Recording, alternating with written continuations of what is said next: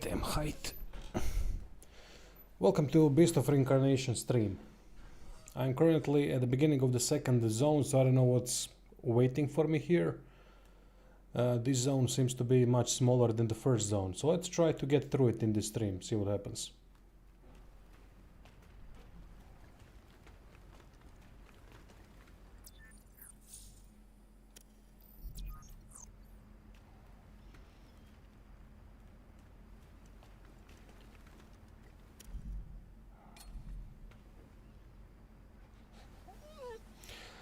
There's these superficial ways of increasing reputation with with NPCs or characters, and it's just classic Japanese, not Japanese, but classic Eastern video developing style. I never liked that particular aspect because it never made sense to me.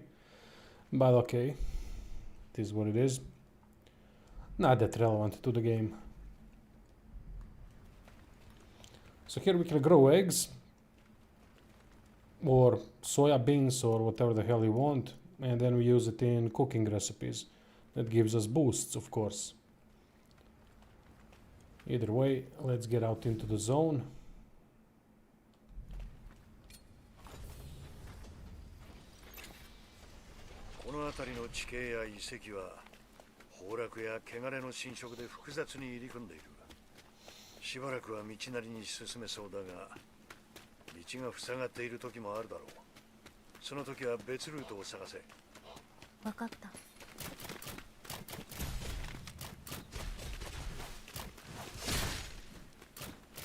Sound effects are really nice in this game.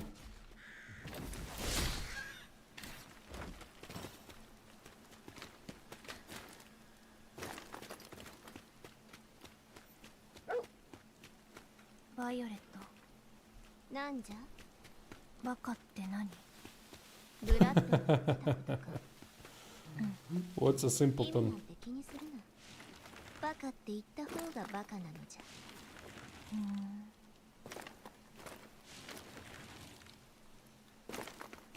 Well, in this case, Brad might be right. Which is also a weird thing in this game, that we have a main character named Emma, then there is a secondary character called Violet, then there's a character named Brad, and then there's another character called Kagura. Just doesn't fit. Oh, it's blocked, okay.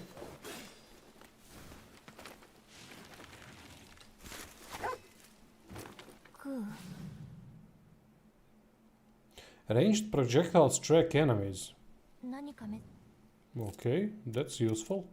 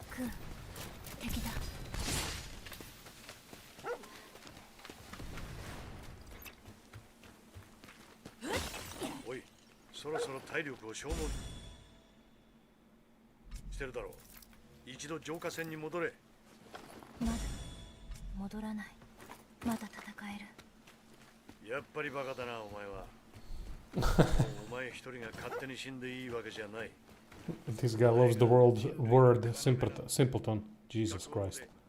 I messed up everything in that sentence. So I haven't found a use for scrap metals. I don't know what they are for. As I said, this is only the second zone. First zone is much bigger.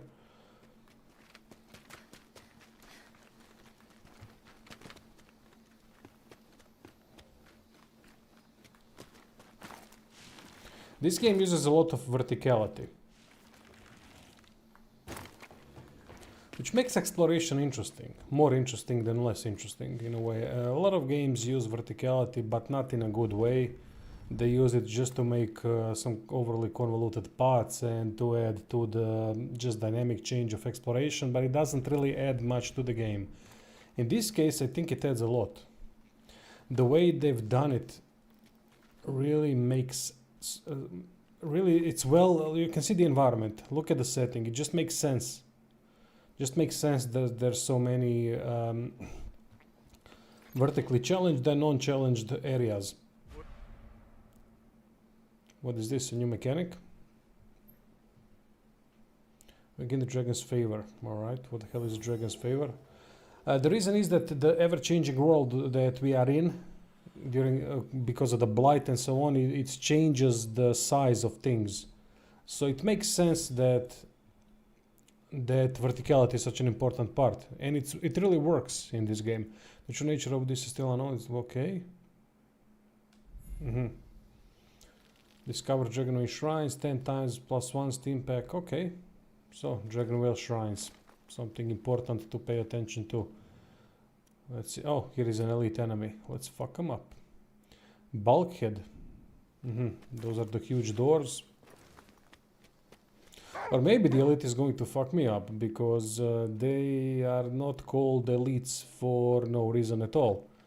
But honestly, while they do have more movesets than the regular enemies, which is a good thing, the problem is that they are more of a parameter difficulty on hard. Yeah, by the way, just to show you that I'm playing on hard difficulty.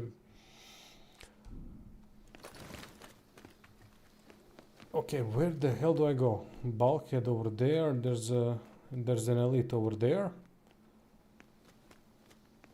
Oh, okay. We have something there. No ammo, but we do have. No bolts, but we do have arrows still. Ah, okay. So I just gotta go back down over the bulkhead. Okay, that makes sense.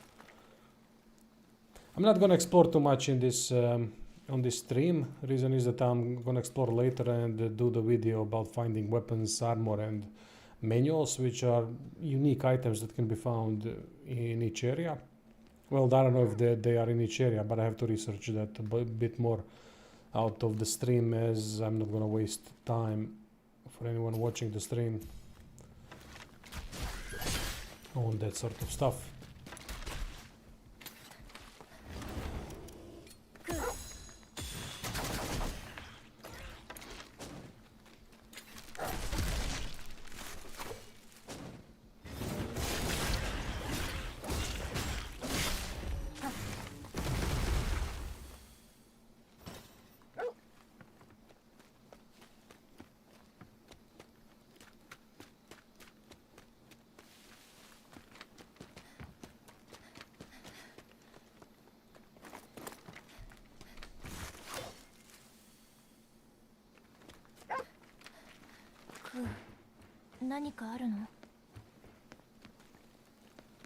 Sometimes the entrances to certain areas are quite surprising in a way that you wouldn't expect it to be something, and it's usually also tied to verticality. So when you see a building, it doesn't mean that you can't climb on it. In the first zone, there's plenty of buildings that you can climb on and that have something special in it. So he found a tool somewhere, I don't know where.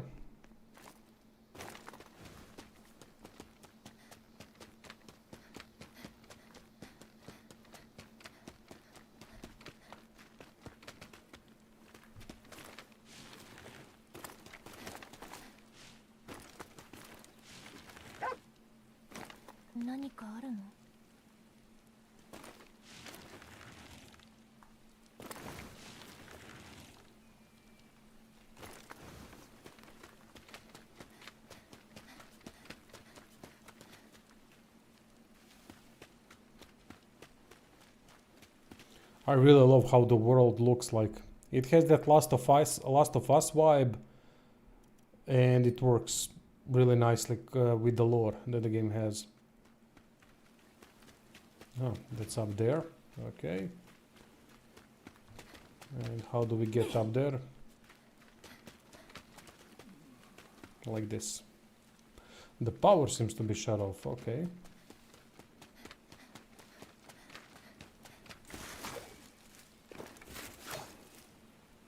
As you can see, easy peasy. 2 clicks and we are there. Cold Zero device. Everyone seems to be giving it bad scores. I honestly don't know why. This is a solid game from what I've seen so far.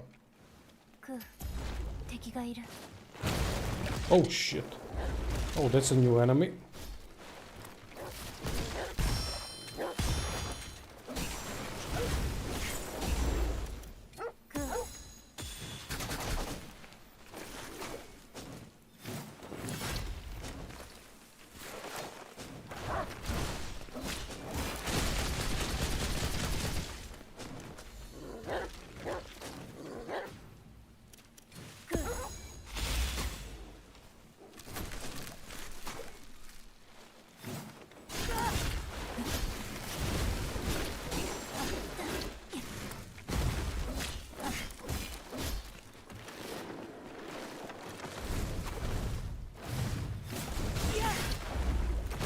Ah, shit. Damn, that was a good hit.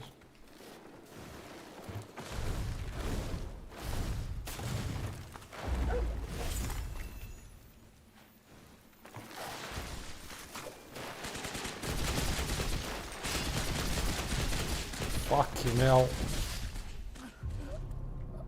The spammy bullshit. Never seen an attack like this so far. I don't even know how to defend against it. I'm guessing I just have to run. That would make sense. Alright, but it's a new enemy. Yeah, I don't know why people are giving... Is it maybe because of performance issues? Because I don't have any. The game is running at 60 FPS at highest settings without any issues whatsoever. For me.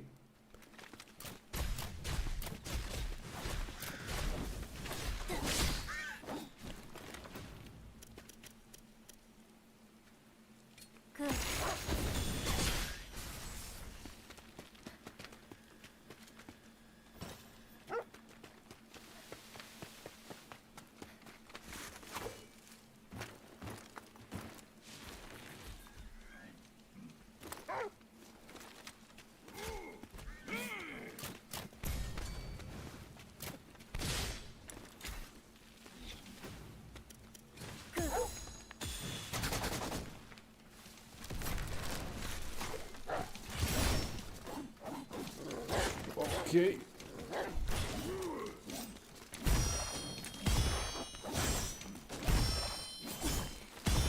Oh damn, this is a nasty enemy. He uses... This is really interesting, what I've just noticed. I've seen... This is one of those rare enemy types in games that has... Well, he has two weapons. Well, it has two weapons. He's using both of them while attacking, and not at the same time, but he used one and then the other to create the advantage with the dual wielding. This is very interesting. I've rarely seen that. Makes it for a different encounter than the other enemy types of... the other similar enemy types. Hey Zoltan.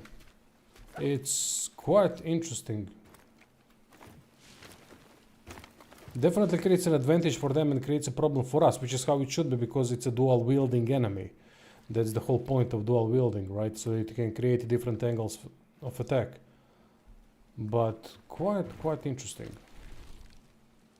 I rarely see that. Usually in games they do, like in Forsaken Realms, the game that I just played. They give you dual wield and then you just strike with two weapons at the same time, which is just... meh. It's not the point of dual wielding.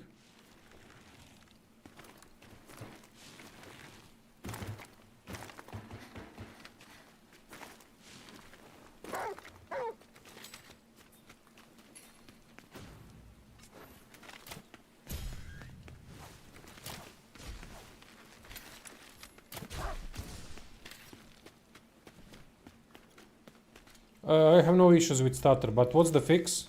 Do tell. If anyone else has the issue. I'm playing on highest settings, エマ、お米の60 収穫でき FPS, たよ。 1440p, no issues whatsoever. いっぱい取れるように。 I haven't seen the game slow down even once. But I'm only at the second zone, so that might change.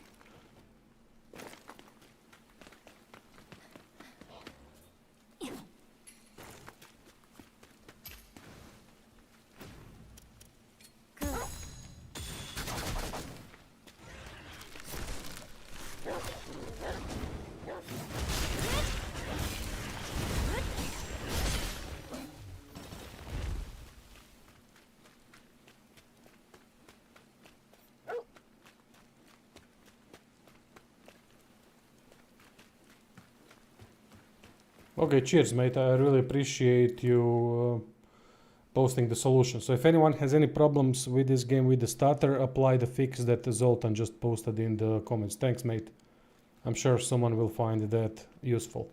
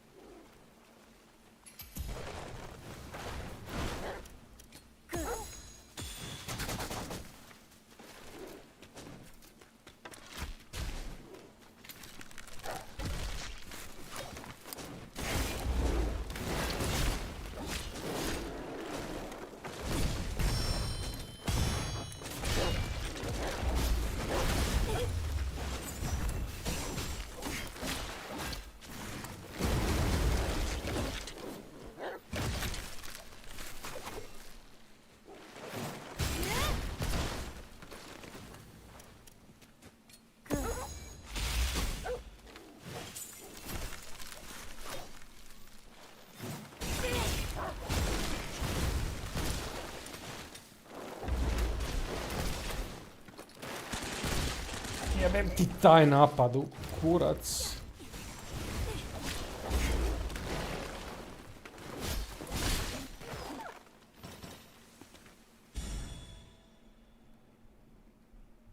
Aha, so you need to have 16 gigabyte of RAM to use this big... Aha, of video RAM. Oh. That's an important distinction. God damn. 16 gigabyte of video RAM. Yeah, I have... No, do I have that?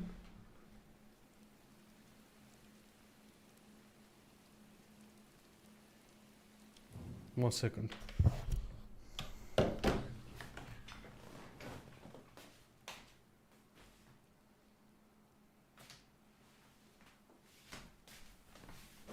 Yeah, 5070 Ti, so alright.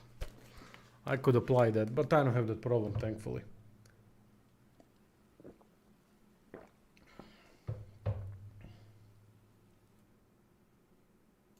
If the in-game sound is too low, when I'm talking it should be low, but when I'm not talking it should be fine, do tell.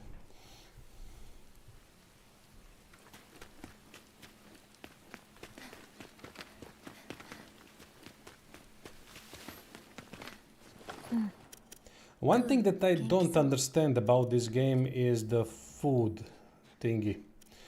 I don't really see the point of it so far. It enables regeneration and all that, which is fine. It gives you an additional thing, the additional mechanic if you keep the hunger up. That if you keep the hunger down, which is a good thing, of course. But the whole mechanic, I'm not sure about it. I have to play through more areas in order to understand that mechanic better.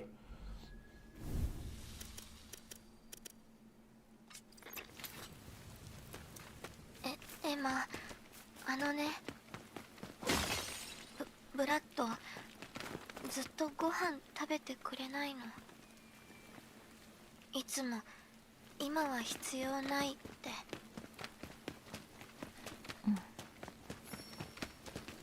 エマも心配だけど、ブラッドもずっと夜通しで。ねえエマ、私これでいいのかな。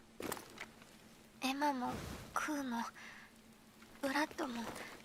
I haven't really played Relic the First Guardian yet properly. I haven't had the full version given to me. They said that they are not going to distribute keys because of the state of the game to influencers.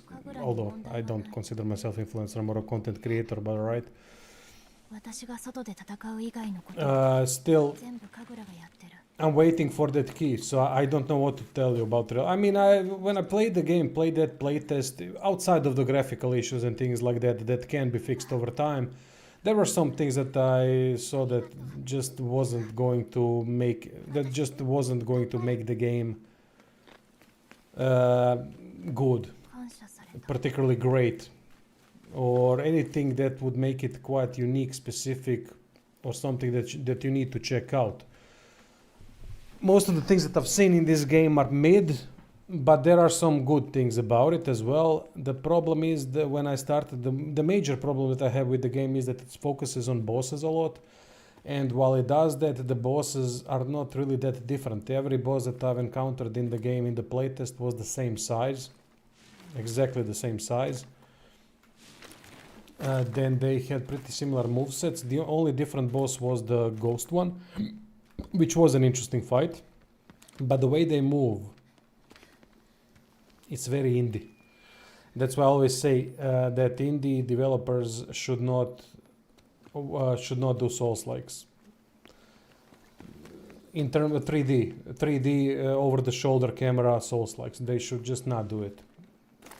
The fidelity of movements is really important in games like this, and if you're an indie studio, you're gonna struggle with animation, with combat framework. That's just the way it is.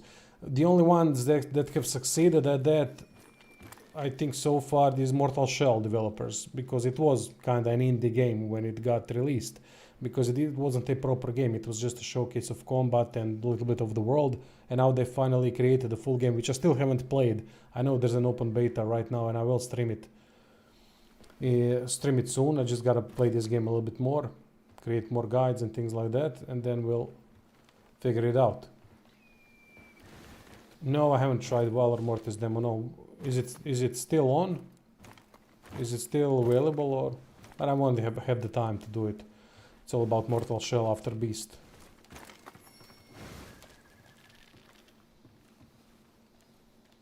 Is it? Okay, good to hear. I only saw a couple of trailers, and that's about it. When it comes to the game itself, I haven't played, so I don't know. But I'm excited for it because, well, I love the first one. I mean, I love what it can be, what it could have been, and that to me is important, because it seems like developers have realized they are onto something, and that they need to create a full game around it, proper game, and now they've done it, which makes me, I have to say, excited about that game. One of the rare games I'm excited about. But Valor Mortis, that's another Souls-like, if I'm not mistaken, right? When is that coming out? I don't know what I'm doing here. Kind of got lost a little bit. Aha, okay, now I've activated. Ah, okay, got it.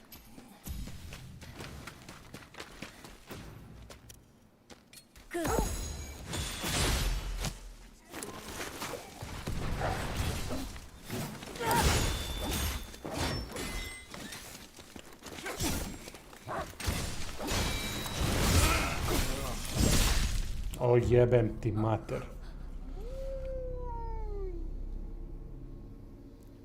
They don't use Unreal 5. Interesting. One thing that I absolutely despise about this game is, again, the difficulty and how it's done. If you're playing on hard, it's simple parameter difficulty, nothing more. When I say parameter difficulty, I mean that enemies just hit a lot harder and the combat becomes more annoying. I always say that importance in games like this is back and forth. It's always that you have back and forth that creates the rhythm, that creates advantage, disadvantage, different venues of attack, different venues of defending, and it just creates a lot more things that. Why did I go here? I had a free way forward. It just creates a much better gameplay overall than dying from two or three shots. Oh, nice. Yeah, September is already insane. We have Onimusha, we have Wolverine, then we have at the same day that Onimusha is releasing. There's another game that's coming out. I forgot which one.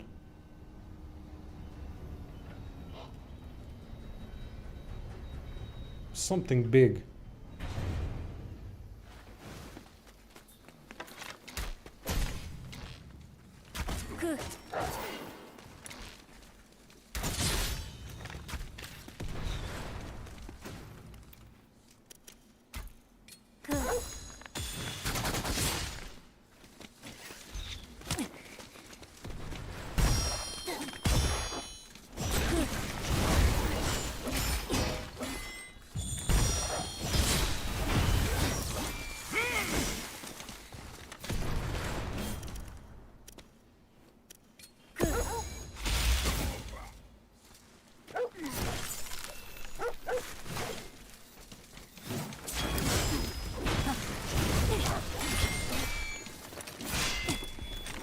Empty.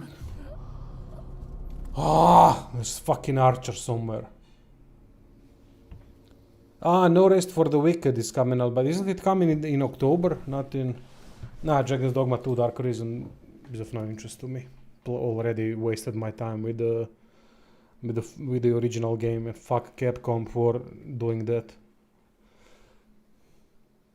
And for doing Dark Arisen. Same shit like Team Ninja and whoever is Tecmo Koei doing with Neo.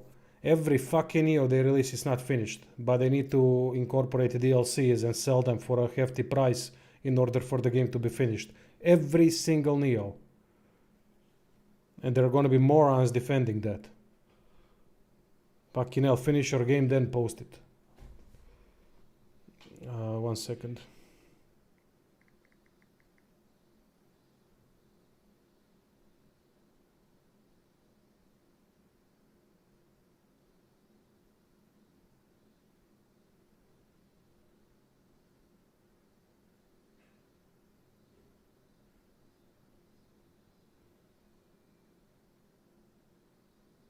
The Blood of Dawnwalker. That's at the same time as Onimusha Way of the Sword.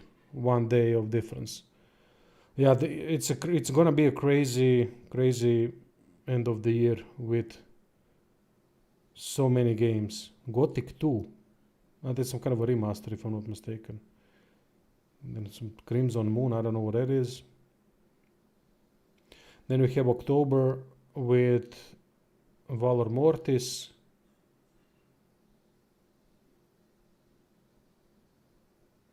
Phantom Blade 0 at the end of October. No Rest for the Wicked.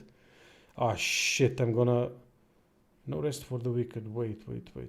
No, let me just check this. I gotta know because... that's my job.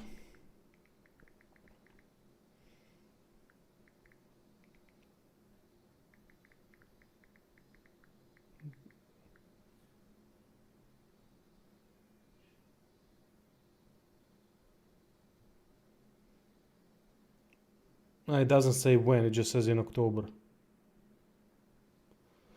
What did you... Capcom is the king currently. They started to please us. I don't know what that means, mate.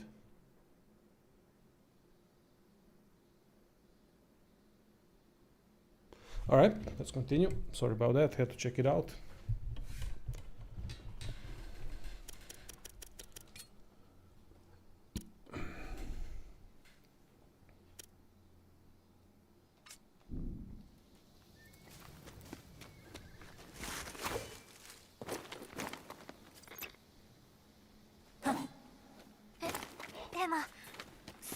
ことが起きたの。鶏さんがすごく大きな金の卵を産んだの。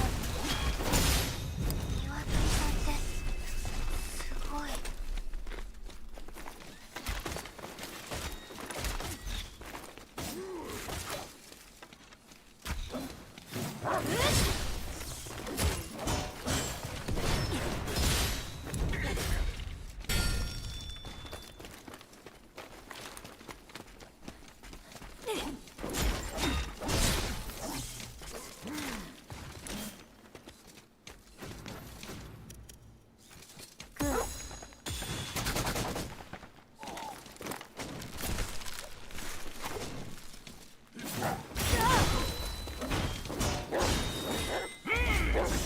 Empty. There's way too many effects in this game. Visual effects, I mean.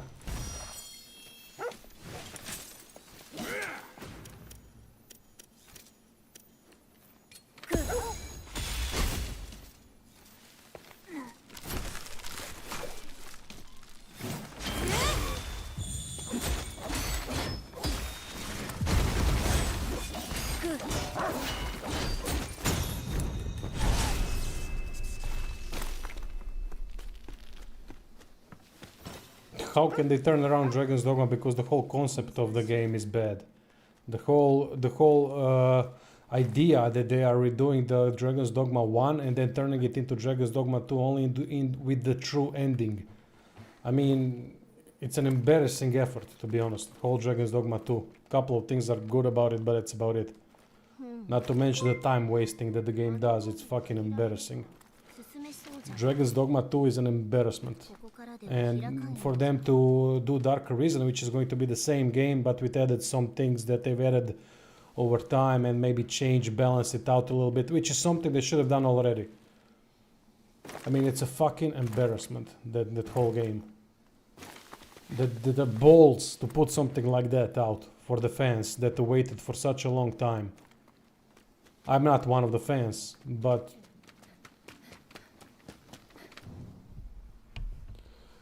I don't care what they are doing. They are nickel and diming, and it's embarrassing that they've decided to put out such a game like Dragon's Dogma 2. Thanks, Zanzatsu. Really appreciate it, mate. Careful, this game will glitch your webcam. Synthetic Man got his camera freeze earlier today when he streamed. Okay, I don't know who Synthetic Man is, but alright, I appreciate the info, mate. That's really nice.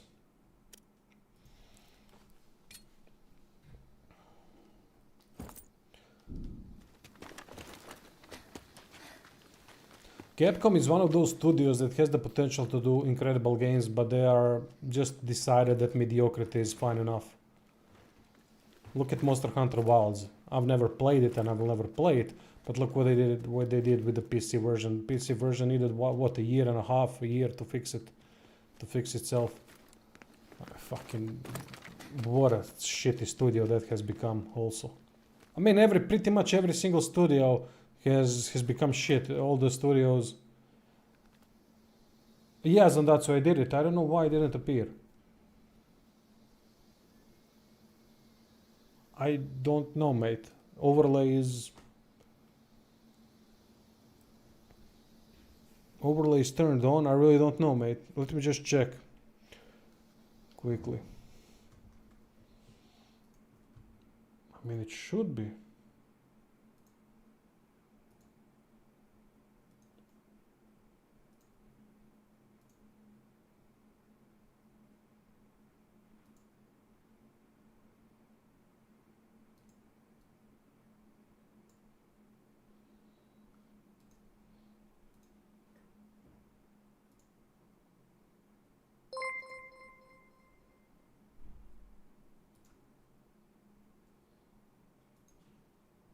I don't know why, mate. I really don't know.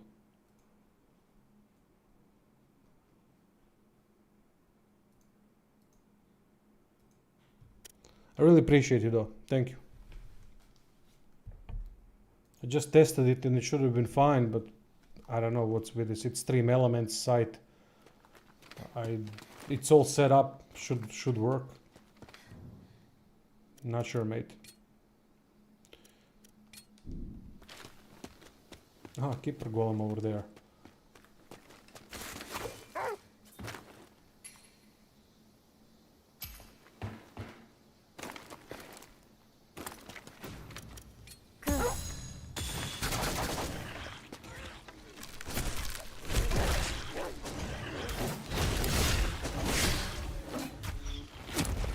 Yeah, what I was saying about the older studios, there's very few studios that haven't turned to shit over time.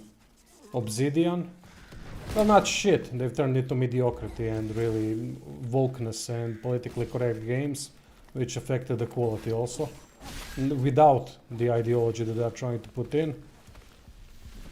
I'm still waiting for Clockwork Revolution. Oh, for fuck's sake. What a dumb way to lose. Then we have In Exile. I don't know what's gonna happen with them and the Clockwork Revolution. It looks definitely better than Avowed and Outer Worlds 2, but we'll see.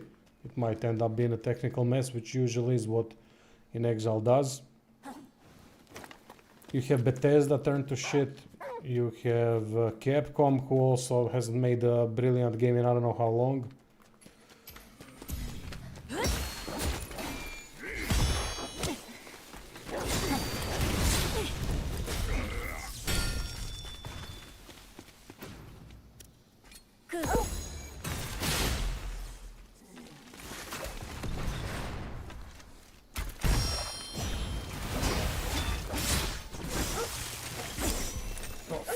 Now.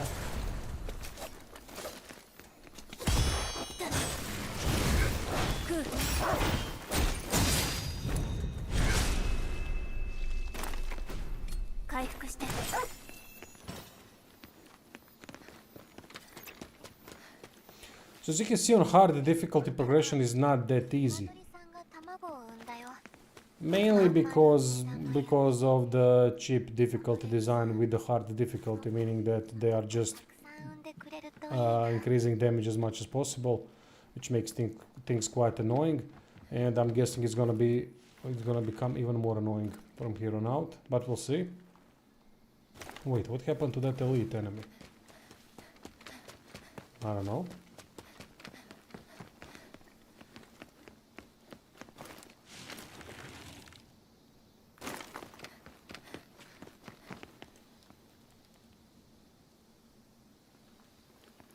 HP is not working out, or is it still helping?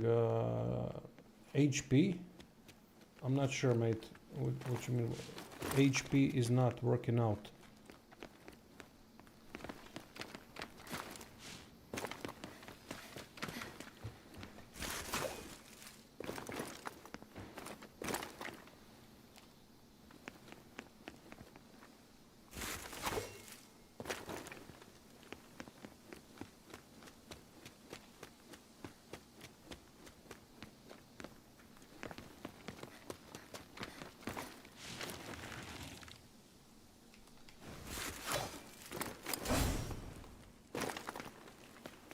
You made a video about hard difficulty that vitality helps to bump up H. Aha, yeah, you mean the, oh yeah. It helps a little bit, but imagine if I didn't if I didn't increase health. It would be far worse, right? It's just that they do way too much damage on hard difficulty. It just makes things quite annoying sometimes. You know, you're very, very well familiar with those difficulty designs. When they just decide, yeah, you know what, if someone wants to hit you, they will hit you for insanity amount of damage with each hit. I will never agree with that type of difficulty, because I think that type of difficulty creates more of annoyance than a difficulty design thing. Difficulty is when enemies can challenge you in multiple ways, basically make you desperate due to how they work. That's what I think. Why am I going there? I will visit that later. Sorry, I'm trying to talk and play at the same time. It's exhausting, so kind of lost a little bit, but here we go. Okay, zoned. Let's see this. Have I checked the right skill tree? I think second skill increases the heal. Yeah, I did. I'm using that.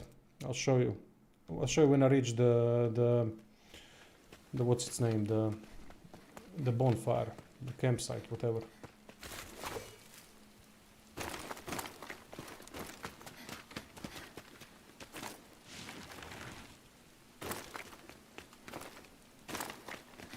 But I love the world.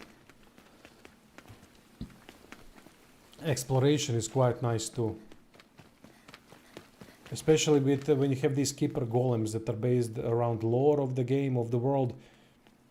And because they are based around that, they offer you information. If you find them, that's going to help you uncover some items on the map. Which I think is a really nice thing to do. Because it connects the world more. And they give you a little bit of a story so that there's... okay, this was the first slowdown that I've seen so far. It's really nicely connected to the exploration with the lore and everything else.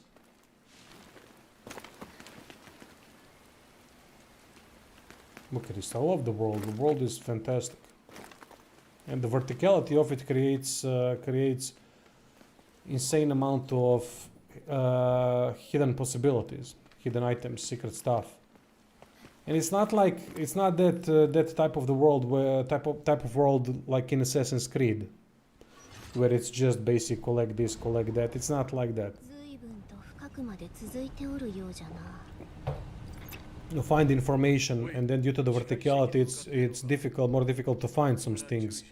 But you are often rewarded with for your attempts at exploring things.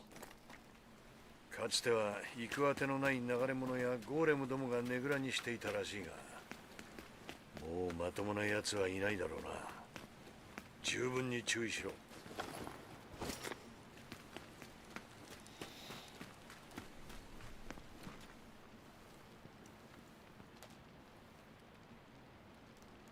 Thank you, man. Really appreciated the donation. Yeah, I remember you've been here since a long time. For a long time now. I know the name. So really appreciated the support, mate. Golem.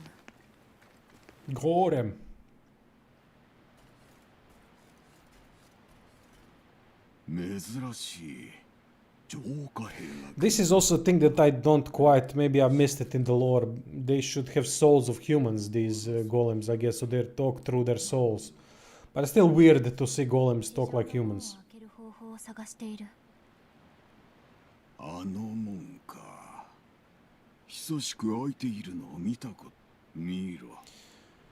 I'm not playing with upscaling, by the way. I forgot to mention that. I'll show you the settings if anyone is interested.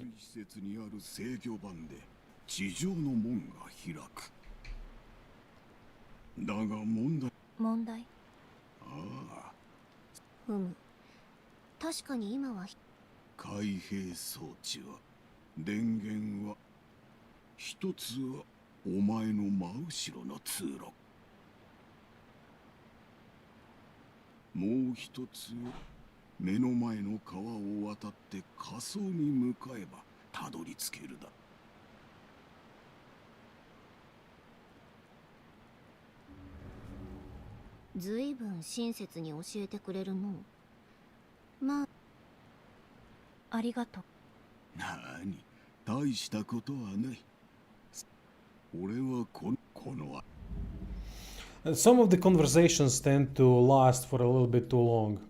For example, after the end of... Was it after the end or before? Yeah, after the end of chapter 1, there's a kind of flashback. There's a lot of flashbacks in the game. And they last for way too long, in my opinion. And they kind of get you out of the rhythm of the game itself. Now, it's good because it doesn't happen often. So it's not like in Last of Us 2. But it does last for way too long. もともと俺はこんな体になる俺の思い出の場所だ。そう。まあ、若いお前。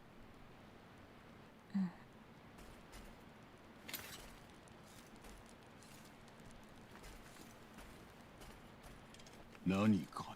Jesus Christ, I mean, why? 何か。See how slow everything is when it comes to the conversation, which is quite annoying at times. Lettuce. Alright, let's buy some seedlings.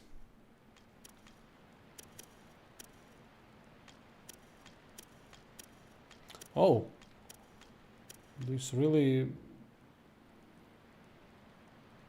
There's really a lot of recipes and manuals.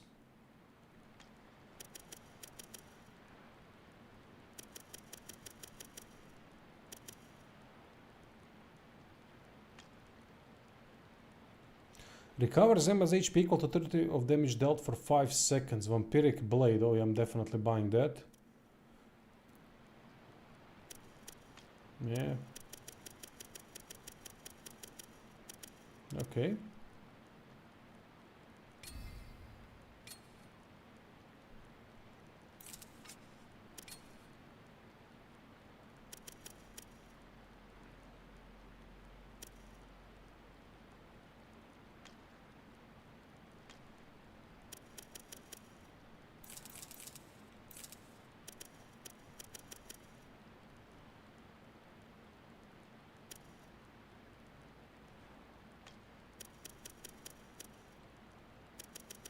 I don't know about this golden egg. Does it create something special?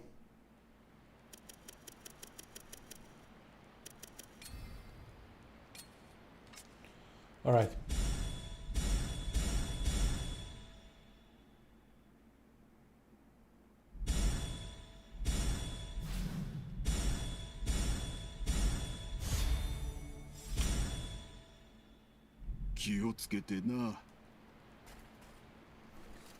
We're gonna change the blade.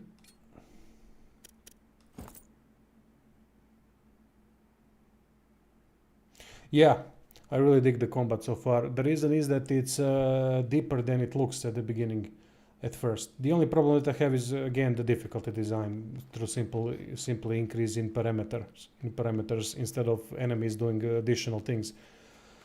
So for me, combat is really good because it uses different elements, but they really gel well together. They don't gel perfect in a way. For example, I would definitely remove the aim option with the ranged weapons and just use the ranged weapons so that you can just shoot them with one press. For example, left trigger or left or alt L2 button. That would be far better in terms of rhythm when it comes to combat. In that regard, the game is far from perfect. I mean, it's not perfect anywhere so far from what I've seen, but the way it uses a lot of the things works really well enough to create different and interesting combat encounters. Although they won't play that much different depending on what you're focusing on, but some of the enemies will challenge you in different ways. For example, as you've seen, these elite enemies, they function quite differently than the other enemies, and as such they can be quite problematic. Now again, part of the problem is that they simply do way too much damage with one hit, so we are constantly trying to work around that. Really, these types of difficulty designs take away from combat in my opinion, because combat needs to have back and forth, especially in games like these, where like Sekiro, you know, something like that. Where there really was a lot of back and forth, which created interesting fights that you would play again and again, and that it would be interesting again and again. So I don't know where the hell did I come from. I think I came from there, right? Or?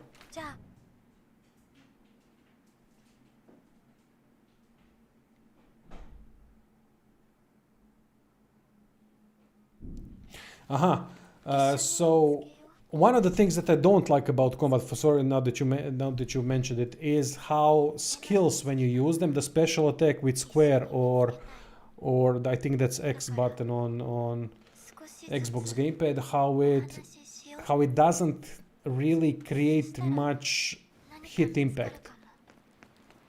What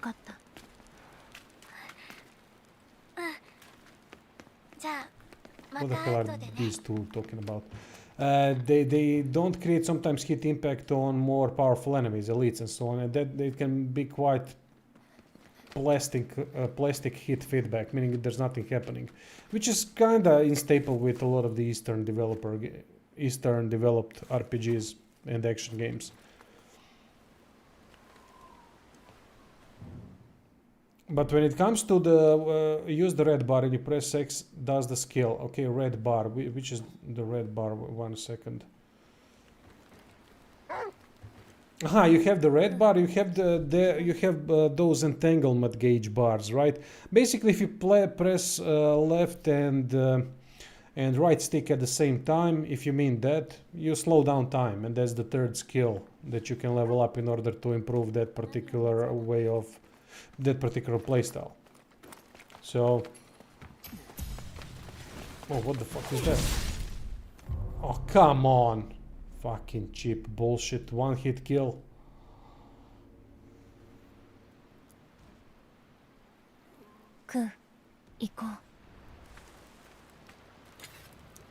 The blue bar fills up when you deflect, when you parry strikes. And it gets depleted when you just block. Which is quite an interesting concept, I have to say. I like that.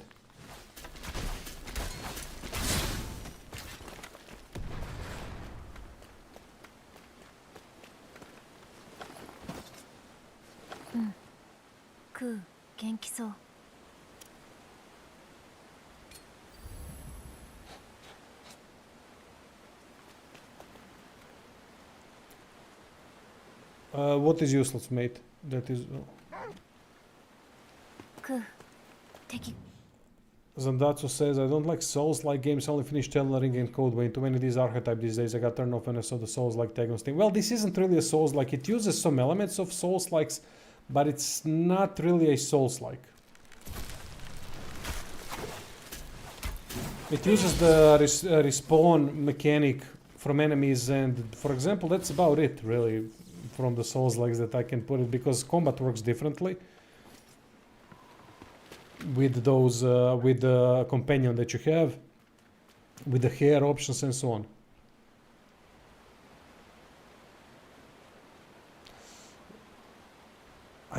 Because I don't know what you're asking me, mate. You said that's almost useless. The only purpose I found is to do a few short bow shots. I don't know what you mean. No, it's not as good as Wukong. No. Black Myth Wukong, is it like Wukong? In some ways it is, but in a lot of ways it isn't. But Wukong is a better game, without doubt, without any shadow of a doubt. But Wukong is a much better game than most games out there. So, is this better than Neo? Combat, no. The rest of the game, probably yes. So far from what I've seen, but that could change. It has much more meaningful story, it has much better world, it has better exploration than Neo.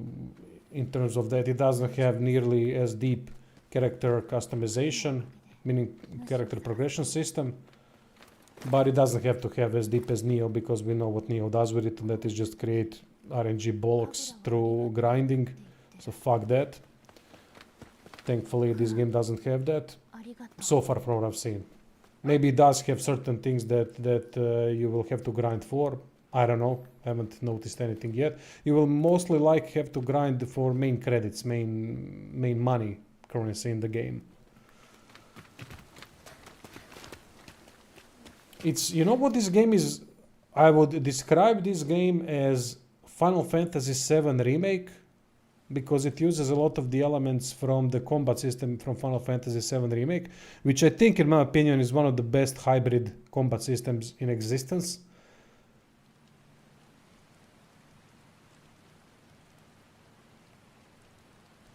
So it slows time, but for such a minuscule few seconds, it's almost irrelevant. Well, depends, mate. If you level it up, it becomes a lot more relevant. That's the idea behind it. And you can slow down I don't know if you can slow it down in air. If you can slow it down in air, you can create traps for enemies where they can't do anything when they get launched by Ku into the air. But I'm not certain if it works in air. I don't recall if I've done that or not. I'm gonna have to try it out. And you can, when they get back down on the floor, you can slow down time and continue striking elites, which is really useful. Because in those seconds you can do the 4-hit attack and then combine with 2 special attacks afterwards, which is a move you unlock after the chapter 1 zone. It's a regular upgrade, meaning story progression based.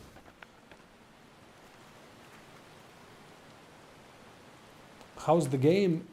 Solid so far, but I've only finished the first zone. I will do an early review tomorrow or today, I don't know, I'll see how I feel like it, because I gotta write it and all that, edit it, and it just wastes time. I don't understand these strong boxes that require codes. This is the thing that I...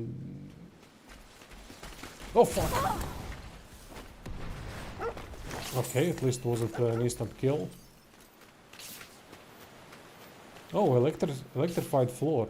Is it? Oh no, just an effect.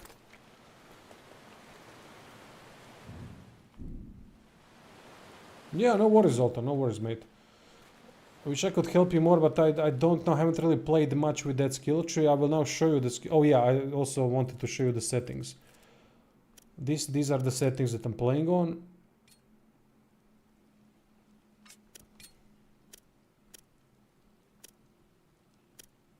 And I have to say, it's working really nicely.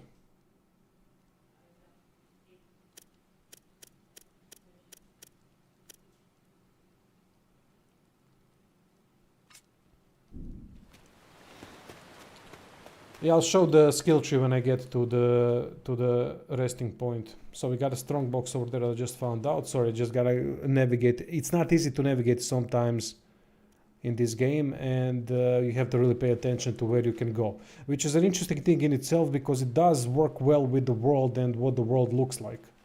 All these sinkholes and different structures that are kind of nature meets civilization. Really nice work there. Okay, no, I have to go somewhere around there. But when you get stuck, I haven't really got stuck that much in the game so far, but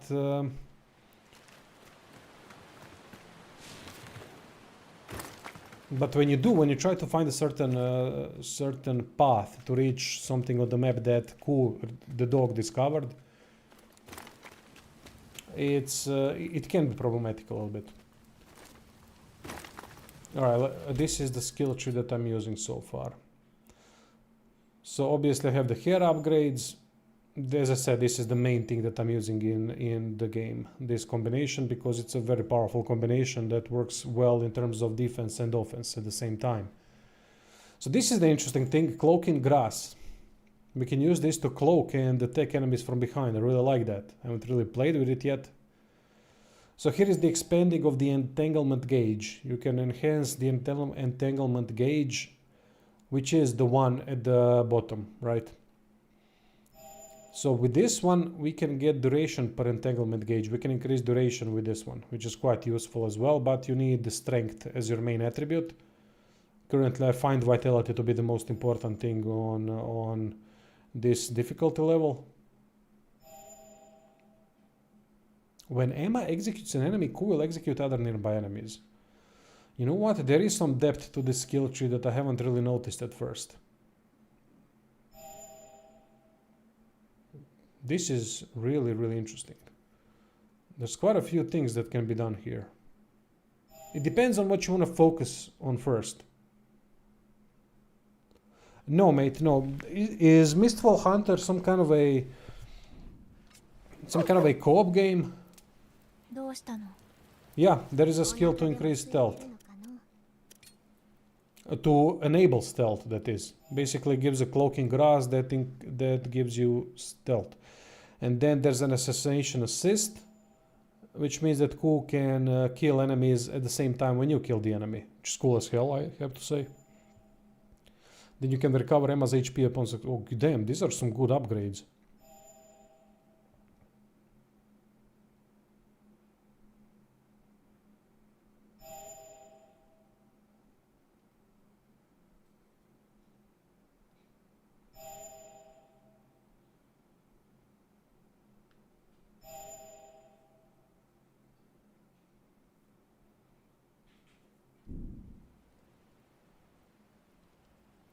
Okay, thanks, Kiras. Maybe I'll have to check it, but you know what? At the same time, at this point, I am pretty much reserved for games until the end of the year. Meaning, the games that I'm gonna cover, of course, Mortal Shell 2. I have to still play the game. I still haven't played the beta. Haven't really tried the game at all yet. Then after that, we have month of September, which is mainly about two games on Onimusha, which I really want to play. But I don't know if it's going to be that good regarding for guides, things like that. 敵だ And next to Onimusha, we have, geez, I forgot again. My memory is so damn bad that it's scary. I just looked it up. What the hell was next? Oh yeah, Dawn of the Bloodwalker.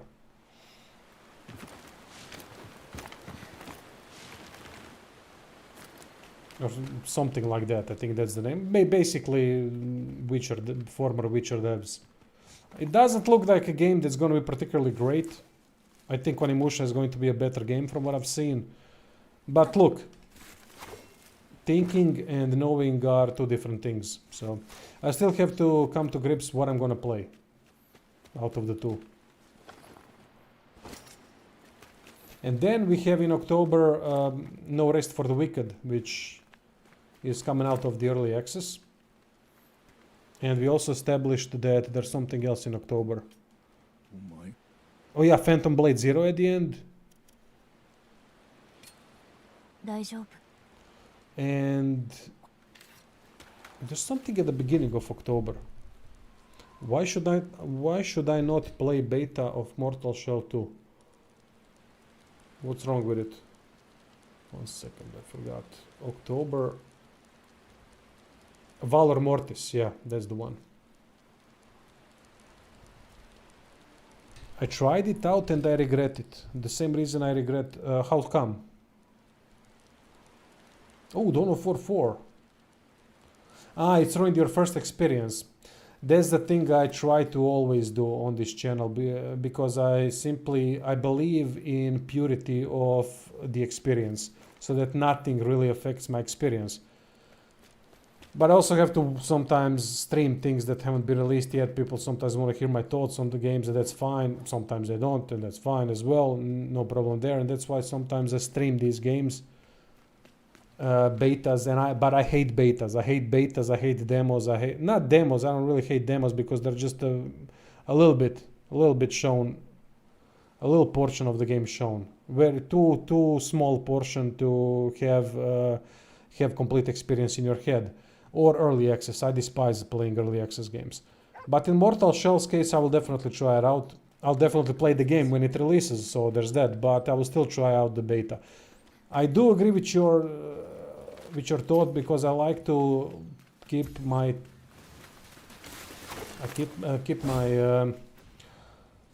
my way of thinking pure in a way that when I play the game, I was not influenced by trailers. I was not influenced by communities that constantly need to overhype or hate the game before it releases. To me, that means absolutely nothing. They have no effect on me.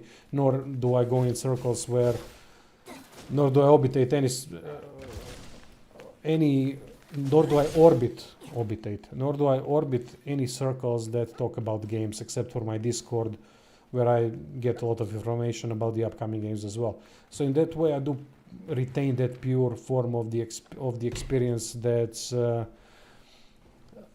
that's only pure when the game releases, and then you play it, and then you create thoughts in your head uninfluenced by anything on the side.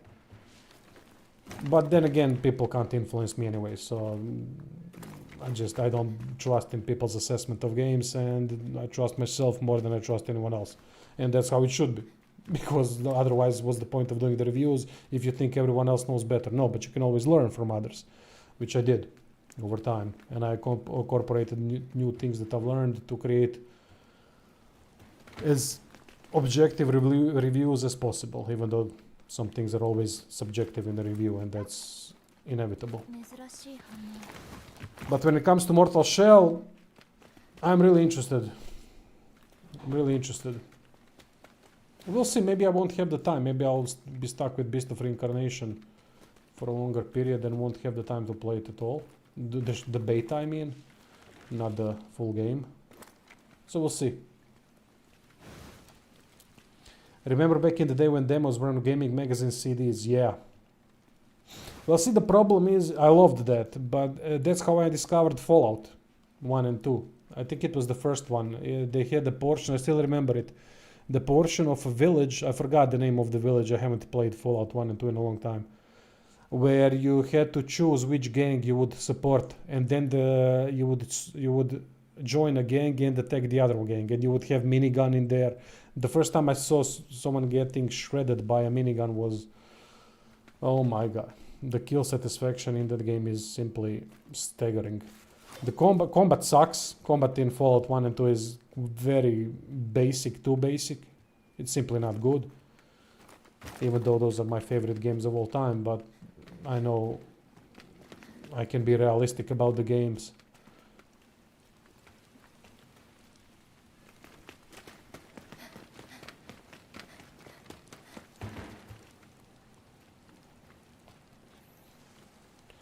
Fallout 1 and 2. But 2 is a little bit a little bit ahead for me, but really doesn't matter. Both are fantastic.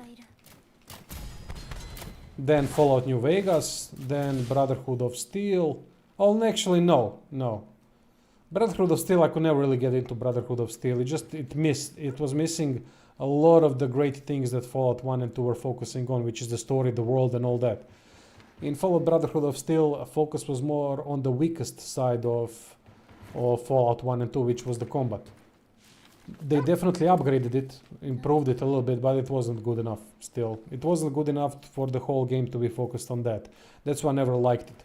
Now, Bethesda's versions of Fallout 4 is mediocrity at best. It's not really an RPG anymore at all. Then you have Fallout 3, which to me is better than Fallout 3, sorry, which to me is better than Fallout 4 because at least it did something. It was still not a good game, but at least it did something, something brave. They tried to do something brave. They really managed to put the isometric CRPG game into a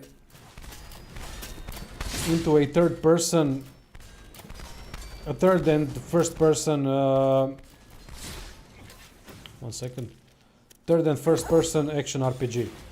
And I think they did a solid job at that. And they retained some of the writing style, some of the drastic decision making that Fallout is known for.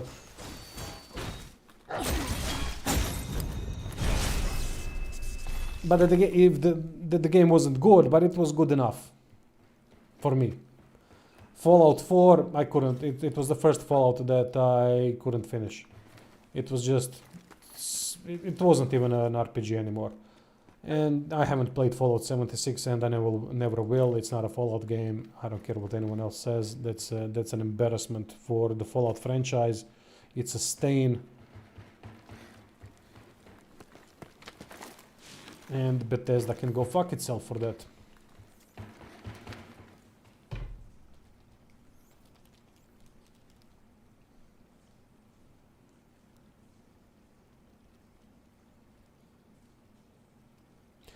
Well, I can say I tried and I came out with a smile, but I'm also somewhat frustrated that I cannot play. I don't know how to describe this, but there are not many games that trigger this. I get it, Zoltan. Well, the reason why we were so excited about games in childhood, because in childhood, when you are a child, every experience is new.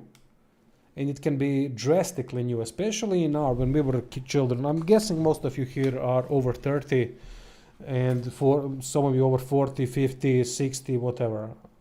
I have a really nice age diversity groups on this channel, but mostly it's 30 to 45, let's call it like that. And in our childhood, the amount of games, original games that got released was staggering. In AAA, well, everything was AAA back then. There was not much discrepancy between the quality of the games because everyone was their own publisher. Investors were not just money-hungry bastards that were looking for a cheap way out. Well, yeah, sure, there were some examples of that, but you couldn't find many examples like that back in the day because especially because of the environment of developing that was active back in the day, meaning that 3D just came out, and people and everything that anyone could come up with was a new idea because it was in a 3D realm, which was something new back then. And so the experience is switching from 2D to 3D, which is probably the biggest. That's the biggest change in gaming history. I think we can all agree on that. From 2D to 3D, and maybe even from simple text-based games to 2D. That was also, I love 2D graphics, by the way, isometric 2D graphics. I absolutely adore that. I think 2D can sometimes be much better than 3D. That was a big change, and all of the studios tried to do something else. They were always trying to outdo one another in a way that, well, not outdo one another, but create something unique. There were so many original games coming out, so many original IPs that got lost over time because these new investors and corporate bastards are just looking for a quick profit, and then if you're looking for a quick profit, that is completely against the creativity. So it's a shit show now compared to then. That's why the childhood, and also because when we are children, that's the biggest difference, at least it should be, between adults and children, is that we experience more with emotions as children, and then we can get attached to things, create nostalgic moments quite easily. And due to the lack of experience, everything is even more new. Now today we have a lot of experience. We've seen the gaming change over time for worse in some aspects, and then there are some indie games that change things for the better. And it's not as surprising anymore, even when the game hits that, scratches that itch. You know, it just isn't as surprising anymore because we've seen a lot of the stuff through the ages.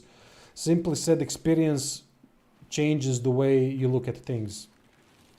Thankfully, though, because some people would be stuck at mindset of children. Well, some are still. Unfortunately, shit. That is nowadays more true than ever. With politics and all that, and morons being brainwashed into whatever camp they find themselves resonating with. Oh, for fuck's sake, really? So that's a normal thing. That's why playing even demos on as a child, it was such an experience because it was something different. Something way different. It was immediately a different experience, and then just get in a game. Get in a game back then was not easy. You know, in Balkan, I think I talked this to an extent. At that time in Balkan, after the war, no one had money to buy games. No one. Very rarely, some people had it, and they could buy games. The rest of us, we all jailbroke our PlayStations, and we only bought pirated games back in the day because no one could buy the game. Even buying a pirated game was like, what, $5 in today's economy, something like that. Well, today would be a lot more, but when I do the exchange, it's $5 today. It was difficult to even give that type of money for a game back in the day. So it was even more exciting because I remember my first game for PlayStation 1 was Metal Gear Solid, and I played it over 11 times simply because I got nothing else to play outside of that. We go to the how do you call it? Not the playground, but shit, what's the word? Where there's plenty of computers and plenty of consoles where people can play LAN and so on. 何か珍しいものがあるの? And today also we have the ability to purchase now that we are working. Well, not me, because I'm broke as fuck, but most people do have the ability to purchase games today, right? Unlike before. And you can purchase more games. There's a lot of deals. Deals were not present back in the day. Trust me on that. Very few deals were present. So a lot of changes when you compare not just us, how we grew up, but also how the whole business changed. And it became more business than anything else. which is a sad thing. Whenever things become more obsessed with the earning potential, then things usually go to shit.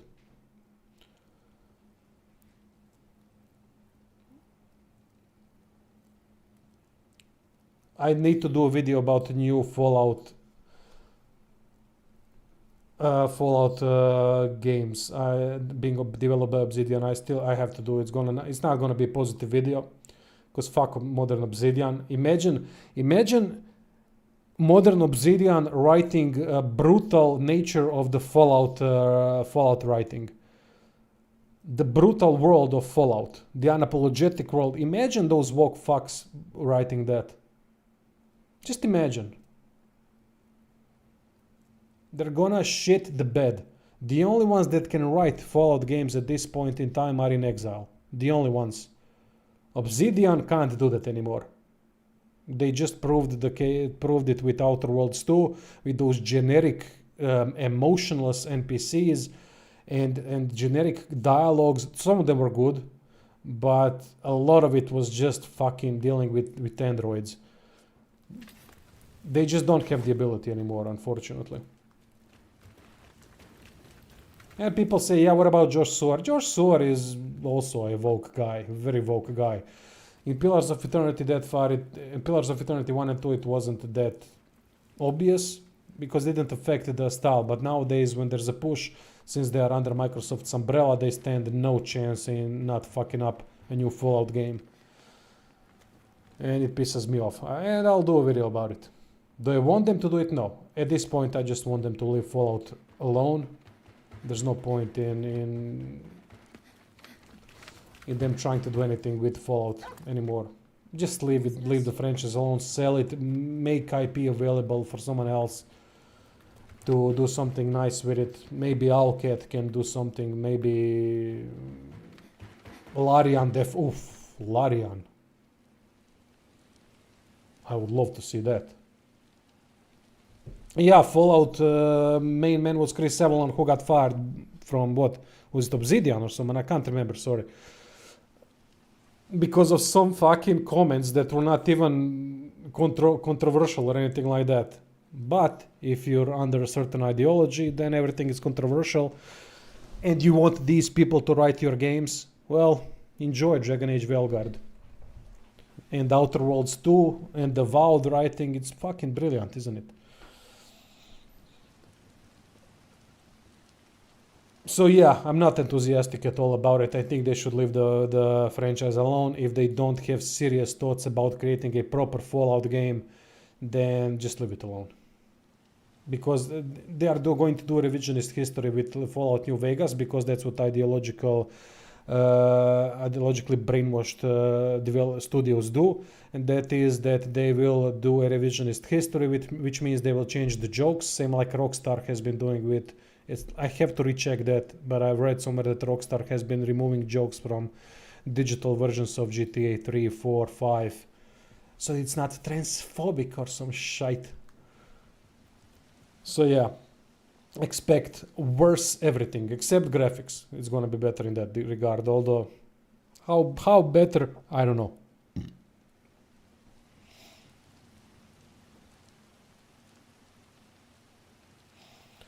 Let me just read the comments a little bit. Gameplay over graphics. Always. But in Souls games, graphical fidelity is important. Much more important than in other games, due to the animations and combat framework that is required to make combat play well. Meaning that it has those mini animations so that it creates more realistic and heavy environment. But that kind of combat requires better fidelity. It just works better with better fidelity. I hate realism like Red Dead 2 because they should not spend their budget on minimalistic things like food in a bowl, activities in camp. Well, some people like that and they're trying to create an immersive world, which in Red Dead 2 definitely works. I love Red Dead 1 and I love Red Dead 2, although I never really got too far with Red Dead 2. I don't have the time for it, but I would love to. A lot of studios and franchises crashing now. They decided to focus on quantity and it's not working anymore because 2022 COVID gaming boom is over. Well, it was way before COVID, mate, but I understand what you're trying to say. Studios like Electronic Arts Take-Two with NBA 2K, which is shite. Sports Interactive with Football Manager. All of those studios did the same thing way before COVID. But as a child, we just licked the game shop's windows, so we couldn't buy those games. Yeah, true. I had bags of CDs with cracked games, but it didn't get me into gaming. And now I buy games because I can. Of course, there is nothing wrong with piracy. The corporations are trying to tell you that piracy is this, but really, and it's not a problem that they push out unfinished games, because piracy was the only thing stopping that. Because they needed to really think about what they are coming up with. Now they can just update the game. Before they couldn't update the games. So the piracy was keeping them at bay. Nowadays it doesn't. There's nothing keeping them. Even people are today speaking on behalf of corporations and brands that they have nothing to do with as a consumer.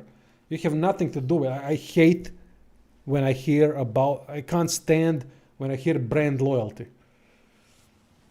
I mean, these companies have loyal fans.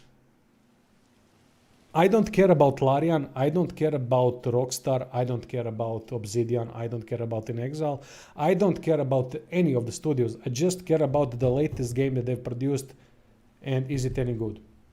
That's it. That's their status in my head, how good they are. It's about the latest product, or maybe last two products, depends on the time period. Loyalty to a company at this day and age is simply idiotic.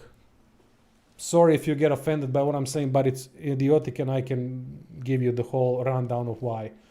I mean, do I really need to? After all the time, after all the companies that you've seen, BioWare, Bethesda, EA, Take-Two, I mean, there's countless. The what's its name? The Ubisoft, the ones, everyone went to shit. The CD Projekt Red.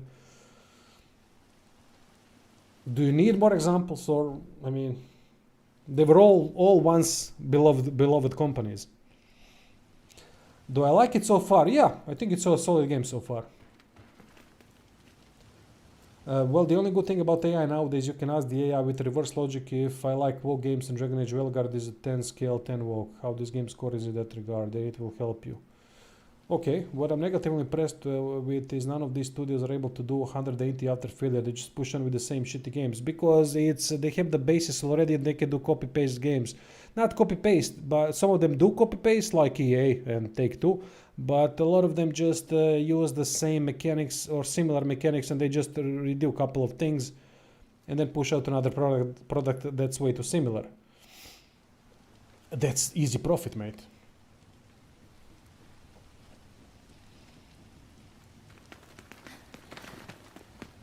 Alright, this looks like a boss fight. Sorry, I'm progressing slowly, but you know, I like talking with you guys. And I know that my takes are sometimes a little bit too extreme in some ways, but really, I'm all about games. I don't care about anything else. I don't care about anyone's feelings. I don't care about this industry. I don't care about the marketing parts of it. I don't care about anything. I care only about the games, because that's what we are here to play. And I refuse to believe that having loyalty to anything other than a game that you already established that is a good one is just silly.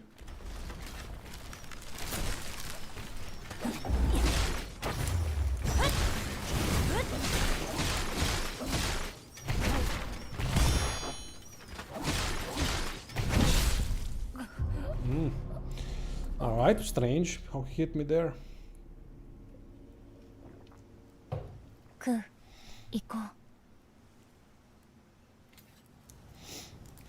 Well, they are extreme from an emotional standpoint.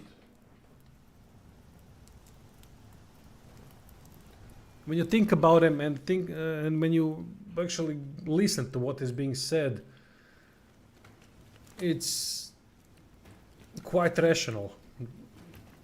I just don't like the consumer part of I don't like the business part of gaming, because business part is what ruined a lot of the games and companies. And when someone starts to give me excuses about the company, well, they should be doing the marketing, they should be doing this. Well, yeah, well, look at FIFA, what happened to it. FIFA has far bigger marketing budget than developing budget. Does that sound right to you? Destiny as well, when it released, always a good example. That shit show when it released, my fucking god. After marketing the game as the second coming of Jesus Christ. Already talked about that, I think in one of the previous streams. If Jesus came at the same time, people would rather play Destiny than, due to the marketing effect, than hanging with Jesus.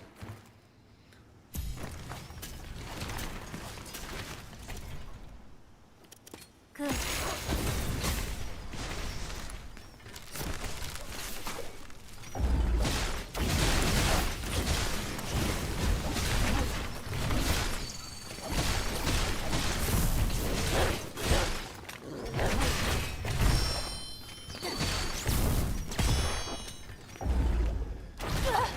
God damn, that was an instant attack.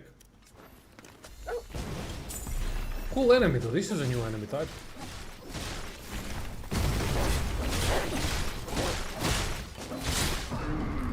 Yeah, that's not the end. He's gonna get up.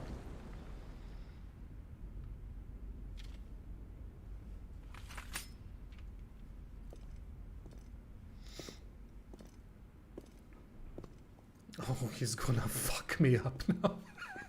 But it's fine, I like that. My wife should see that you interact with the chat and you still can play. I cannot even say one word to her if she's playing. She immediately crashing out that I'm bothering her. I agree with your wife there, to be honest. But I know this is going to sound stupid. I'm a professional. I just got used to it, mate. It's a problem for me, without a doubt. It's a problem for me. It affects my skill level on display because I'm constantly thinking about what things to say and I have to also translate in my head what I'm about to say. So that it always affects the gameplay.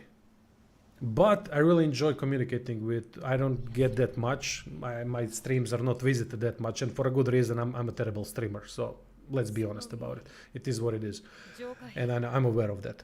But when people join, it's much easier for me to stream, and when they start asking questions about games, about this, about that, I love that. I love talking about it. I don't get much chance to talk about it except in my videos. Man, I'm not talking about those topics enough. I mostly focus on guides and reviews, and that's it. So when I can have direct interaction with people in chat, I really like that. I really like to hear your thoughts as well, because I always learn something from you guys. It makes the stream a lot better. I hate streams when I start streaming and then what happens is that no one is in, you know, a couple of people are just watching and no one to talk to. Fucking hate that. So when I see this, so many comments, I'm happy as a little kid.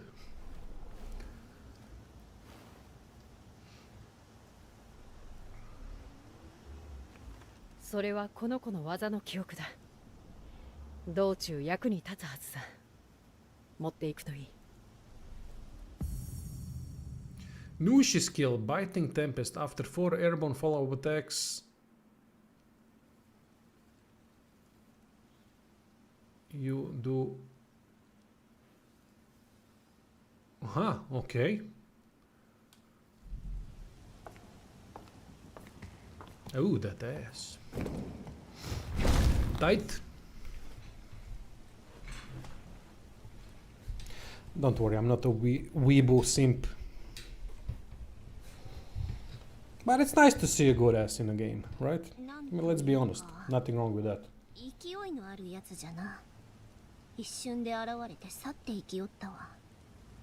Hey Tomek, welcome mate.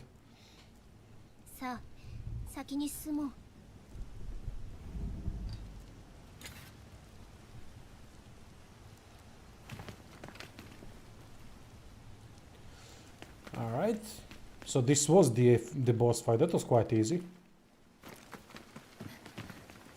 I think the elite enemies are the biggest problem so far in gaming, in this game, meaning the one that had 2 weapons. Those guys are quite problematic at times.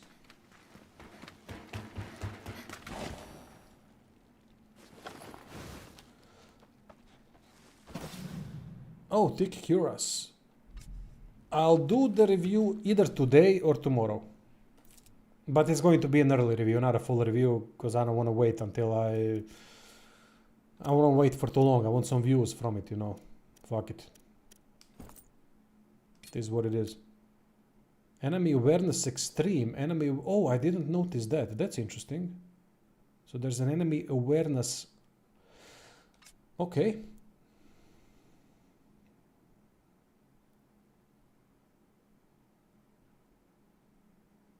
I don't know, for me it's not bothering. I defeated Sword Saint 3 phase and Demon of Hatred while my 2-year-old daughter was beating me and climbing on my face. Look, mate, some people are just great at it. I'm not. I'm mediocre at it. When I do like to get immersed into games though. And that's the biggest problem when streaming, because to immerse yourself into the atmosphere of the game and to every element that the game can provide, you need undevoted focus. You need devoted focus to the game, to only the game and what the game is trying to tell you. That's important. A lot of people today play games when they listen to the music on the side or doing the... As soon as I need to stand up and get away from the game, that means that I have to re-enter everything that the game wants me to experience when I sit back down. And that can be a problem. That's why I like to stay in it, but as I said, it's sometimes problematic when on stream. That's why I like to play. I don't like to stream the whole game. I like to stream parts of it and then play for myself after that. So as you can see, there are a couple of things we can do here.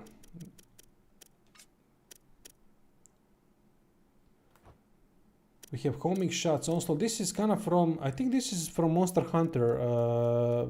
Monster Hunter has this type of gear effect. When you can have level 1, level 2, level 3, you can have tiers of the effectiveness of the boost.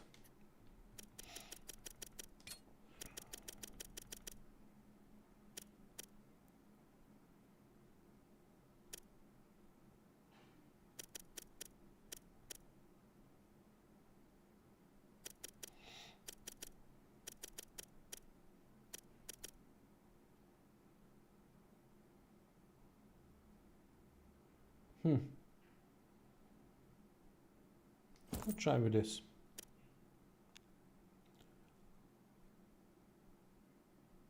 If you're a father with 2 kids and want to play after work, you have to take the L.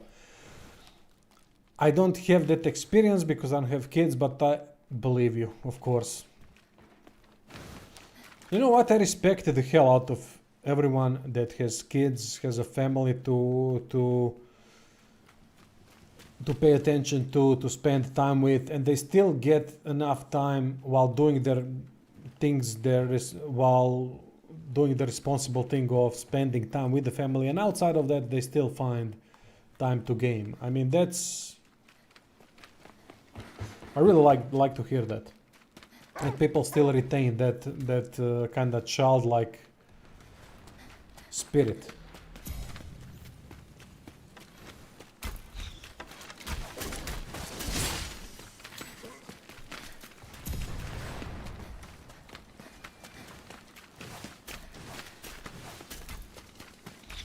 Oh.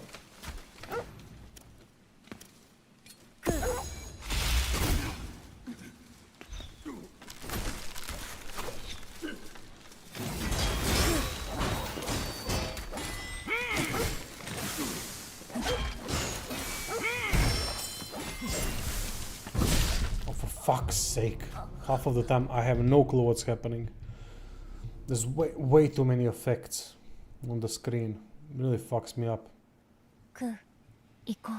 Both of your daughters are already Souls gamers. Okay, respect. Respect to daughters, mate. I remember my sisters and myself playing video games when we were kids. They are 4 years younger than me. And the way they played, the games that they really like to play were something like Chrono Cross. I love Chrono Cross as well. But I did play some RPGs.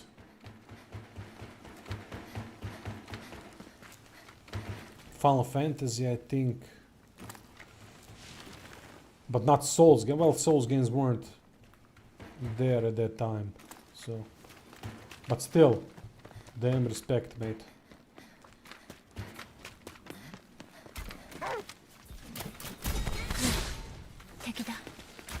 Sound effects are really bloody good in a way that it's satisfying to hit something. While there's not that much hit impact as it should be in my opinion.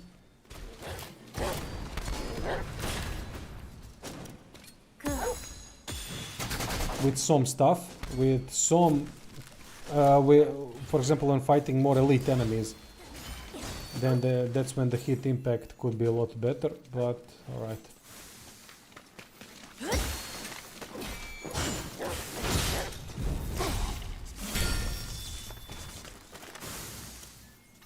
Yes, corrosion.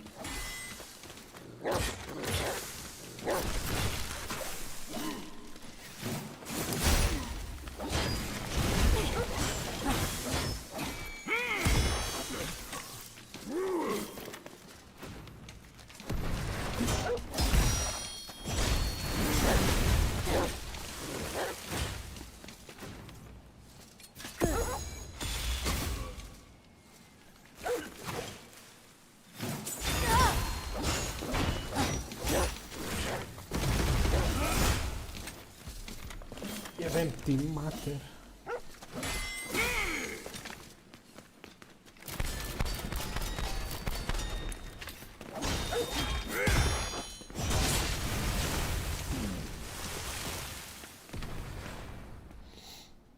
Nice fight.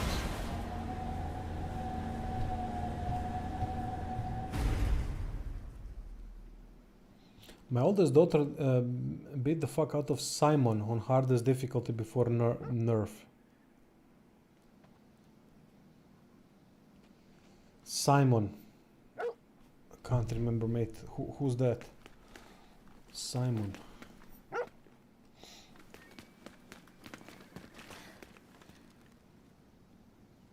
Oh, Expedition 33. There is also something to give back sometimes. For example, nowadays I have to play with them Pal World. Nice. Yeah, I understand. That's fair, mate. That's fair. What's up with you? You mean Kiras in general? What's up with me? Or...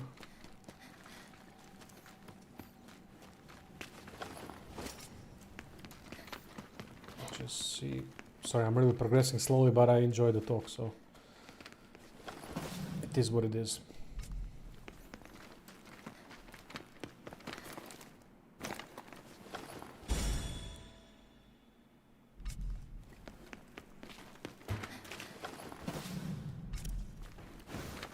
It's cool that we can grow food that can help us. Oh yeah, by the way, talking about food.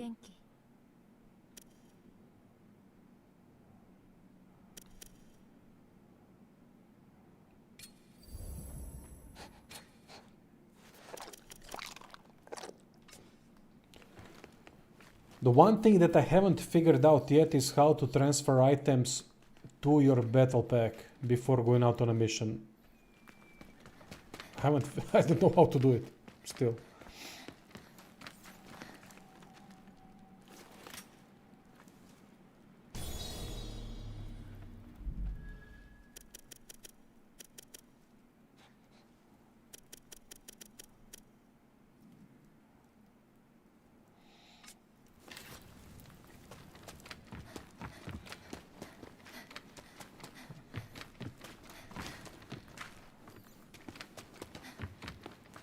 I love this dog, or wolf, whatever it is.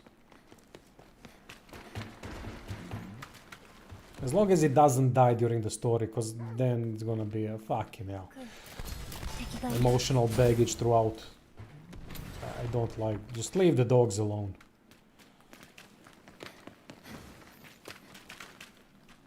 I'm pussy when it comes to that stuff. Can I pet that dog? By the way, do you want me to disappoint you? That video is fake. My whole family got mad at me for saying that and for proving it, right? I love that video so much, but it's fake. Yes, Hrvatski or Croatian language is part of the Slavic languages, as far as I know. I'm no linguist, but I don't see why it wouldn't be.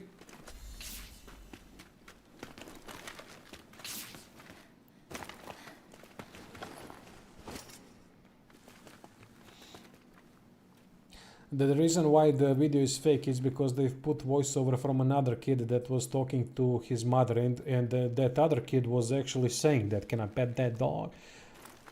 And they just put that voiceover over that little kid that wanted to pet the bear. So it worked perfectly. It's one of the legendary clips. But it's fake in that way. They just put a voiceover from, which is proper fake, but you know.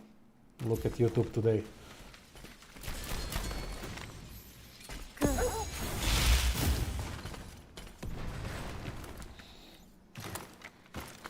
Serbian is pretty much the same language as Croatian, but Russian nothing. I barely understand anything Russian.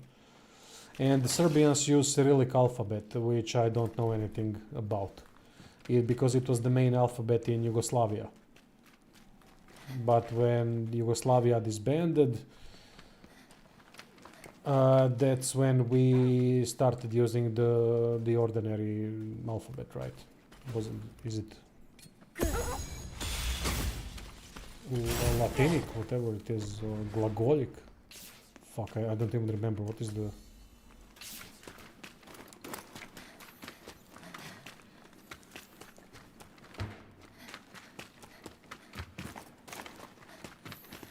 Embarrassing. I don't remember that. Alright, how do we get here? Can we go from here? We'll search for that stuff later, out of the stream.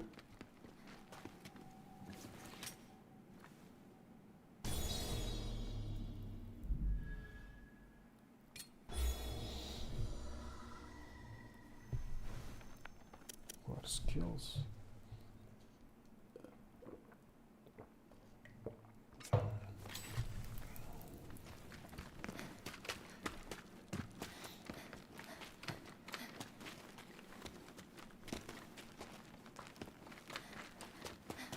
See how the verticality of this zone makes it much larger than it would seem at first.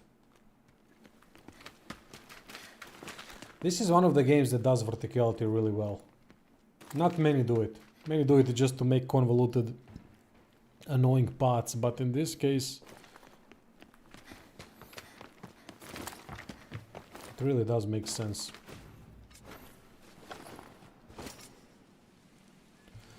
Is Bosnia, we were taught Serbo-Croatian, 1 week in Cyrillic, 1 in Latinic, as far as I can remember.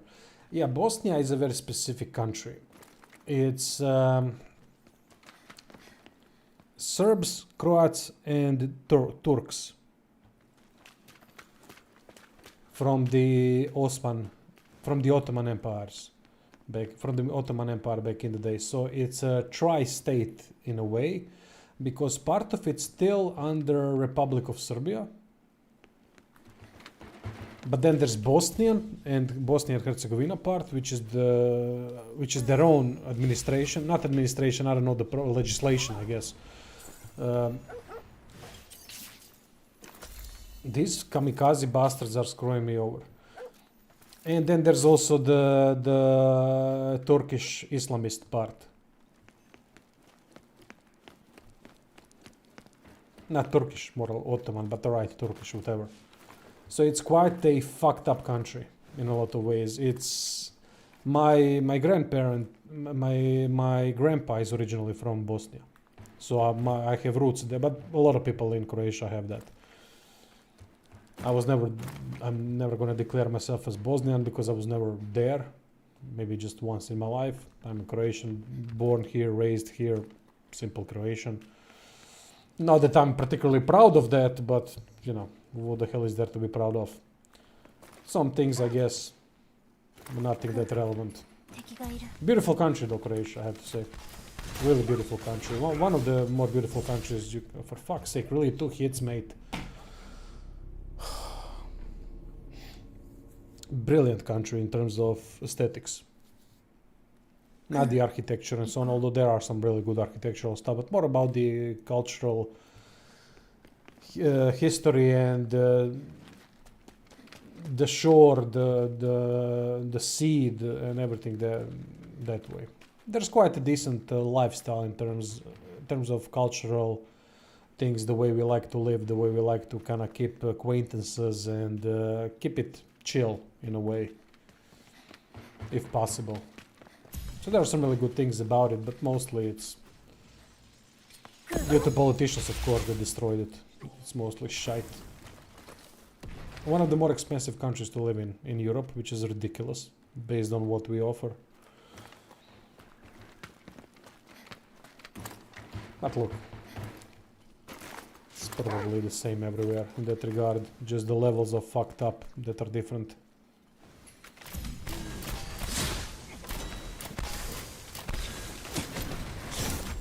For fuck's sake, really? Alright.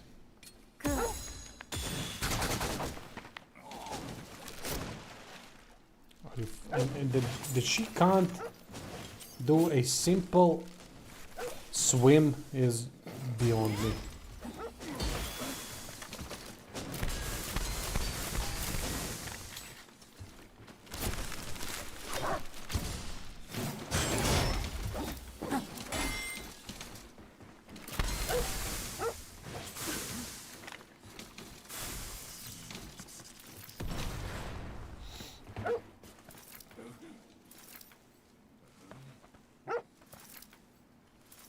Yeah, but there was a Turkish influence.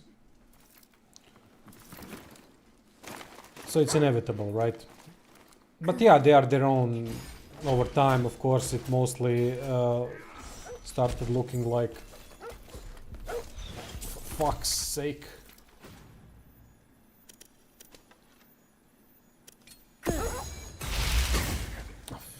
This QT is also pointless.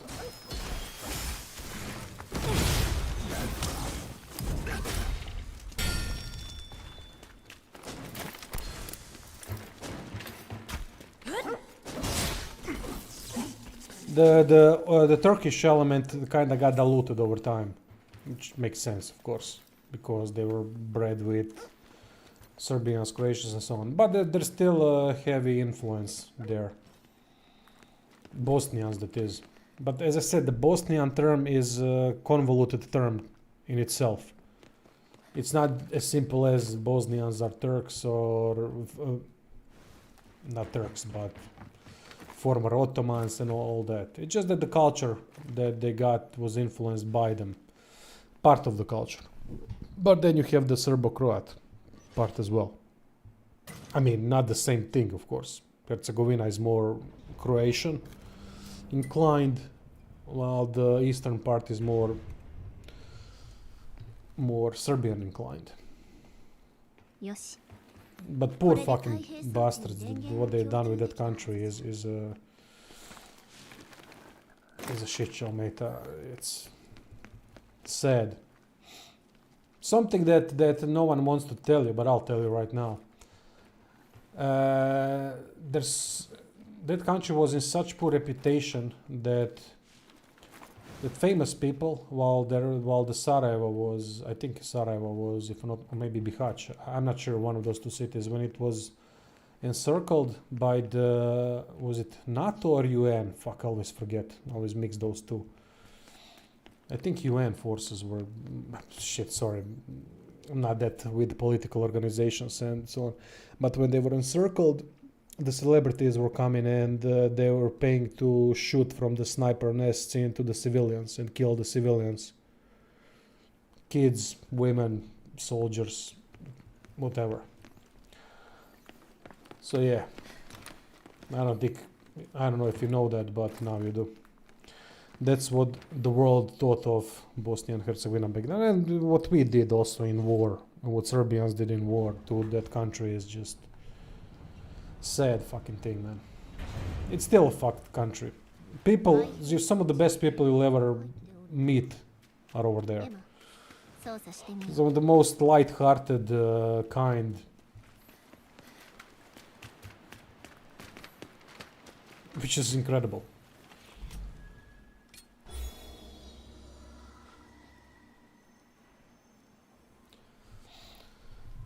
Bestiality game, I don't know about that. Question, what about tourism? Is it still so fucked much people going there? We planned last year to go to your country, but I don't like too many people. What do you mean? Tourism about Bosnia and Herzegovina or Croatia? Yeah, tourism in Croatia. Tourism is the main thing, main profit maker in Croatia, where a lot of the money gets stolen from tourists as well due to highly inflated prices. So if you're coming to Croatia, especially during the summer, which our coast is famous for, you lose a lot of money. They inflate prices to such degree. You gotta find some things some places where they do it fairly, but good luck. Depends on the city. Depends on the coastal cities. Yeah, the environments in this game are fantastic. I'd go to Croatia just to try that famed roasted rat. Oh yeah, we had a discussion about that in Discord, because someone said that someone put a traveling log that they tried the famed roasted rat in Croatia, and that part is true, but it's only true for Otok Hvar, the island Hvar, and I never knew about that. So of course I was like, what? No one eats rats here. What kind of a thing is that? I never heard about that. Then I kind of researched it a little bit, and truly it is the roasted rat, but only on island Hvar, I think. There's some kind of an ancient Roman tradition, something like that. Thankfully, not that popular in the rest of Croatia, as I said, I haven't heard about it at all. So I can't recommend that. I don't know anything about it. Yeah, rats, but only on one island, Hvar. From what I understand, after they did research, they established that people living in former Yugoslavia countries are basically genetically same. I could be wrong, read that somewhere. Yeah, we are all Slavic by nature, but there's a specific thing about Croats. About Croats, I've read a history, but I forgot, because my brain, I don't know why I forget things like that easily, but I read about, we are kinda, I think if I'm not mistaken, we kinda fall under the category of white Slavs. If I'm not mistaken, I could be wrong on the term. And we are the least Slavic of all the Slavic people.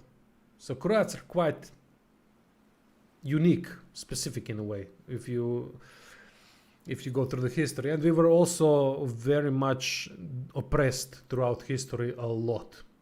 We had what? I think we had 2 centuries of being Croats, and then up until 1991, when we declared independence, I think it was in 1991, we were constantly oppressed.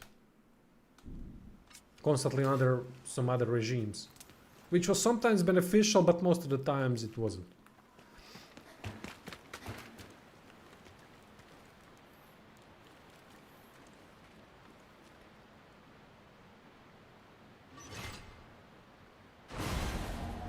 I'm sure even worse is happening in Ukraine. Yeah, currently. Yeah, definitely worse situation in Ukraine than in Croatia, of course. Bosnia, yeah, more, of course it's war, so it's worse than Bosnia, but damn man, Bosnia is... When it comes to tourism in Bosnia, be prepared to be probably... well, you're gonna have extreme experiences in Bosnia from what I've heard. It's going to be such a brilliant place to visit with so many cool people, and then you might get robbed as well, easily. So, couple of things, right? I don't know how it's, depends on the city, the region and all that, of course. It's not the same everywhere. But it happens often there, because of the financial situation.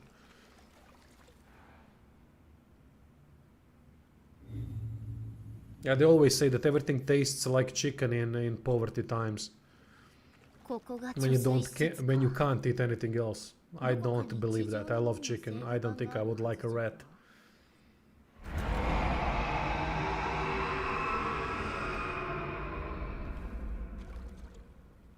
この巨大 Yeah, な方向 Zoltan, you're right. 主か No, no, no, not in terms of white, in terms of color. It was white in terms of the phrase that specifically because the Slavic tribes, when they started their nomad practices and to establish themselves in certain parts of Europe, that's when they get separated, and that's when the history kinda is iffy, you know. And then you have white Slavs, then you have I don't know what are the rest. Can't remember. Jesus Christ, my fucking. Oof. Hate myself for having such a bad memory, man. But I cannot retain anything. Pisses me off.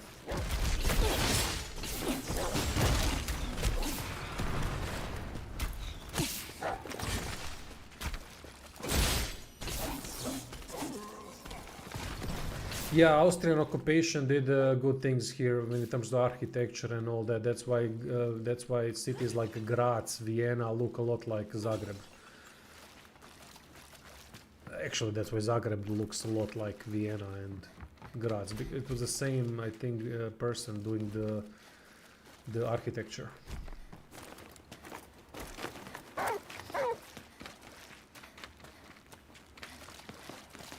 So it's not always bad, you know, the occupation. Just depends, I guess, what happens. You're always gonna be oppressed when you're under someone else, but just depends on the level of oppression. It's not the same thing.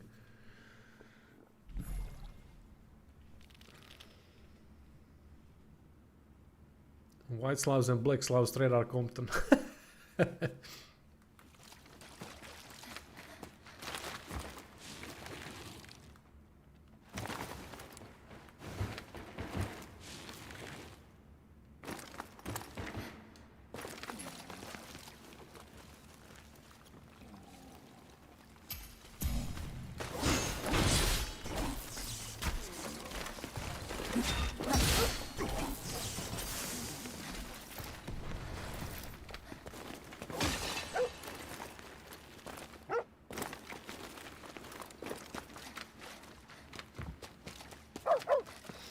I apologize to people in Bosnia and Herzegovina if I said something wrong, if I said something that's completely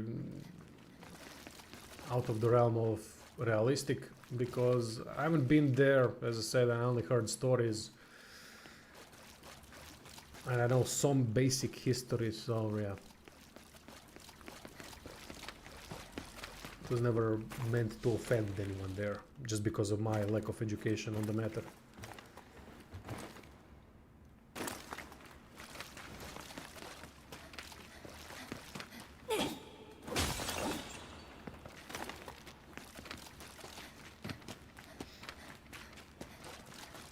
You're Serb from Bosnia, I'll go.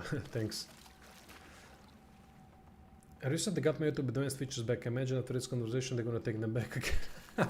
Well, they just took my monetization, so from kids channel. So yeah, fun times, mate, fun times. I'm completely broke. I gotta get it back. There are even potential talks now about a job.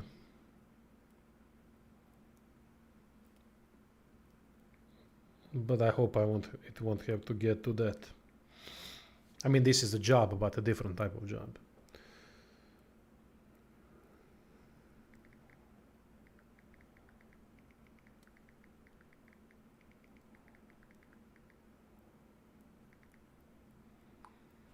Yeah, fuck YouTube. They always screw my kids' channel. It's fucking sickening. And the problem is, it's also random that they are demonetizing me. For example, the first time my channel got demonetized, the kids' channel, it was making really nice amount of money. And I was sorted. I didn't have to worry about that. About anything at all.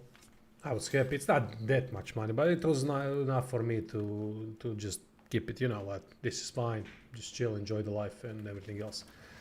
And then they decided, then we started doing some costume Spider-Man Elsa videos.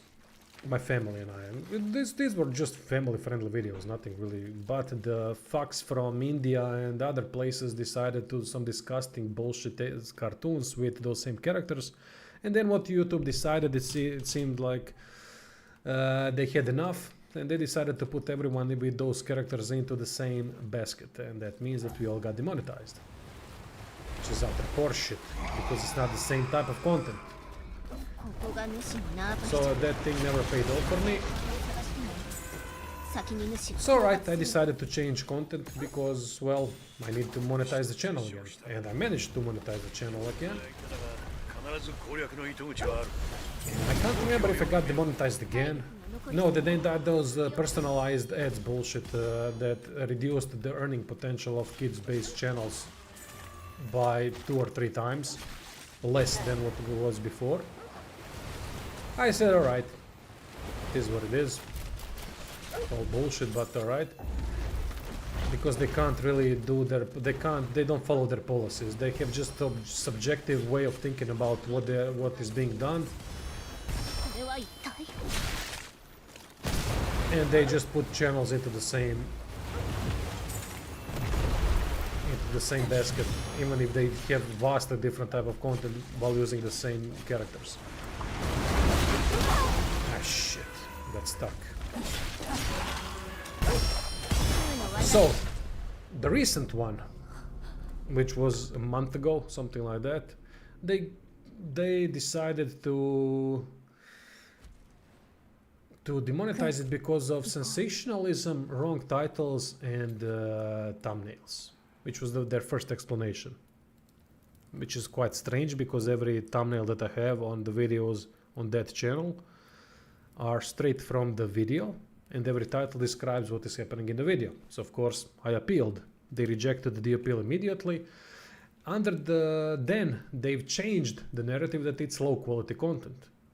I've read what low quality content under their guidelines means. My content doesn't fall under that. So I decided, you know what?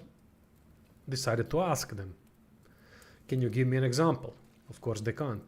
So they searched the channel, some kind of superficial AI search, I would think, and they give you a generic explanation of why you've been demonetized, without strikes, without copyright issues, without anything, just instant demonetization. Just because, you know what, fuck it, let's demonetize the channel. For what reason? I still don't know. So now I have to deal with the YouTube again. There's a 3-month suspension from demonetization, so I need to reapply for monetization again after 3 months. And again, I'll just have a Hail Mary application because I don't know what I did wrong. Now imagine working with such a fucked up company. I mean, yeah, I'm self-employed in terms on their platform, but imagine working for such a frustrating goddamn corporation that I had so many trouble with, that they fucked me over so many times, and they fucked our first channel over a lot. That channel would have had today 2 or 3 million subscribers, because the channels that were after us that were doing the same type of content today have 1 million or over 2 million subs. But no, it's just, my god. And what the way I see what they did with the platform over time, the amount of ads they put in, the amount of bullshit that they are doing on YouTube with all the fucking community arseholish fuck. Who gives a fuck? We just want to watch a video. And then open up YouTube today, all shorts, community posts. Where are the videos? It's just what they did. If I could get away from this platform and earn money elsewhere, I would do it like this. Fuck this platform. They've destroyed it. Fucking, and they destroyed it in many ways. Just pissing me off, man. Just working on it, less and less will. I just want to create content. I don't want to do the algorithm game. I don't want to do the clickbait, rage bait content. I'm not gonna do that. I'm not the type of person. And I'm getting punished for being like that. I mean, just getting sick of it, man. Just getting fucking sick of it, of constantly leading uphill battles against this goddamn platform.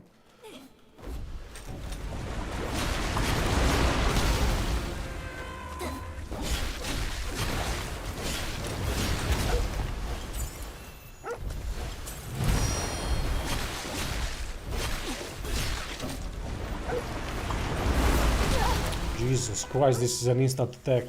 ない生物じゃ体力が残り少ない I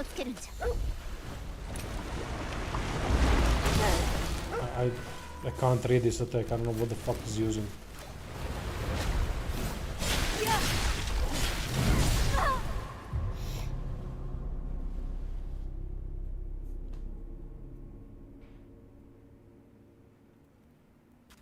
You finally became a hitman. I mean, you're already bold. Yeah. Handicap hitman. Yeah, I know that I'm probably in talk, but they did me 2 re-reviews on the channel, and both times they gave me nothing.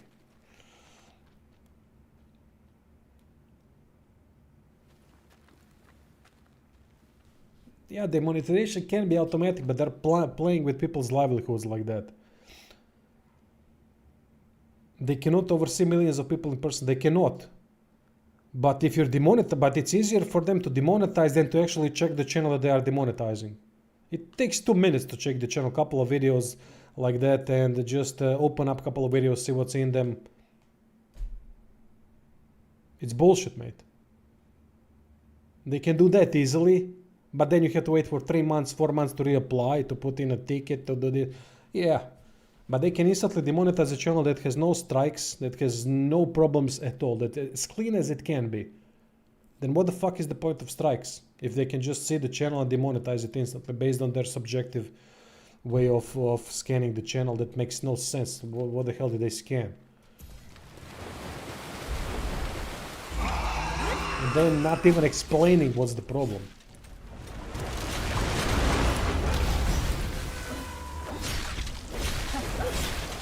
They can constantly redo the platform and have as many ads as possible on it, right?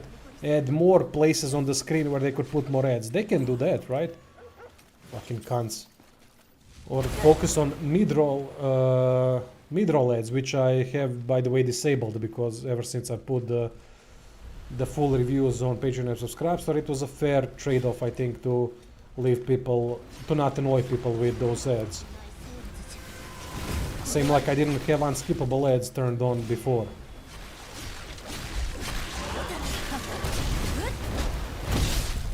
Jesus Christ, this boss sucks.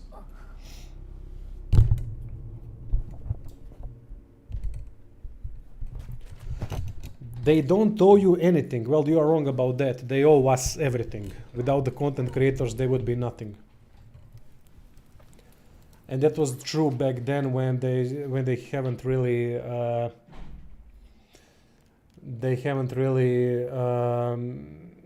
let TV get onto YouTube so much.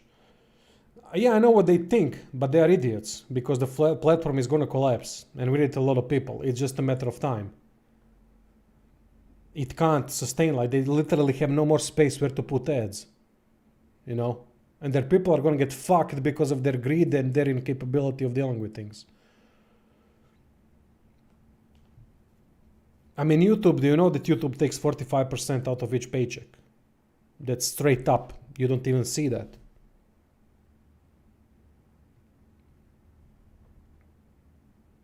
Yeah, but one content creator that's heavily monetized and that can bring them money back is much more valuable than 3 new content creators that are not monetized and they bring nothing to the table.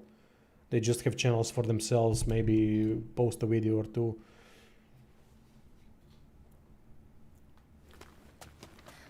Yeah, someone might just buy it. So yeah, without us, and they still take 45% out of every paycheck that we get. Remember that. That's the first thing that goes away.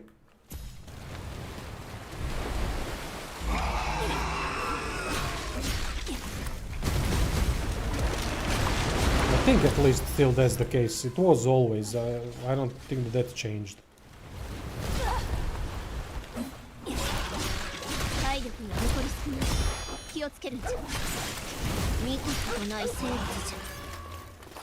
And they still need to nickel and dime, not nickel and dime, but annoy people with so many ads. It just pisses me off. Of course, people are going to use ad block, which then hurts everyone in the end.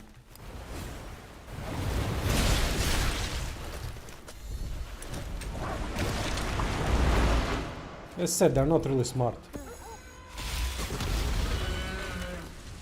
They're capitalizing on the emotional brainwashing that the humanity is experiencing these days.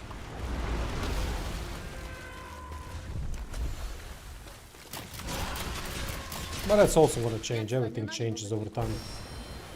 注意せよ。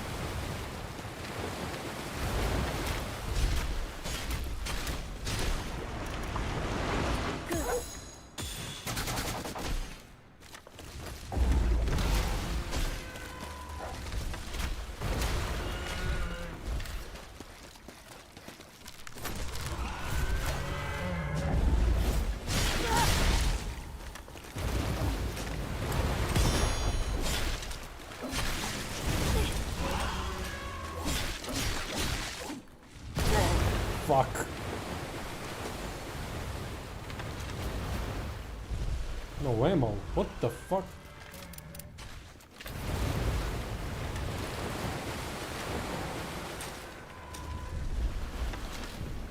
Oh shit, what the hell is this? Little bastards.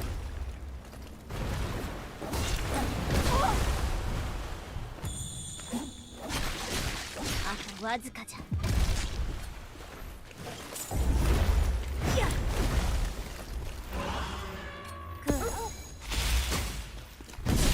Jebisi mater. Oh, this is such a poor design of a boss. So many instant attacks, difficult to see. クー、行こう。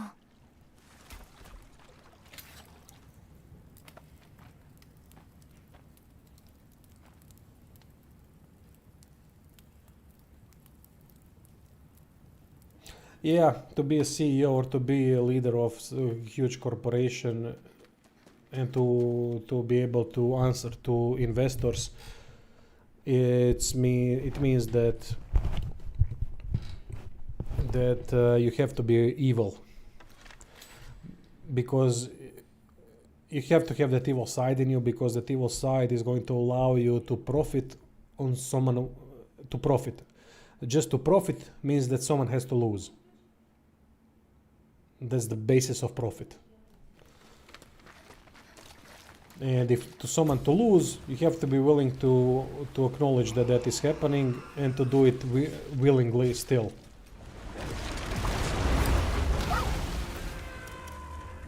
For fuck's sake.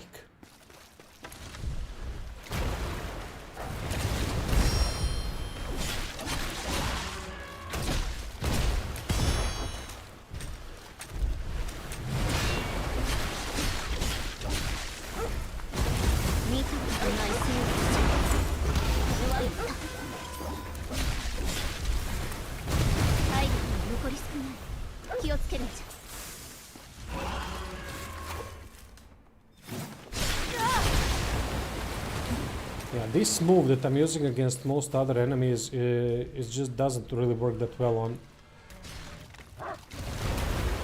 on bosses for some reason.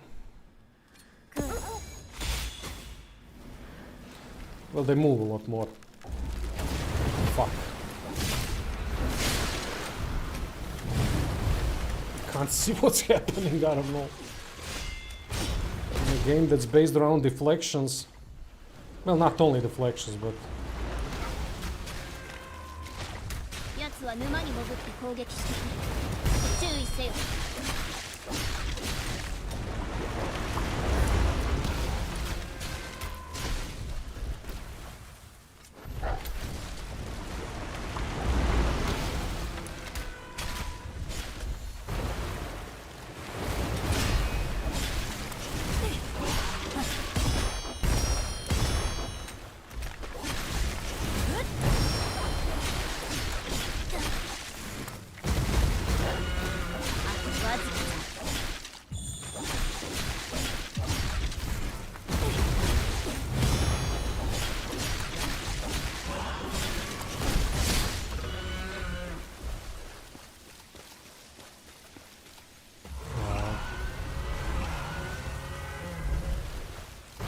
Don't tell me there's a second stage.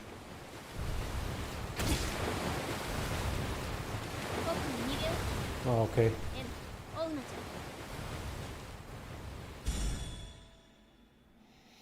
Yeah, people in charge are set for life, true. That are working in these CEOs, that are working in CEO positions, and but they still need to answer to investors. But yeah, these CEOs, you're right. CEOs are there in for the short-term profits, same as politicians. It's kind of the same thing, really, when you think about it. Can I bet that? Goddamn, I love that. It's never gonna get old, even though it's fake. It's never gonna get old. I just love that so much. Okay. I mean, it wasn't a bad fight, but the problem is when you have games that have deflect, and where deflect is quite an important part of the game. Everything needs to be clear. Visual effects need to be toned down. We don't need as many visual effects on the screen, like Sekiro, for example. Again. この大穴、この穴を使って移動したようじゃな。地上に出たのか。People are saying that in 1 year AI will destroy. Hey, Hefa, by the way, welcome, mate. People are saying that in 1 year AI will destroy humanity or something like that. I said it already, kind of did. I think humanity destroyed itself. AI had nothing to do with it. AI can just help it destroy itself, but we got destroyed 15, 20 years ago. 地上に何かあるの？ I don't know if Phantom Blade is going to be similar. I don't think that there is. This game uses different systems and tries to combine them together. And so far it's working really well. 開けねばならんな。よし、エマ。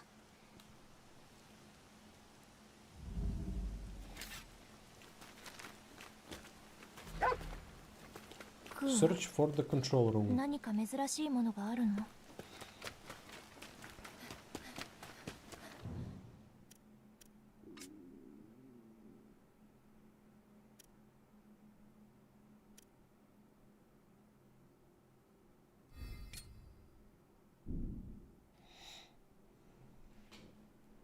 Just another distraction. Well, that's well said, yeah.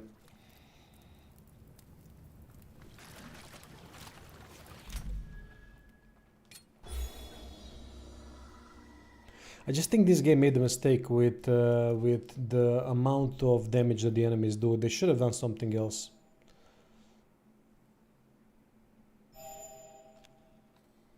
Like attributes, alright.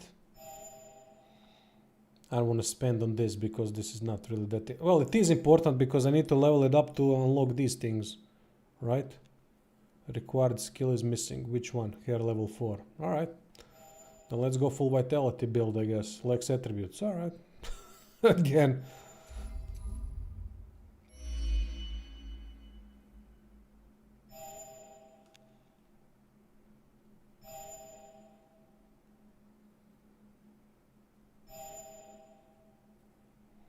I forget that there's the attack dog command. Revolut.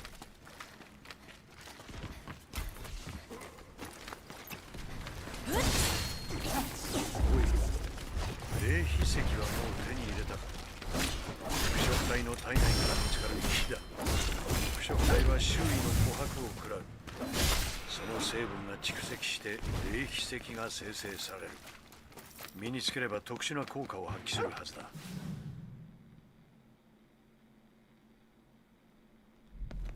装備する際に霊秘石も見直してみろ。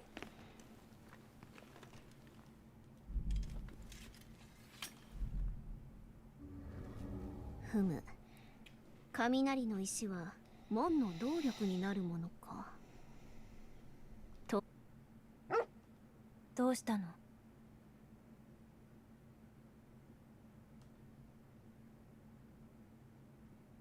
これが雷の石か。じゃが近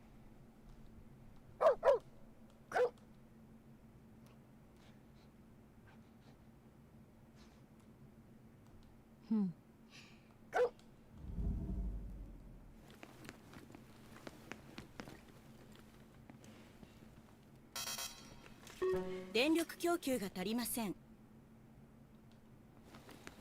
ふむ。どうやら雷の石を制 Yeah, a lot of languages are cool, sound cool because they are different. 次の手がかりは得られた。 The one thing I don't like about Japanese voiceovers is that it seems like they have 3 voice actors in the whole country that do voices for every single character in every Japanese game. Although I think this is, I don't know if this is Japanese game. Yeah, it is, right? That's the only thing I don't really like. But those are good voiceovers.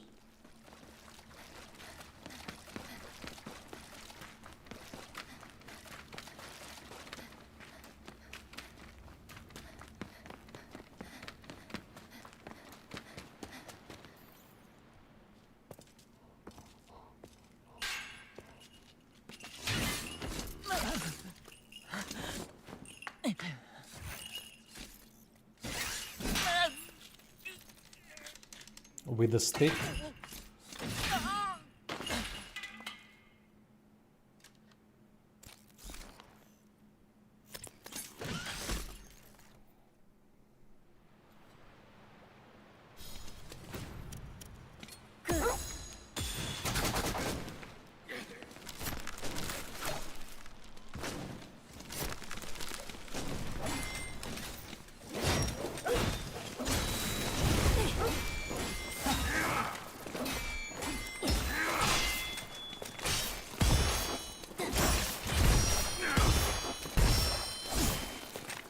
Spanny.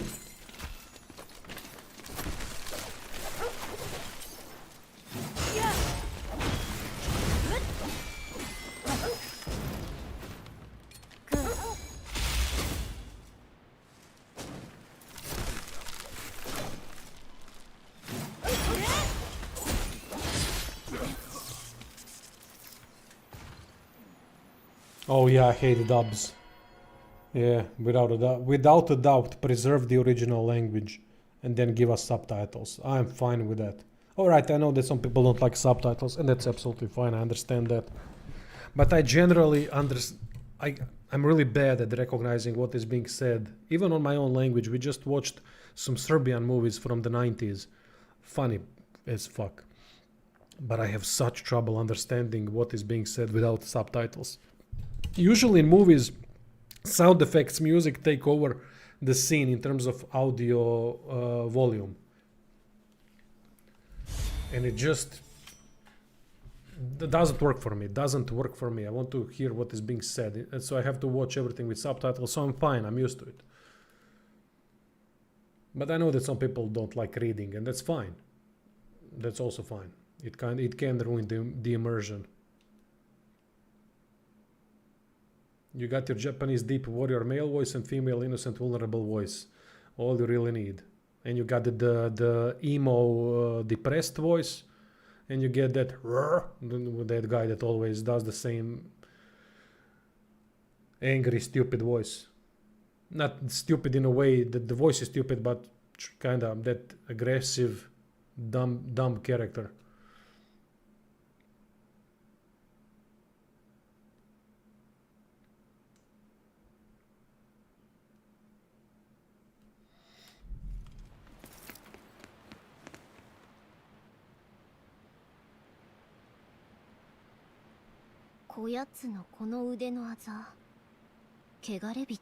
Well, he's magical because he just blocked the katana strike with a simple stick.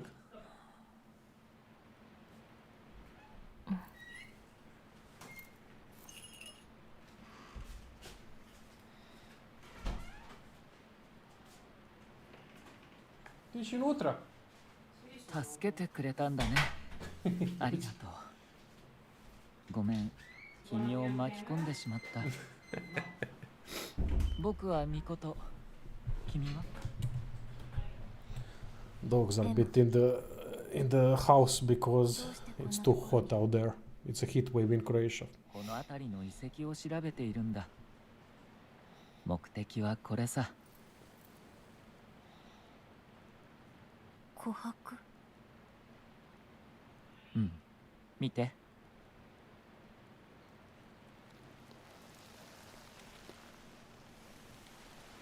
Jesus Christ, 55 Celsius. 旧文明の知識や記 Holy 憶が shit. 封じ込められているんだ。 Here it's about 40, 38, 39. 外は危険。戻った方がいい。僕は自分の故郷を救いたいんだ。きっと琥珀にその答えがある。 Yeah, I don't know what's going on. Ridiculous. それに Thankfully I have the AC, otherwise I wouldn't even play games. 僕は腐食体の声が聞こえるんだ。 The hottest spot is in Ukraine. Holy shit. 腐食 Like you don't have enough trouble there. 何らかの力に目覚める。それが僕は声の力だった。ゴーレムも警戒しておけば大丈夫。今回は琥珀に夢中で少し失敗しちゃった。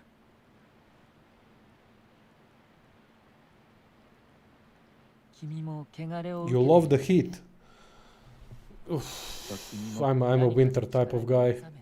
I love the cold. Heat, not so much. 私は汚れを取り込む力。 I'm always nervous and everything stinks その and 髪から声が flies, mosquitoes. I'm always tired as hell. そうだ、助けてもらったお礼に Not した minus 40, I didn't say that. さえ良ければ Give me a 0, something like that. Minus 5. Up until that point, I'm fine. 強化。うん。僕は腐食体の声を聞くだけじゃなくて、 So this guy can hear the blighted, but my voice has power over them too. 君 Alright. の髪にも効果があるはずだよ。腐食の力を強化するの。無理にとは言わないよ。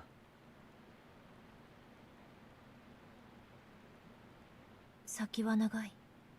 戦いにこの力は必要。よかった。じゃあやってみるね。 Well, mate, you can not feel your face on minus 5 too. You just have to be long enough outside. But yeah, at minus 40, it's quite hastened. 終わった。平気？新しい力を感じる。These cutscenes are way too slow. これでお礼はできた。そうだ、通信コードを交換しておこう。 Yeah, I have inflammation from the autoimmune disease in my whole body. So it works well with heat, doesn't work well with winter. But I don't work well with heat, and I work better with winter. So nice combination. 9 months of summer in Texas every year. Shit. Is it unbearable summer at times, or is it like mild summer? どうして？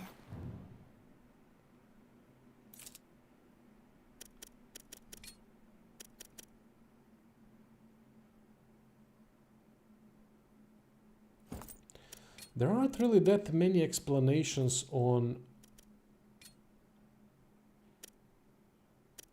what the hell are these effects doing.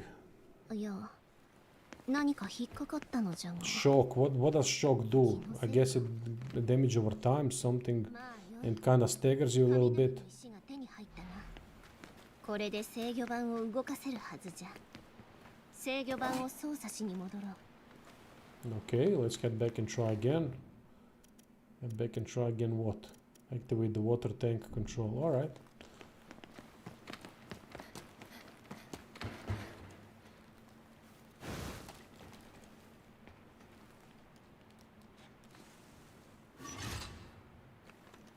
Yeah, humidity is a huge factor.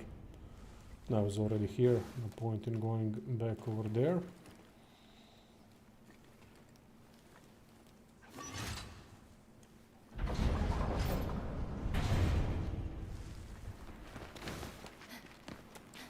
The question is, how do I get to the location where I need to be? Now this is the convoluted part of such a vertical design. It's difficult to get your bearings in a place like this. Alright, let's try, no, the reservoir interior, let's try going here.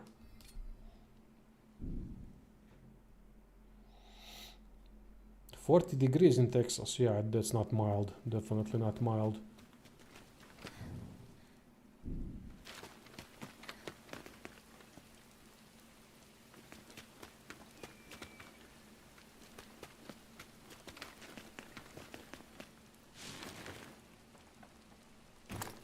Australia is a weird country. Although I watch a lot of UFC, and the Australian and New Zealand fighters are my favorites. クー、敵がいる。 Certain humbleness to them, but they are killers. Volk, Whitaker. I love those two guys. Not Adesanya, but then again he doesn't have a country, so. For fuck's sake.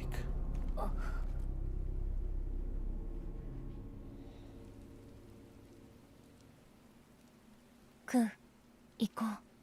I could go to New Zealand to work shearing the sheep until summer passes here.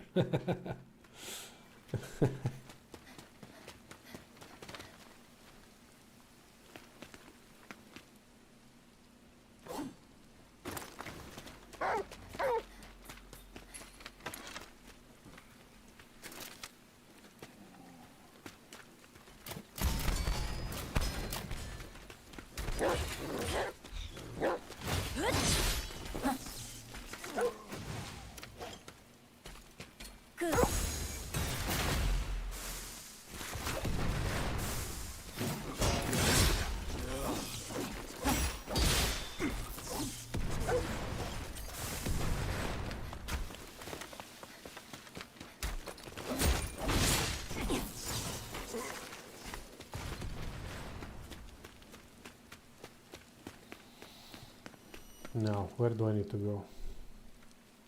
It's definitely somewhere below. Ah, okay. Thankfully, there's this blue path that is showing me where to go to the next objective. That really helps. So developers really have thought of a lot of things here.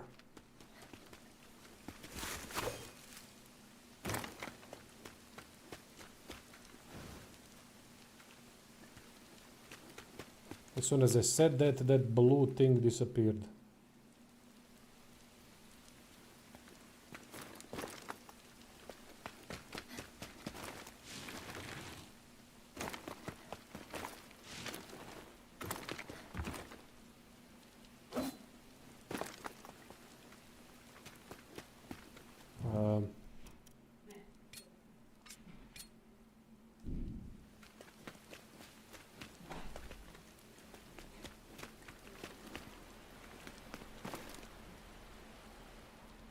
Oh, I can't do that.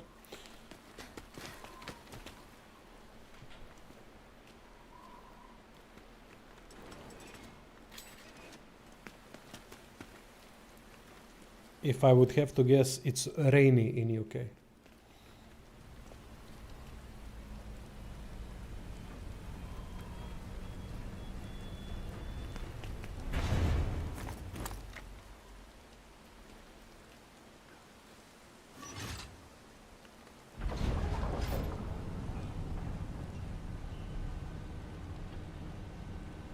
Yeah, left wing nutters from what I've seen. Fucking ridiculous, man. Yeah. They're taking over everywhere, mate.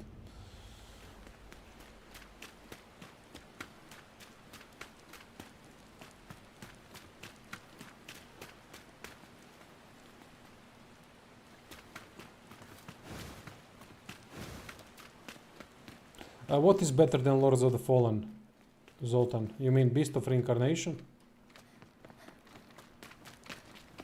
I would say so as well, so far from what I'm playing, from what I've played. God damn, show me the, okay, it's showing me the path, all fine. Is it?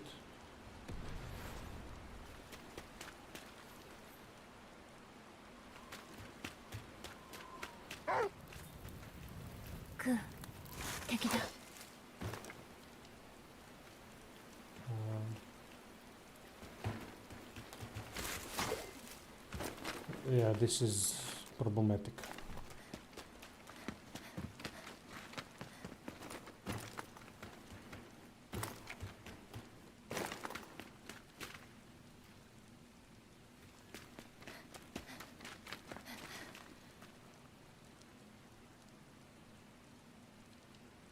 Chopper.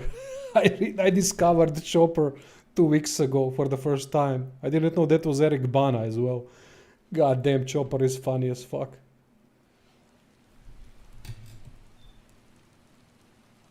Imagine UK, but it's all rednecks and then left-wing nutters took over. Also human-sized spiders and wildfires all year round. You got yourself Australia. Sorry that I'm struggling so much with finding the path, but I don't know where the hell is this trying to take me. I can't see the... Ah, okay, I see it now. I see it now. This could have been done better, the blue line. Kind of shows you, but then it stops and then I'm lost again. Well, I guess this is the only path. I don't know what else is there. Yeah, okay.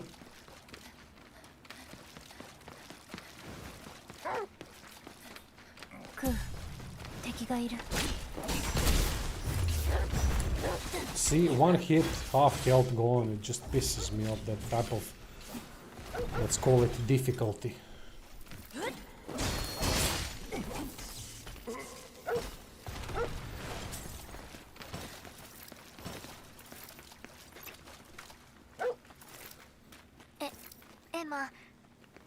Steve Irwin, I loved that guy.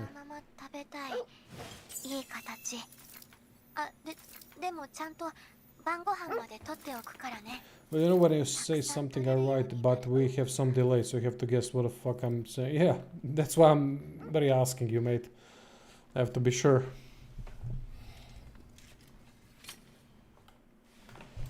Why pause? Just go. Yeah, yeah. When such people could exist. I mean, they still exist, but they are buried underneath huge amount of sellouts. No, I don't know Carl Baron. Haven't heard of him.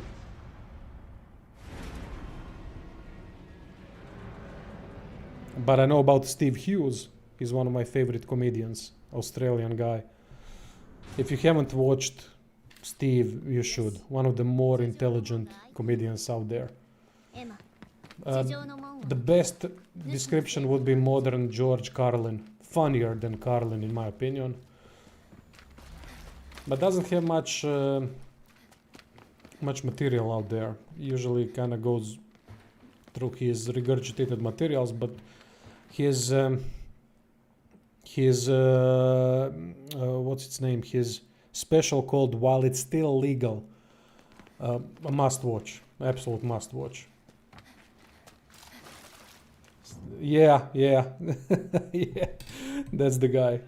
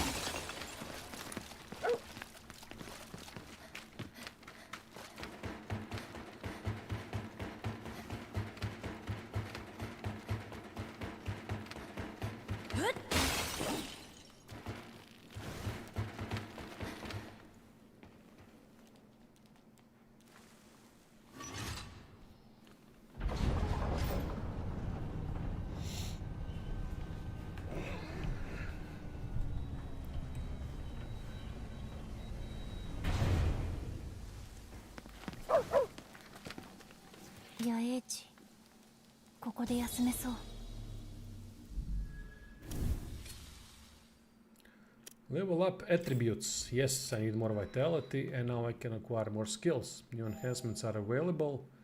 Blade Art range plus increases skill attack area. Alright.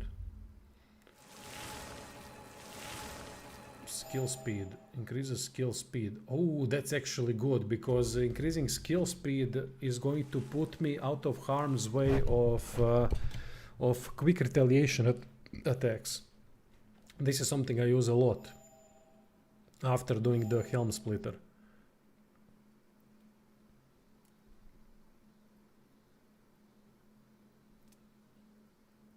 Yeah, YouTube has lost the plot in many ways, mate. I don't even want to go back to it. Talked about it already, but yeah, fuck them. Sick of them, honestly. Honestly, I'm sick of them.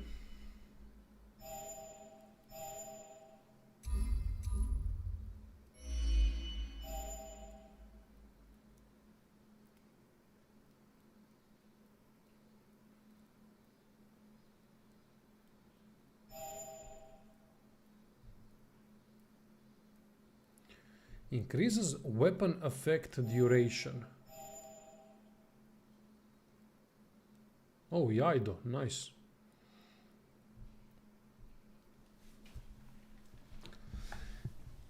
I have a maybe interesting question, at least for me to you. On the first play without watching anything, did you understand the Dark Souls 1 to 3 story or Elden Ring story? Complete story, no. Yeah, I didn't, no. No, I had to read up on things. I'm not that into From Software storytelling, to be honest. Not what they are saying, but it's just how many of the things they leave purely obscure, just for the sake of, you know, people having something to talk about. To me, that's not good design. To me, that's simply not knowing what the story is and then not having a conclusion. Every game needs to have a conclusion in terms of whether be it minimal stories, medium stories, or the most important stories. It needs to have some kind of a conclusion, unless it's going to continue to another game. Dark Souls, shit, I haven't played Dark Souls in a long time, but each Dark Souls game has their own lore, right? If I'm not mistaken. Yeah, it's cycle of whatever, I know, but it has its own lore, it has its own world. So these things never get concluded.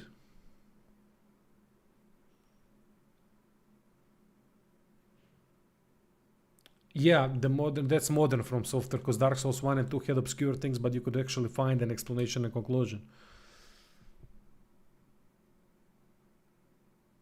Why ask? Because those Souls brothers always fucking that I don't understand it because I'm dumb or whatever.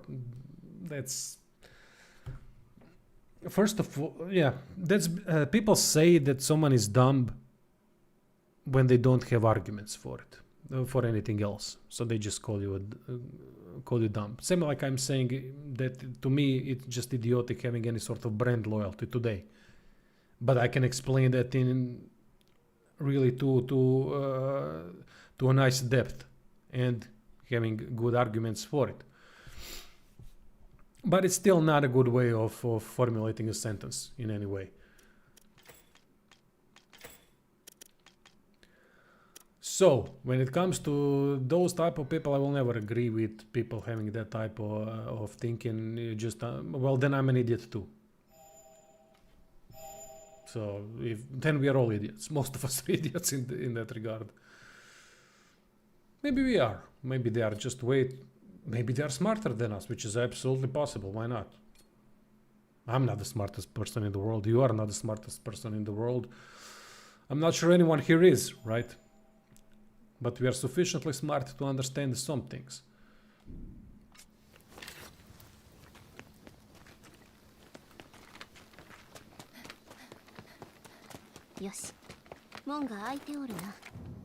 Alright, so the gate's open. Let's move on to it. おい、浄化兵、地上に戻ったのか?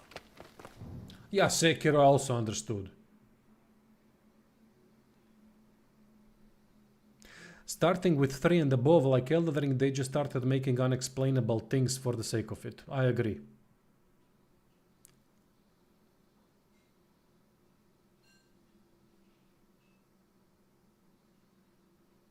I have 0 IQ on what smart means.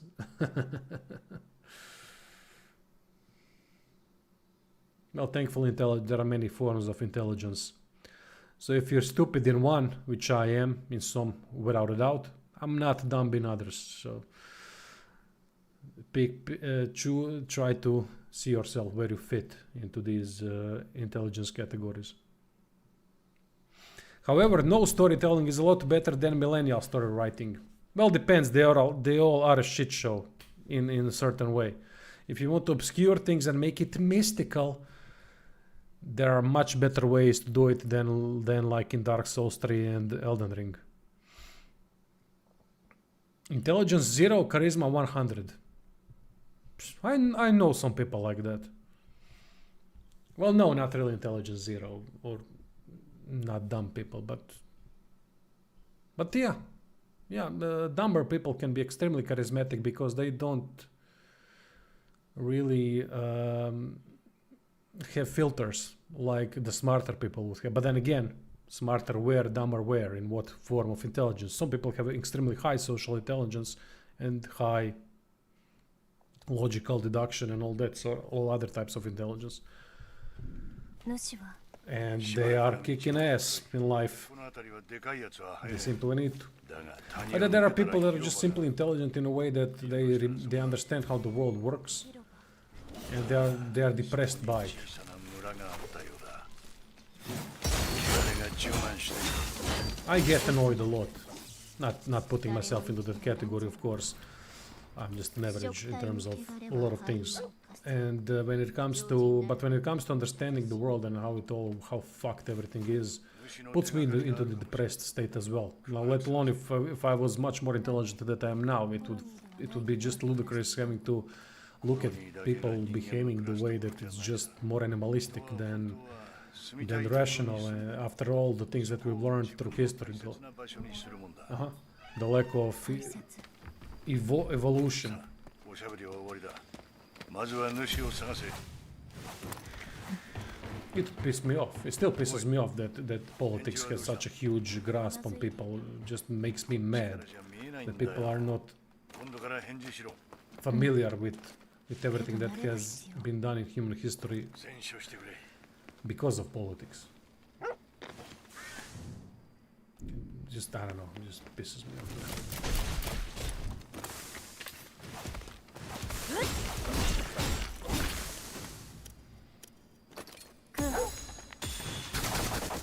The illogical things, the lack of common sense, due process, but emotions. When I hear some, I feel like I want to stop the conversation right there. I don't give a who gives a fuck what you feel. Think, less feeling, more thinking. You know. Anyway, I'll be back. Says the Arnold. I'll be back. Gotta go eat lunch, but I'll be back. I want to stream more. A lot of people here. I like the chat. So see you in about, I think, 15 minutes. I'm gonna need a little bit more for this one.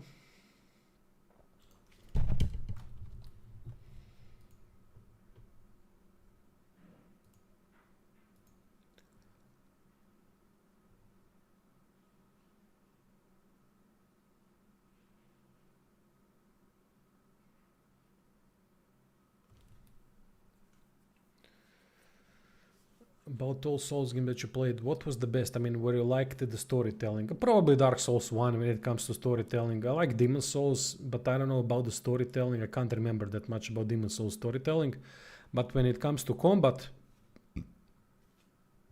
well, Bloodborne has probably the most... No, Sekiro is the most polished combat, but that's not a Souls-like game.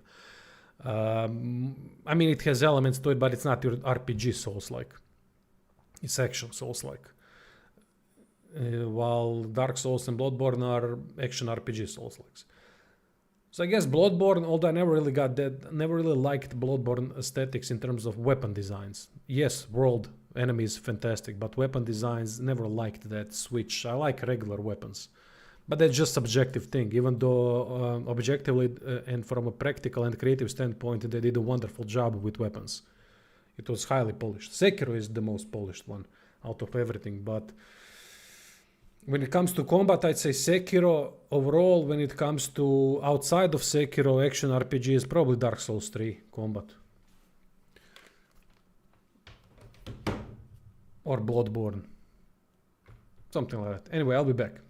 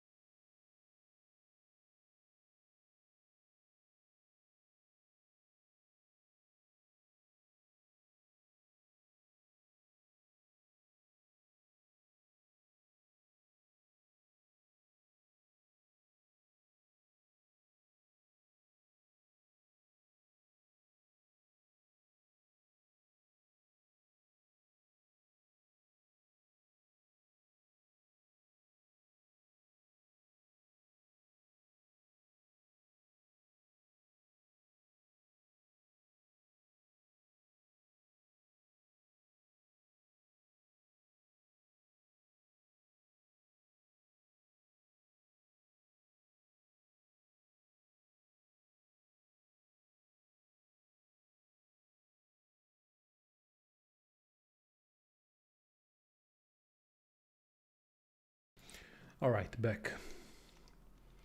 Thanks, Zoltan, by the way.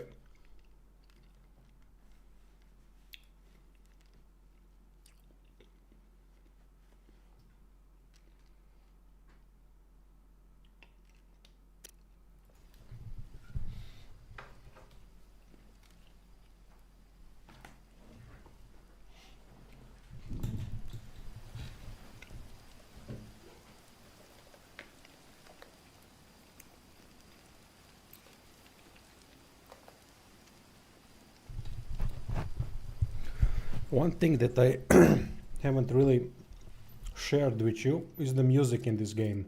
I've turned it off. You'll see now in a second. You'll see why in a second.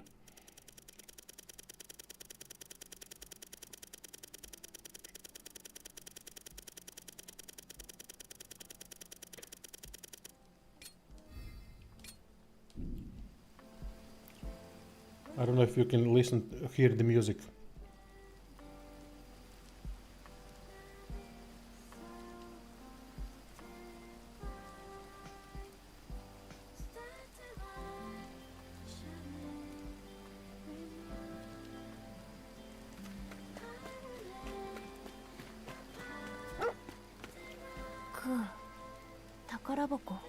Anyway, now I'll explain why that's a problem. First of all, you never so Dalton understands. First of all, you never, unless there's a specific part in a game or in a TV series or in a movie where it would fit, you never put in singing. Never. If this tune, well, it's only the one tune, so it gets annoying after a while anyway, but without singing it would have a lasting appeal. With singing it just becomes annoying fast. Singing doesn't add anything.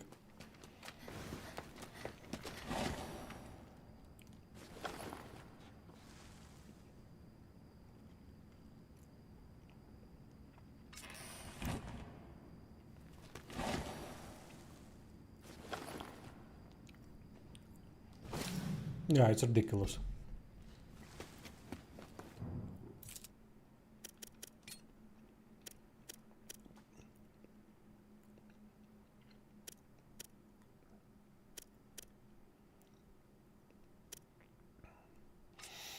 One of the TV shows that did that thing, even though I really like the show, it's Devil May Cry on Netflix. I just watched, I think a month ago, the second season, and it's fantastic, at least when it comes to Virgil and Dante's story. Everything else is mediocre, but when it comes to Virgil and Dante's story, it's fantastic. And I've noticed that they made the same mistake. I know that in games there's some singing, but the singing is on the soundtrack a little bit faded. It's not that in your face. While in first and second season of Devil May Cry on Netflix, you have full songs playing. It's awful. It doesn't add anything. If it was just the soundtrack, just the instrumental part, it would be really good.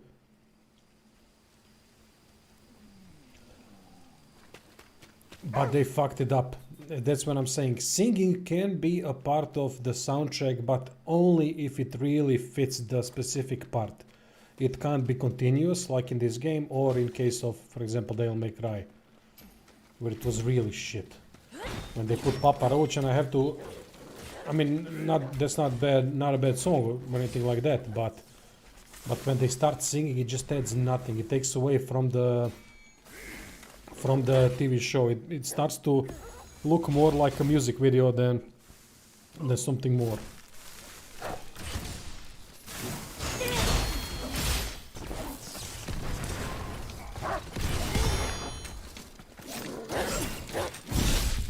Come on.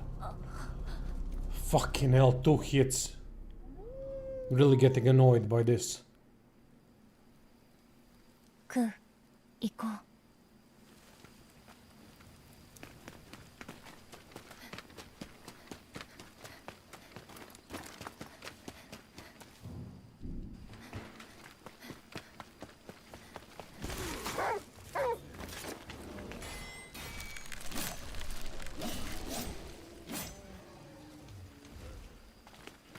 least it's not Pokemon. I never really played Pokemon games.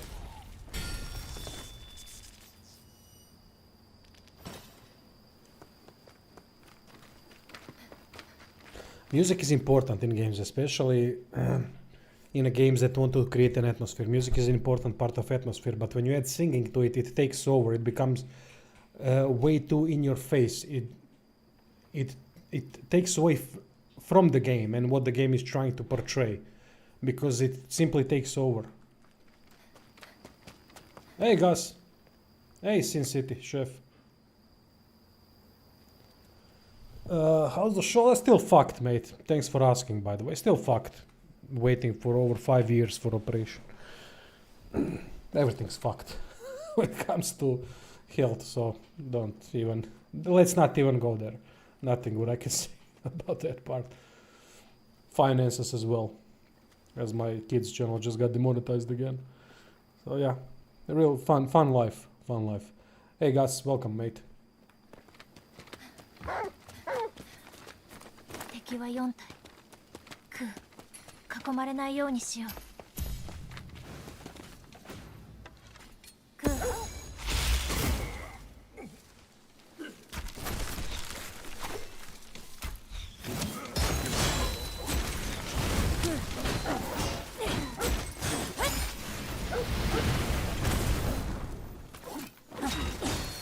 Drenched. I don't know what the hell is drenched effect. Never seen that effect so far.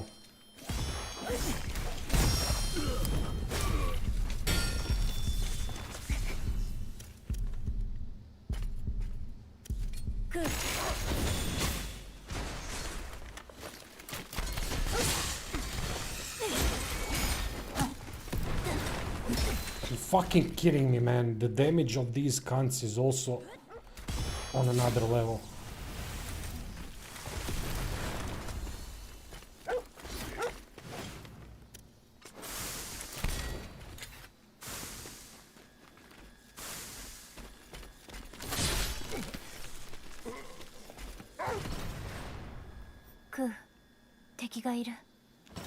Life is a prison and we all must serve the sentence. Yeah.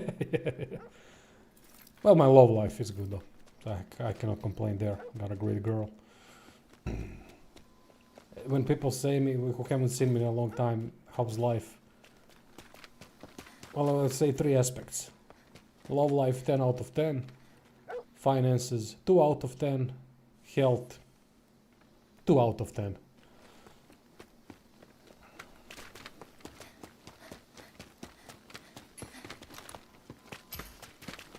I'm not saying 1, finances and health, because I know it can always get worse. So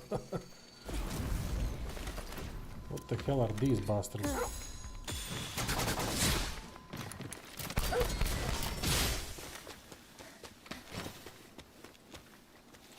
I'll make a review tomorrow, most likely.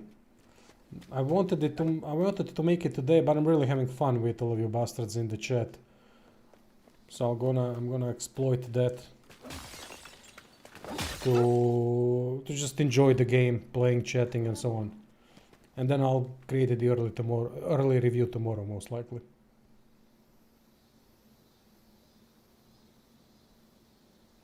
The only game I liked the singing was when in Baldur's Gate 3 Raphael fight. Well, see, that's the point. That's my point. Sometimes, in some instances, it works.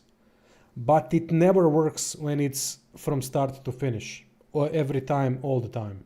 It just doesn't, and I really got pissed off at Devil May Cry for doing that. The TV show, not the game itself. It looked like a music video from start to finish, really taken away from the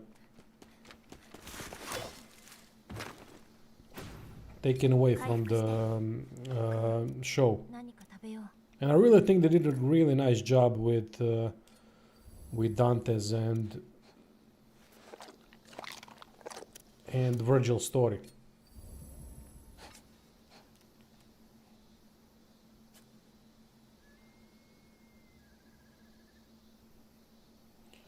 Total War on plays when you win battle. It's called going home, I think. No, I don't know that one. Haven't played Total War since 2022, mate. And that was Warhammer 3. 宝箱 No time. And I don't want to get big into it because then it's over. I won't work. I won't do anything. If that happens and I can't afford it. just can't.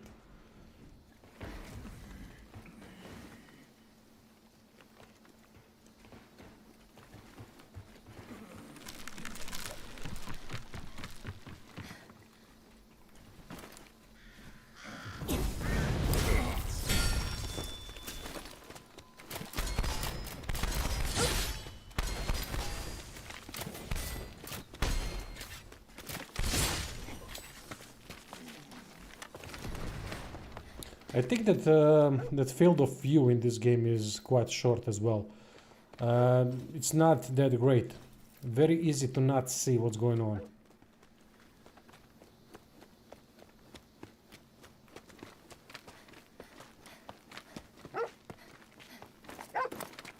Yeah, I love the dog or wolf or whatever it is as well.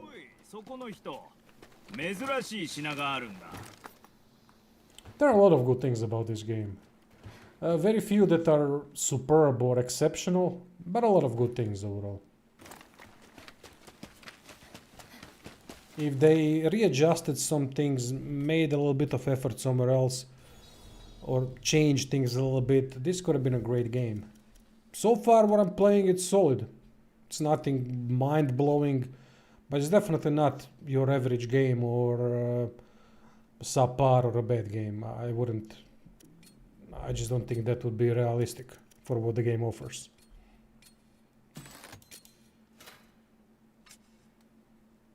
On PC with gamepad.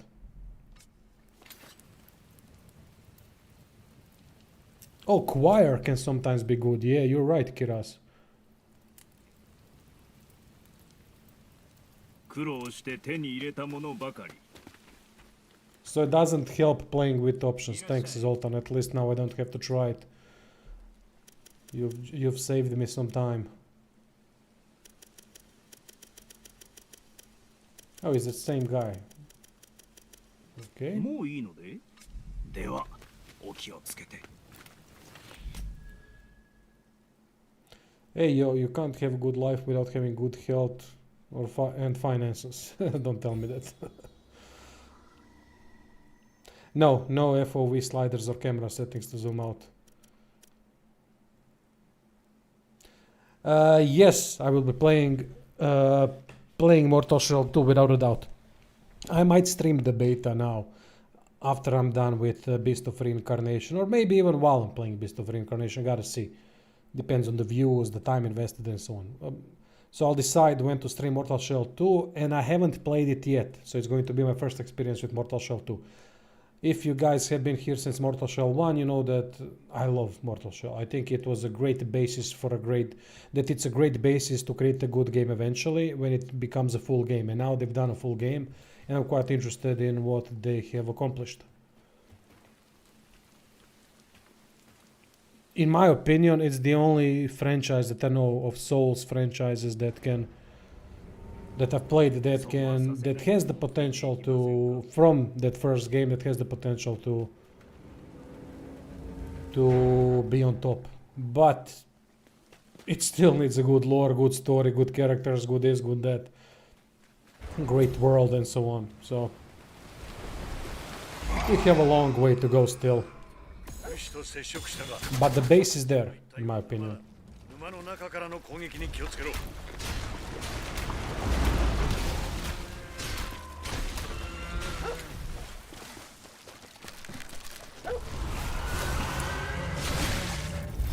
が泥を出してきよう足を取られるでないで Well, lost the guard.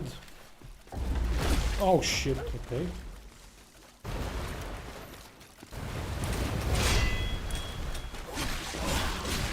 体力が残りすぎない気をつけるんじゃ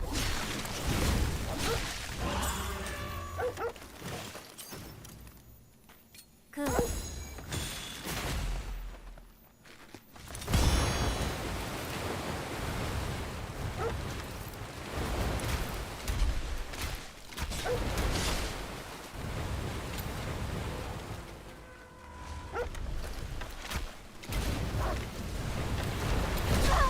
Aj, jebem. 気を抜くでないぞ。まだ余力があるようだ。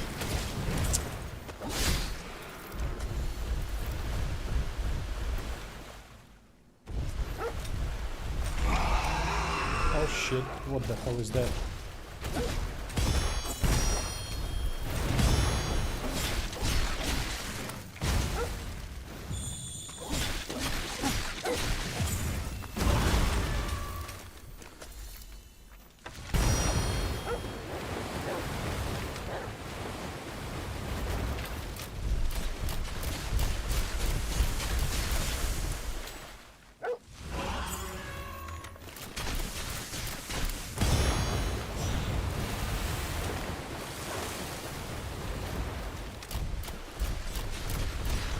M、あとわずかじゃ。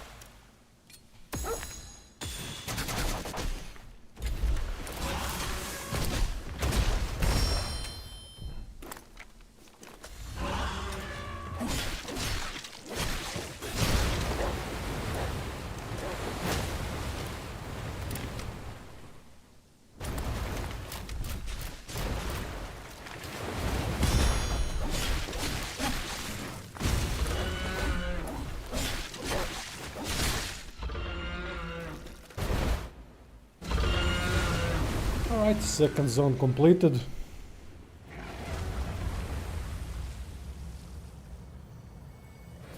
Yeah, no worries, Zoltan. Thank you for joining, mate. Ah, you don't want... you mean Mortal Shell. Ah, okay, okay. Got it.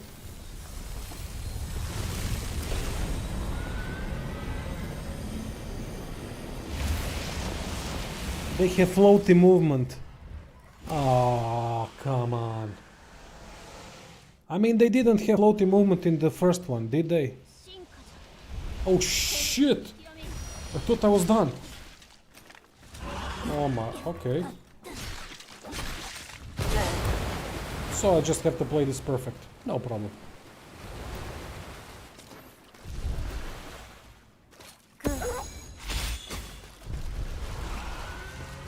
Fucking hell, man.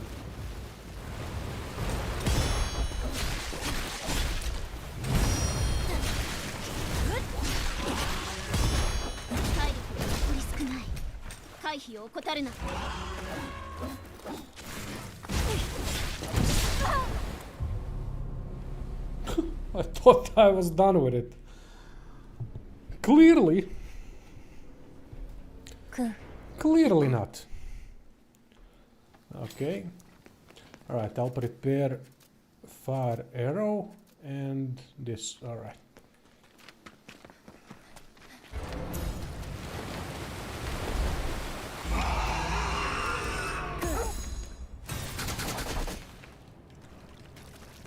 Yeah, but parry timing needs to be generous in a game like this. There's a lot of instant attacks, and with the instant attacks there's a lot of visual effects too, so it's very difficult to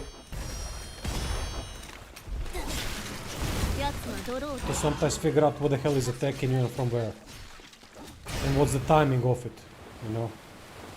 So not everything that I do is parry. Sometimes I miss. I don't know if that's visible as much, but sometimes I miss it, and then what happens is it's just a regular block, and if regular block, the problem is that it depletes the gauge that you see at the bottom, and that gauge is used for many special attack, for slowing down time, and so on. Jebem ti mater krvavu. 体力が残り少ない。気をつけるんじゃ。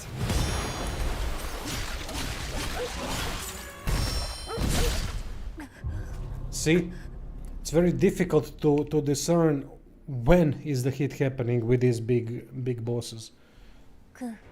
行こう。 And if you fail the timing, you are spending the gauge. And then if you're spending the gauge, you can't use special attacks, and you can't use slowing down time. It really helps.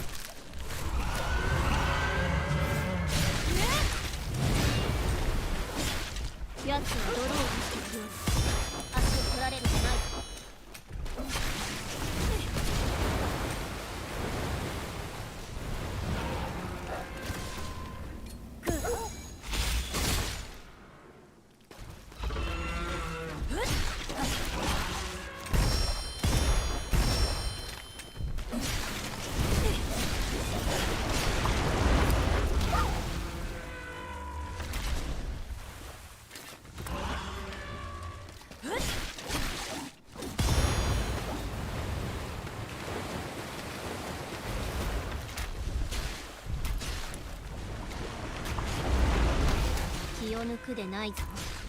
まだ余力があるようじゃ。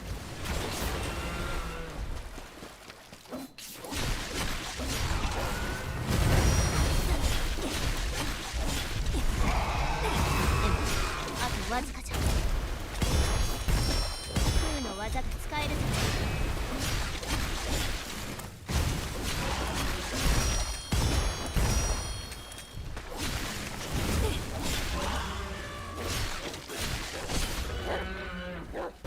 Okay.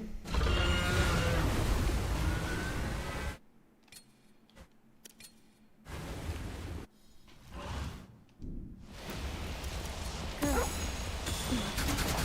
進化じゃ。攻撃を見極めよう。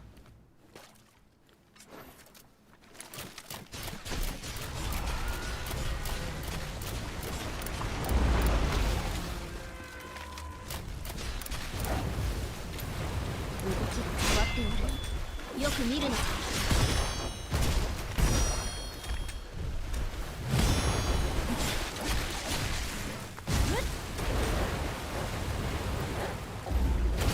Oh, for fuck's sake. Did not expect that.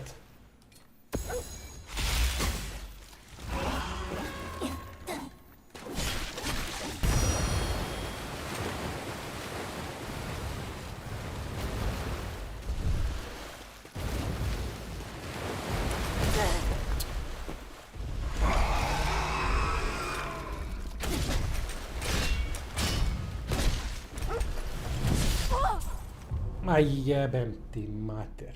See, you miss one and then the gauge gets depleted, then it's fucked. クー、行こう。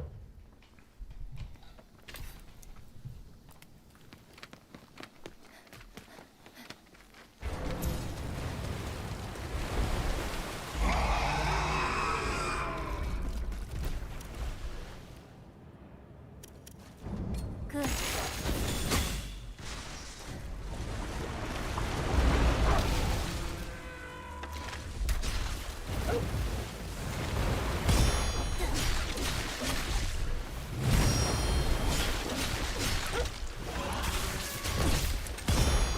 体力が残り少ない。気をつけるんじゃ。奴は泥を出してきおる。足を取られるでない。 Oh, for fuck's sake.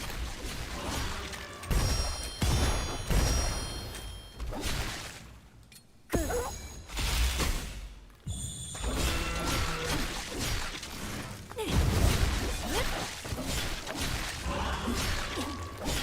気を抜くでないぞ。まだ余力があるようだ。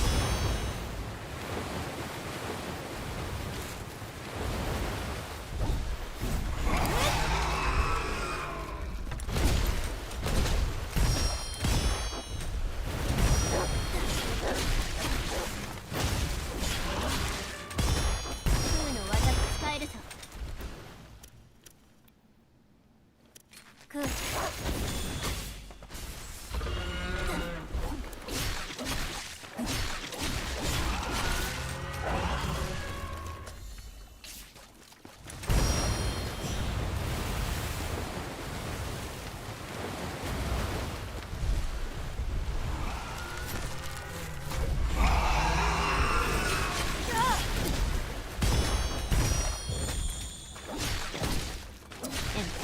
あとわずかじ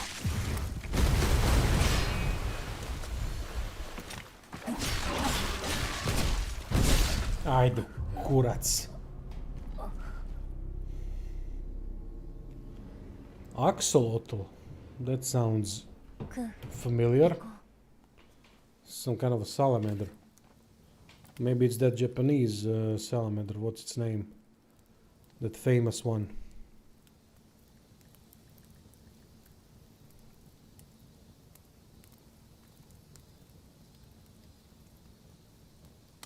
Oh, could be axolotl, yeah. 苦労して手に入れたものばかり。 Okay.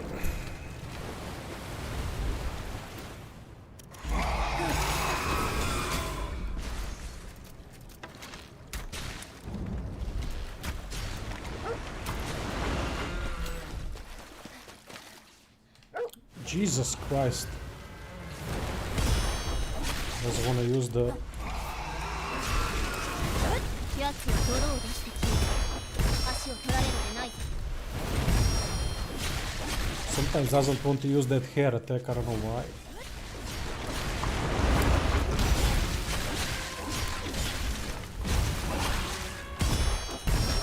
空の技が使えるぞ。空気を抜くでないぞ。まだ余力があるよ。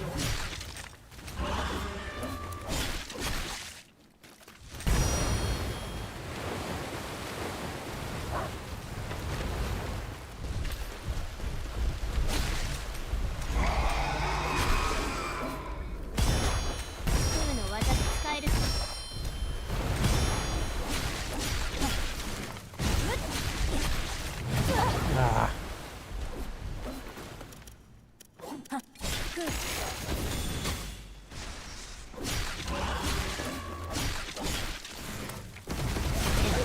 あとわずかじゃ。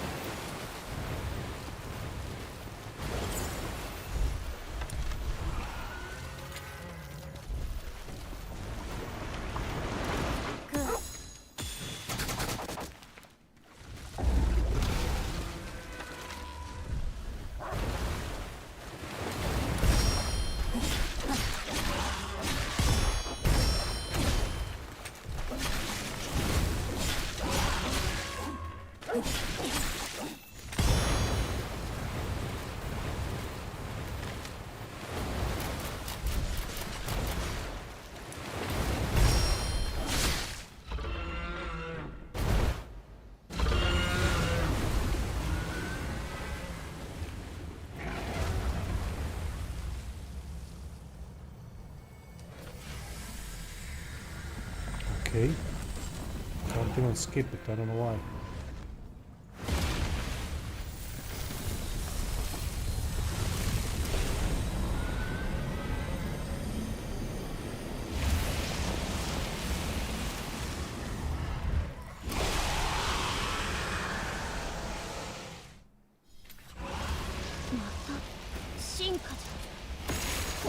Ah, fuck! Goddamn QT.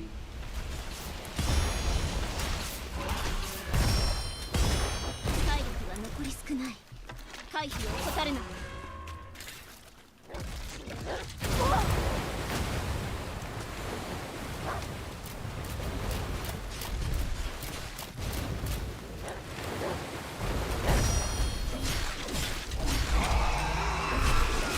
動きが変わっておる。よく見るのじゃ。空の技が使えるぞ。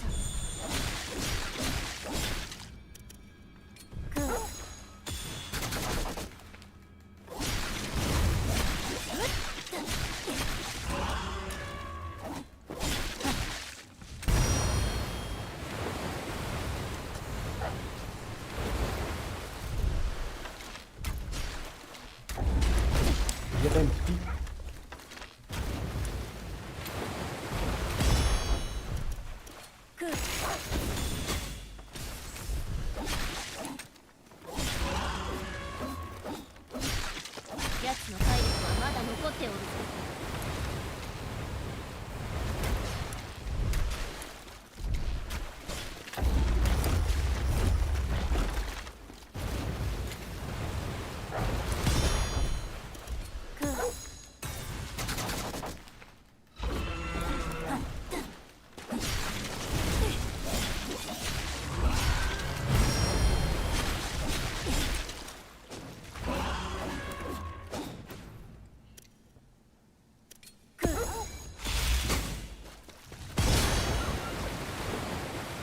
Oppa! First time I see my dog going down. 少し行けエマ。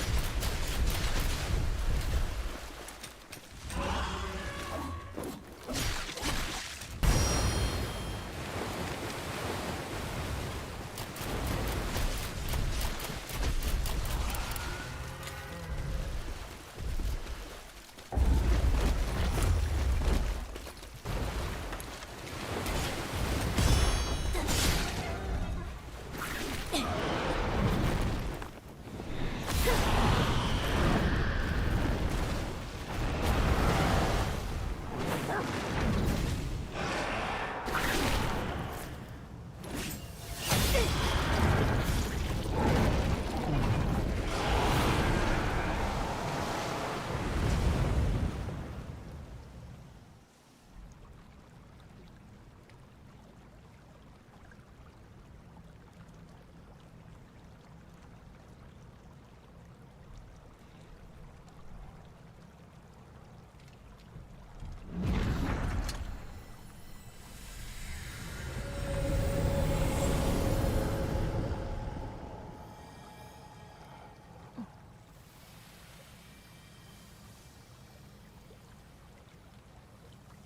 I really like this lore thing with the blight, how it changes everything, and then when they come in touch with the nature changes with them. It's shape-shifting the environment around them. Really cool stuff. It reminds me a lot of that sci-fi movie with Natalie Portman. I think the name was Annihilation, if I'm not mistaken. Kinda has similar thing with branches, with organic things becoming branched, meaning full of branches dying in that sort of disgusting way.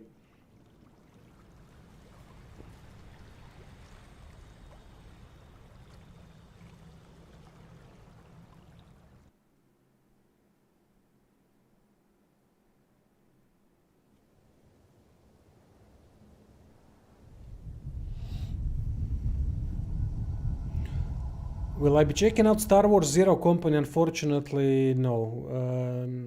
I'll be playing Mortal Shell at that time, and usually when I'm with such a big game, I need around 3 weeks to finish it. And I and at the beginning of September we have 2 games, Onimusha and Blood of the Dawnwalker. So I have to choose what I'm gonna cover, mate, but it's going to be heavy work from here on out. I haven't played Nier Automata, so I can't comment. No, I won't be playing Dark Arisen. No point. It's gonna be just a little bit rebalanced Dragon's Dogma 2, and Dragon's Dogma 2 was not a particularly good game anyway. So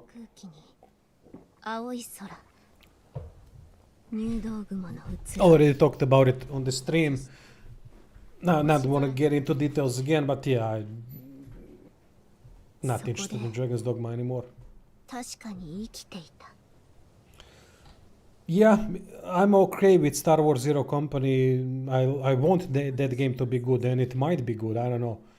But it's just no time to play it, mate. I mean, I'm done until November. During November, I think I might be having a break. Yeah, I also think Blood of the Dawnwalker, from what I've seen so far, is quite mid. But that doesn't mean that it's going to be mid. We'll see when we play. Because that game can be the type of a game when playing the game is quite different than what you see on screen. Which is true for every game, really. But some games are so much better when played, while they look like shit on trailers. While some of them have that similar effect when you see them and when you play them. It depends on the game. But Dawnwalker could be one of those games that can be quite different when played. I wanted that game to be good because, you know, former CD Projekt Red developers and so on. But I'm not seeing something that would be really, you know, fuck yeah. But that's fine. It doesn't have to be. As long as it's a decent game, that's fine. I think that would be a success for the studio.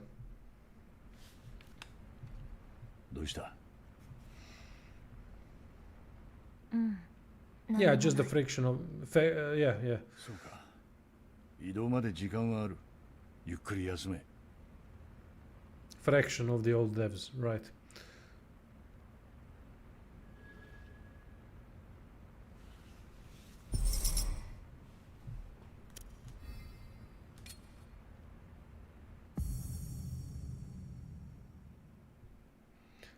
Hey, Ale Boss. Yeah, mine as well, Sultan. But look, which game I want to play more? Star Wars Zero Company, Onimusha, or Blood of the Dawnwalker? I would say Onimusha number 1, Star Wars Zero Company number 2, and then Blood of the Dawnwalker. That's my interest at this point. Look, quality-wise, it might be turned upside down. Maybe Blood of the Dawnwalker is going to be the best out of all of them. Though what I've seen in Onimusha so far makes me really happy.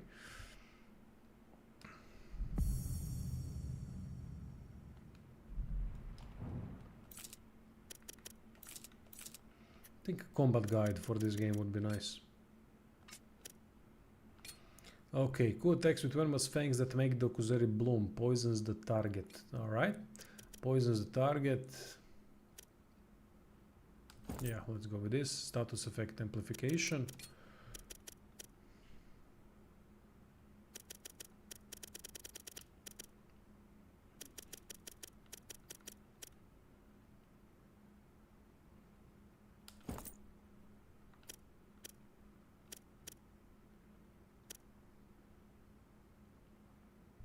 Yeah, but look, maybe the demo was just the beginning of the game or something like that.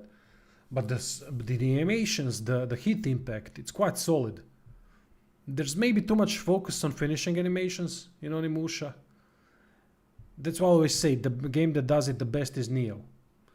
It's quick, it's effective, bloody, perfect. It's like all in part of the same rhythm.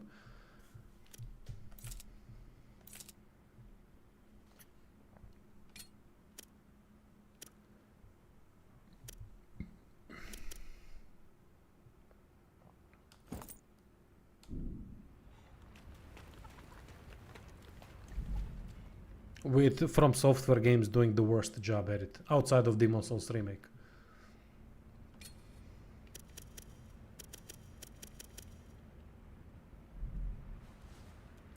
Yeah, but this game also has two finishers, and that's it. No, three finishers. That's about it. It has way too few finishers. I do like them as well, the ones that we have in the game, but I think this game needs more finishers, more variety. But then, to be fair, other games that have more weapons have finishers, unique finishers for each weapon type. In this game, you have only one weapon, so it makes kind of sense. But I would still like to see more. Doesn't really excuse the lack of variety in the finishing, in the finisher department.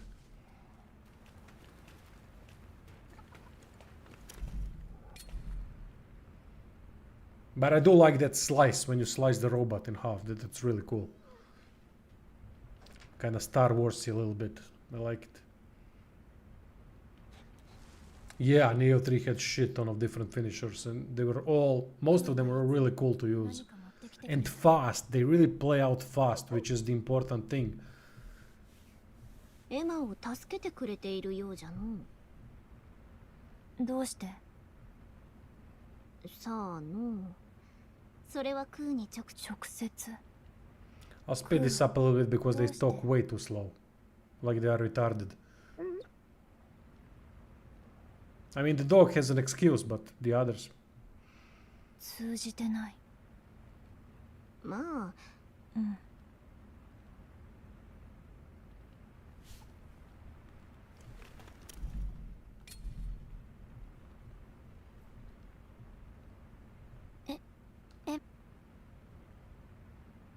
だから外に外なんでもいいよ。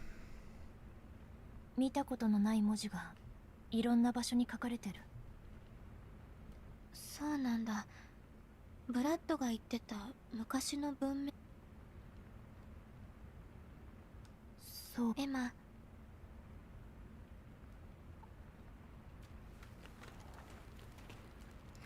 Rest until departure. Okay. What do you have? Item research.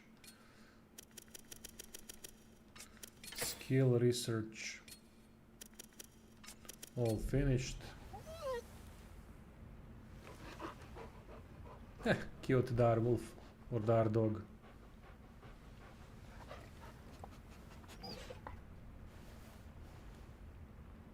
If they kill him in the story, I will go fucking nuts, and they most likely will, due to how it's presented.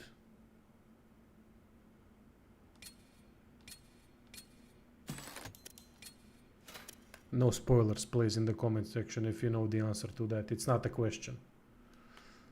So please, let's keep this civil. Increases Emma's damage and Ku's damage. Okay, this is a good one.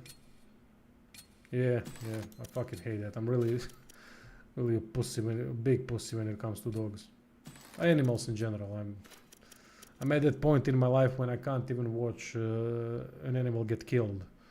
when when a lion catches an antelope, or when a crocodile catches a zebra. Even when that hippo, when crocodile got in the middle of what 10 hippos or something like that, then hippos were literally butchering the fucking thing in the water. I was holy shit. I just can't watch it. Big sissy.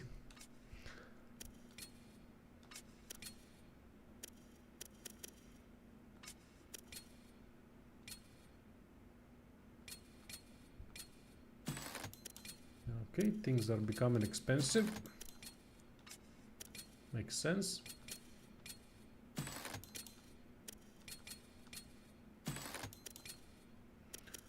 I will be honest with you, I still don't know what do we lose when we die in this game. I'm still not certain what do we lose.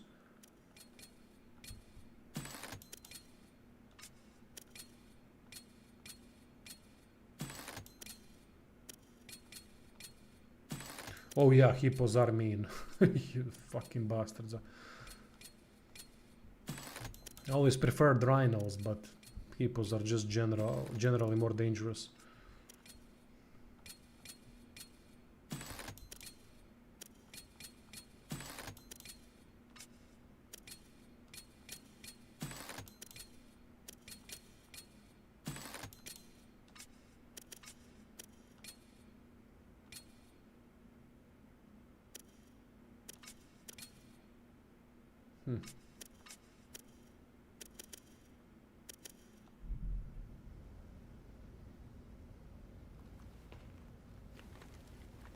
You think that we lose dog skill progress when we die? You mean the research thing? Huh, could be. They really haven't explained that very well. Yeah, we can wash him. Here.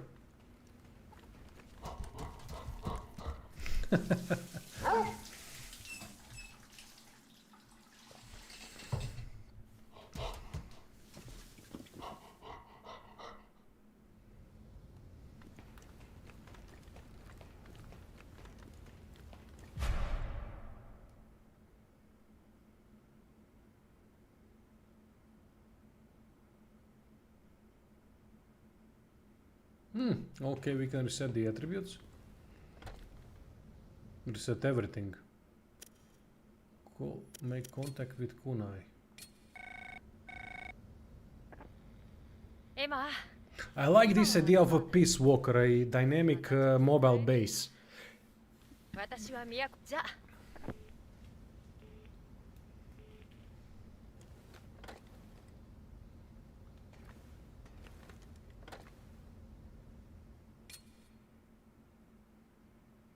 Okay, how much does it cost?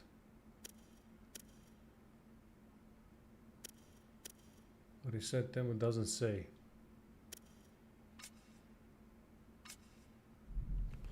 I mean, I don't need to reset anything at this point. I'm fine with how things are looking. Let's... God damn, 82 points. Really cool skill tree. This is literally a skill tree. Which kind of like I like the idea of it.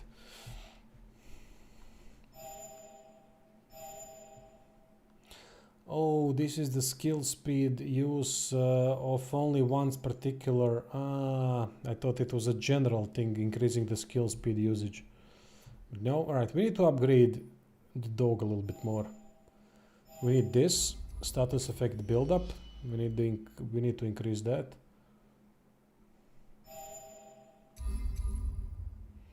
Shock and Vigor, also not a bad upgrade. Fortitude mode, when exploiting an elemental weakness, ranged +2. What does it mean?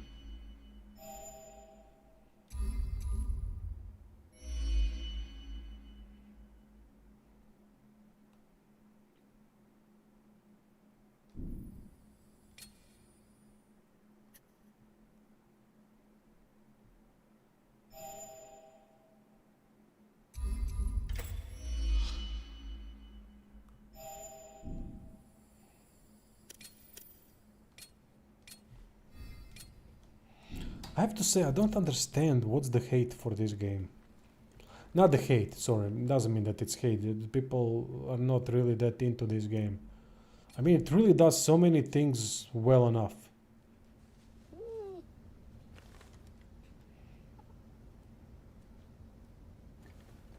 クー、どこで見つけてくるの？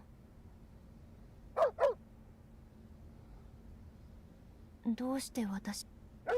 またありがと It う。 has a good story, it has a decent lore, it has fantastic world, it has good exploration, it has good combat, it has decent character progression system.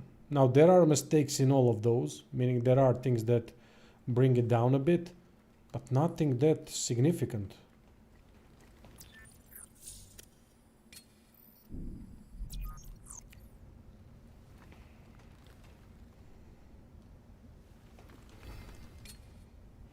I don't know. 食べたいものを選んで。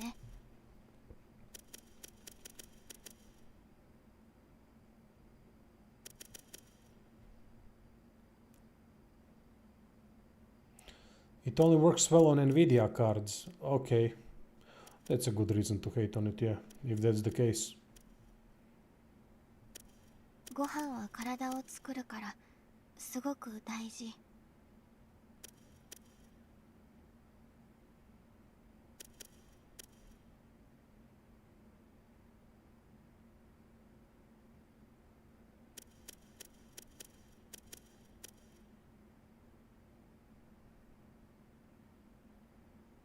Okay, grilled onigirl. I want that. エマ、悩んでる？それにする？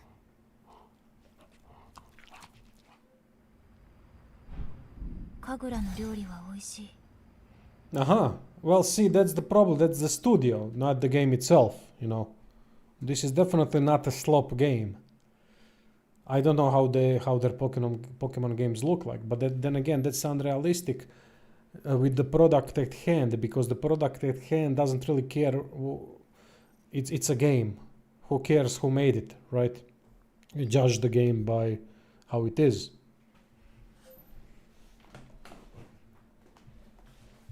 You can be pissed off at a studio as much as you want. And maybe they don't want to support it, but then don't say the game is bad when it's not bad. This is definitely not a bad game. Definitely, it's far from it. It actually does some things in such a way that it's a kind of breakthrough game in some ways. At least one of the ones that I've played. Maybe there are some people say that it is similar to Stellar Blade. I haven't played Stellar Blade, so I can't compare the two. お前、輪廻の獣についてはどこまで知ってる？都に向かってる。そうだが、それだけか？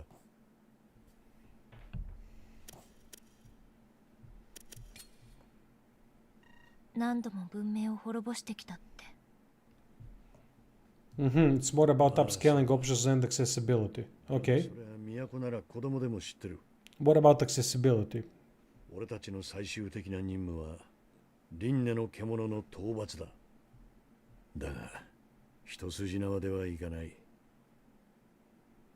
輪廻の獣と呼ばれている理由。奴は文字通り蘇るのさ。どういうこと？輪廻の獣も生物である以上死は免れない。だが奴は一度死んでもやがて空からの流星とともに復活する。その肉体は若返り再び100年を生きる。流星。流星に Uh-huh. 奴の Okay. 輪廻の秘密が隠されているはずだ。それを調べるのがブラッドの任務。いや、これは個人的な興味だ。 If you play on the 4K TV, you cannot see the text. Alright, that's important. どうして話したの？後ろから刺されないため。理由は単純だ。どういうこと？俺たちは得体の知らない者同士で集まっている。いずれそれは不信感や疑心を生み、かつての文明が私には争う理由がない。たとえどんなに無垢でも、いずれ魂が劣化するもんだ。喋りすぎだ。 That's a nice philosophical assessment of life and corruption.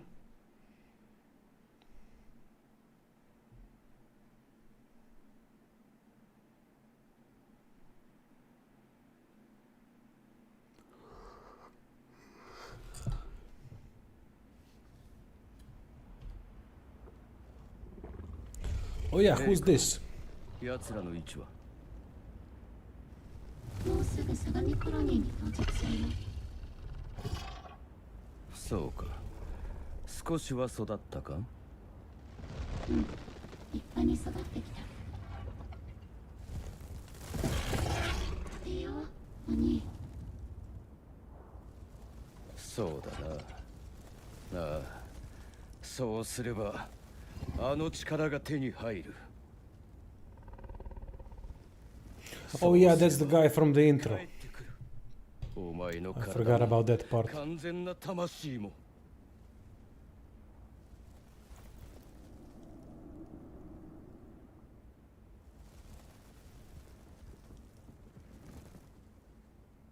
シャンバラから。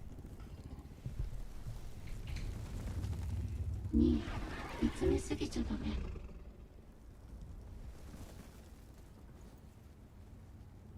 俺たちなら大丈夫さ。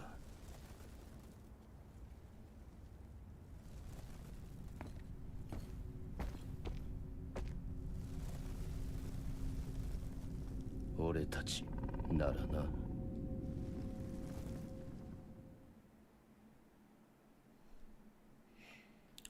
Gonna be interesting finding out what his purpose is.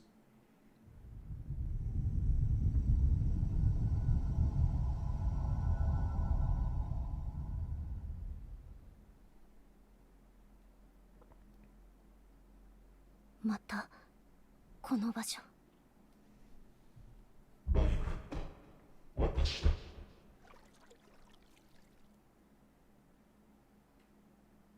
我を知っておるのか？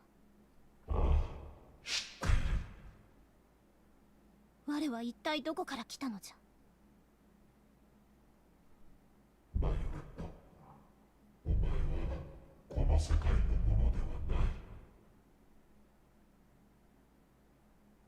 一体我はどこで生まれたのじゃ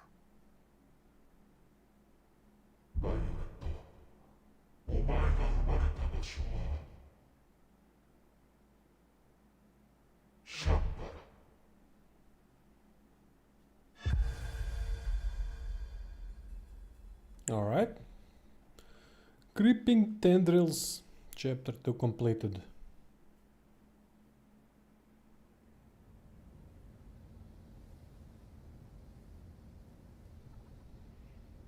I think this game is normally played by normies. Normies in a way, casual gamers, right? Baby not search for mods and guides how to do a fix. Ah. I think I understand what you mean. Violet. But still, you shouldn't be the one fixing the game. That's on the developer, not on you. You don't work for the game. Game should work for you. ブラッドの言うことは時々難しい。私には大切がよくわからない。そうじゃの。こう考えたらどうじゃ。ある日突然亡くなったら嫌なものじゃ。どうじゃ？想像してみよ。Yeah, it's not modders' job to fix the game, it's developers. ざわざわする。そうじゃ。 But that's the pre-order culture affecting, and brand loyalty and simply emotion, a fear of missing out, even though I don't know what the hell people are missing out on. So many games out there to play, can be digitally purchased whenever. The only thing you can miss out on are physical copies, I guess. If they can be activated, if they can be played with no online needed. Because those are going to be increasingly valuable over time, now that these companies are going to start turning off their services. 次の区域に移動するが、主を封じ込めた直後だ。もし体に何か変化が起きたら報告しろ。準備ができたら出発するぞ。 Sunk cost fallacy. Can you explain that one? I don't know what that means. 進むしかない。待て、これは都の王による広域放送だ。浄化兵よ、各地の浄化を確認している。未来の一体誰がその中に入っているのかね。Oh, yeah, that's what I was telling a lot in my videos. I didn't know that it has a name, sunk cost fallacy. Makes sense now that I think about it. Yeah, it's the emotional attachment to the product because you've already bought it. It makes sense. It's basic psychology, really. You don't want to be a fool that bought a bad product or a product that is there to scam you. You want to convince yourself that it's not that bad. I was doing that as a kid all the time because when we couldn't get a lot of the games that we wanted, so whenever we got in a couple times a year one game, then you kinda forced yourself a lot to like some things when you really didn't like it because you already got it. And then when I went with my grandparents into Austria, and then they decided to buy me a Nintendo game or something like that, and I chose a game even though I know nothing about the game except it had the sticker on it with some graphics, and I never knew what kind of a game it was. I just didn't have that information at that time. That kind of information was difficult to have. And you fuck up and you choose the wrong game, and you're not gonna get another one for a long time. So you force yourself to accept it that it's maybe not as bad, but it is. I had a couple of those purchases. 今はその者たちがどうなったのか知る術はない。まさか直接この地を訪れることになるとはな。Yeah, cool cover art decided what to pick. Yes, such a fucking fake marketing or whatever the correct phrase is. It was really a fake marketing all the way, and they could get away with it. So. どうした? Brad is actually the... What's his name? どうなるってお前。今の世界より良くなるの? Shit, I forgot. The grandpa from Metal Gear Solid 3, Snake Eater. What the hell was his code name? なんだ? 何か言ったか? いや、なんでもない。そうか、まあいい。The end, thank you. 情報も少ない。十分に備えてから出発しろ。What an epic fight. I love Metal Gear Solid games. I mean, one of the most original games out there.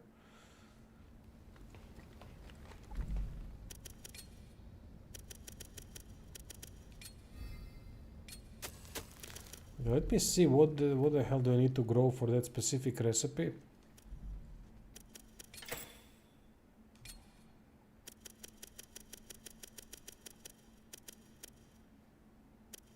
Grilled fish omelette superior, this is what I want.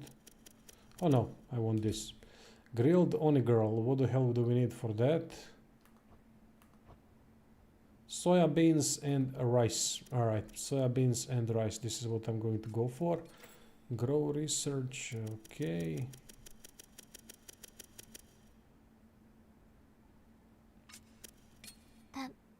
食べたいものを選んで。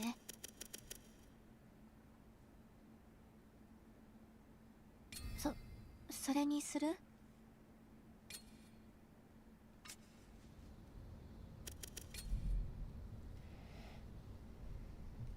ねえ、エマ。Yes, he dies of age. I knew that. I mean, it's brilliant. Same like Psycho Mantis and switching the slot, the gamepad slot. That was, it's fucking genius, man. If this game was made by Western developers, you already know what these characters would be. Oh yeah, there would be some licking involved. I mean, fine with me. Well, no, not fine with me. Not in the sense of look, lesbians. No, I'm against relationships in games in general. どうして？ They all seem quite fake, そのご飯が forced. 好きなもの。 Although this is a kid, so I don't think they would make anything in, but they would probably switch characters. 暮らしていた時より美味しい。 Yeah, to me it adds nothing to the game when you add relationships and romances, especially because it's not very well made in most games. In some games it's good, but I'm never against an option. If people like that, fine. If it's well developed mechanic of the game, why not? It doesn't hurt me not to play it, right? Not to participate in it. Who gives a crap? But if someone wants to role play like that, why not? I'm not against it. Yeah, it's gonna take some development time and all that, but that's up to the developer. So if they want to enjoy that, it's just my subjective preference that I'm not into that, and that's fine.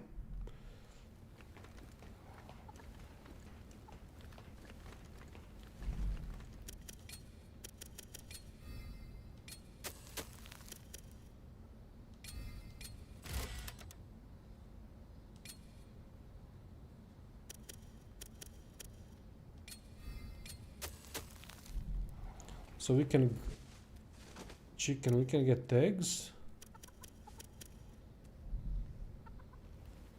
Grow chamber. And here we can produce harvested from seedlings. Ah, we have to find more seedlings, that's the problem.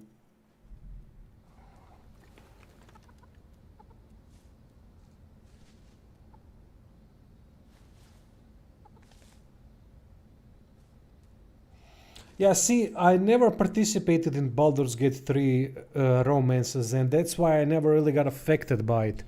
If people want to roleplay that, fine. I mean, no sweat of my... No, how do you say that? No problem for me. It's good if you offer options to people that want to do that type of stuff. Nothing wrong with that. But as long as the options are well developed. If they are not, then... Well, then it's a little bit of a problem, you know. I still don't know how to put things into the backpack. I don't know. Maybe there's no way to do it, I don't know.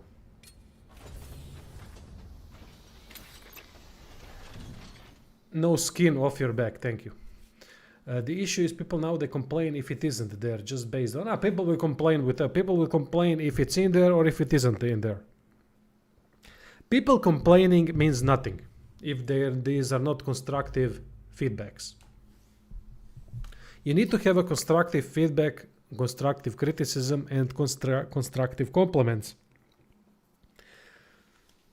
If people are just gonna attack everyone that criticizes and call them, why are you crying, and so on, what kind of culture does that breed? It breeds a very bad culture where no one can speak their mind because they're being immediately attacked, they're being immediately their opinion devalued, even if they provide good points, just because they are going to try to get destroyed by the emotion crowd, you know.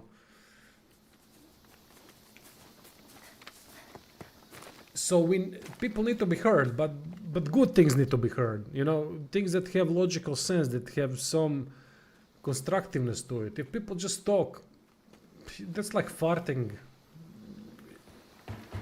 It's there just to make yourself easier, you know, but it doesn't really help others in any way. It's not gonna help. So you're basically living all for yourself, doing things all for yourself. Just how I feel, just how I like it. Well, good. See how brilliant the world has turned out thanks to greed and the narcissism. Awesome, really. That's why I always encourage discussions. I always encourage, and yeah, sometimes it's difficult. You don't want to feel, you don't want to think, you just want to feel because it's easier. The emotion comes naturally. It's especially if you're having a bad day, it's going to be more likely a negative emotion, things like that. But that's the difference between us and animals. We have the ability to stop and think, you know.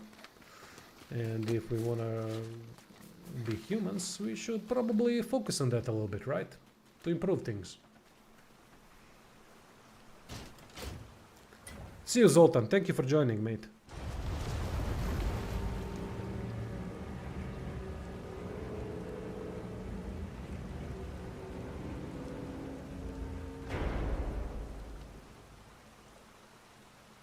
It's all about that prefrontal cortex tissue that allows you to make decisions. Well, I don't know biology that well, so I don't know if this is a joke or not.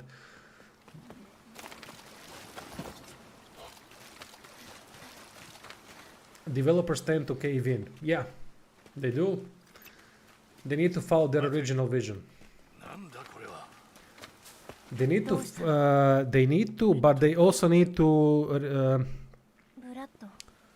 lower their ego when hearing criticism. A lot of developers can't handle that, the creative designers. But a lot act on the feedback, on the constructive feedback.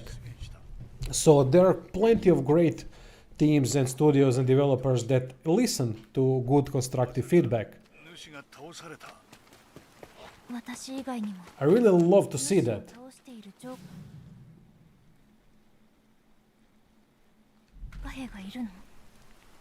Oof, yeah, I'm equipping this.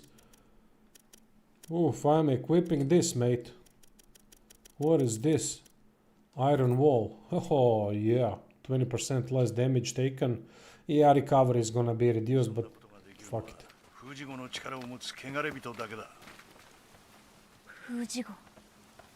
他に主の力を集めている奴がいる。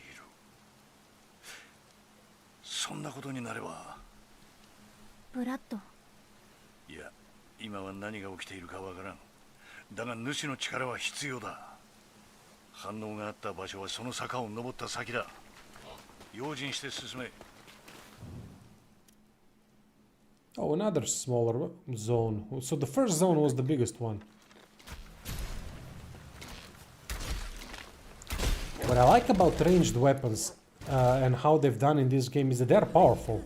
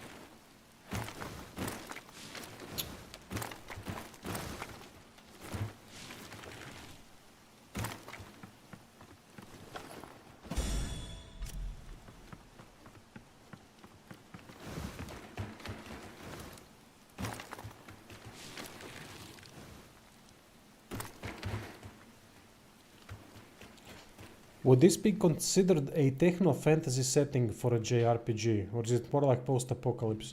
I would say post-apocalypse. It's more like Last of Us 2 world. Not Last of Us 2, Last of Us, period. But it does have that fantasy thing of shape-shifting due to the blight. Where things can, well, it's more in cutscenes than it is in live play. Yeah, a lot of elements mixed in. Yeah, true. I really dig the world. The verticality adds a lot. One of the games that does it really well. I'm not a fan of verticality that much. But in this game, it's fantastic. Oh, done? Nice.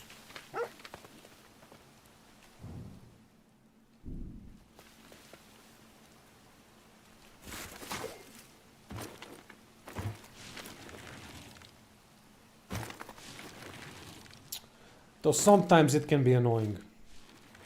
Sometimes you can't latch onto the ledge that you would think that it should be easy thing to do. Sometimes it just doesn't happen, and it seems to me like there is a missing floating system of some sorts. Floating in a way that you can float after using the hair to get to. See, for example, this. Look at this. Why can't I latch onto it? So this ledge suddenly turned into that cancelled ledge, so that I can't latch onto it. I don't know why. It should be a pretty easy thing to do. The game is quite rigid in that department, as there's no free flow in terms of traversing, which I think is a mistake. They could have added something like floating, and that you can combine doing this, meaning simple elevation with hair, and then you do this, which is a horizontal addition of traversing, and then add floatiness to it so that you can combine these moves while traversing the map. I think that would improve the overall traversal system.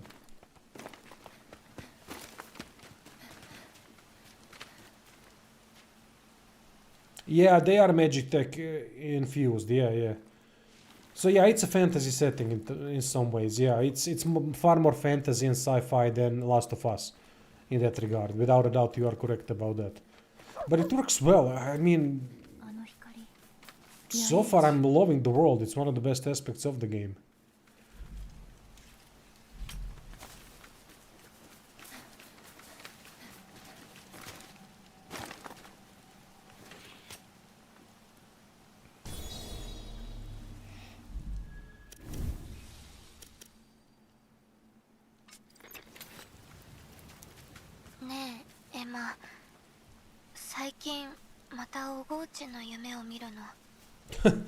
I'm of a different mindset, mate. I'm of a mindset that I want edgy and dark. Because everything that I played, most games that I played lately has been cartoonish, too colorful bollocks that I can't stand anymore. I'm starting to despise that art style. Except for No Rest for the Wicked. That one has quite fantastic art style in my opinion.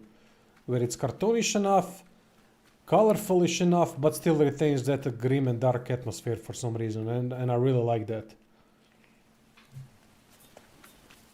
But in all of my hobbies, I see everything is just trying to go to that direction. Okay, I get it.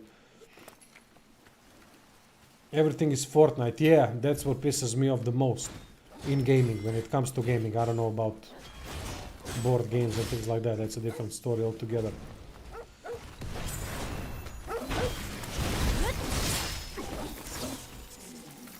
But yeah, it's so boring. Everything looks like Fortnite. You're right. It's just boring, unoriginal. This, for example, this is the way how to do it. It combines realistic scenes of forest, green, grass. There's animals also that you fight that are quite typical for this type of biome.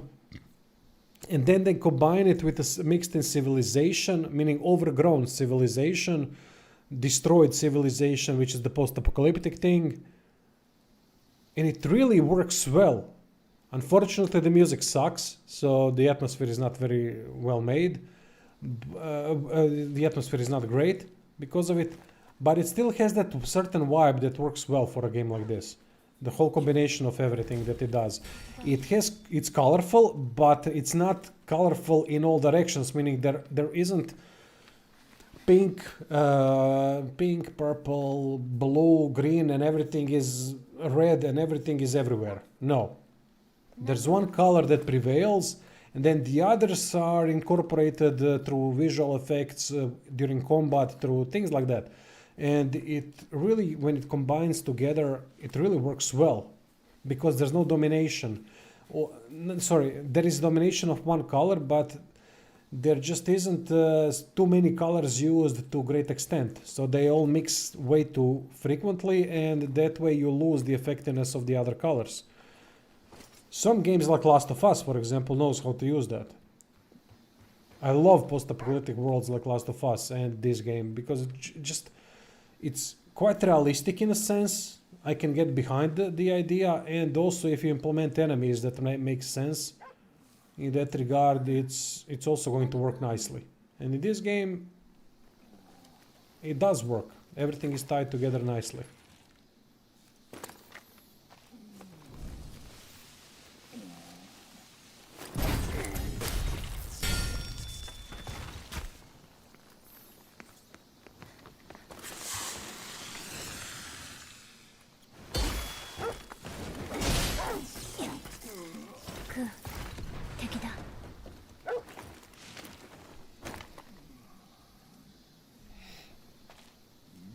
Well, I'm less into board games these days and more into tabletop RPGs like Pen and Paper. All the indies are going extreme dark fantasy with gore. Oof, I would love to play a game like that, like Rogue Trader again.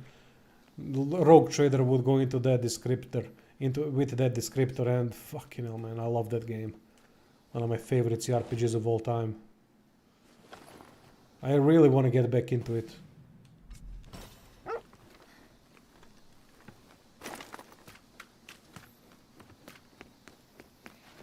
But just no time this year.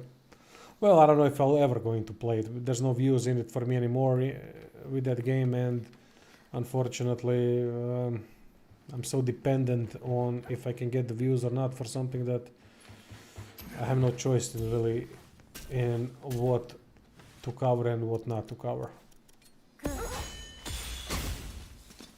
Shame. Wish I was rich. Then I would play only indie games and cover them on the channel.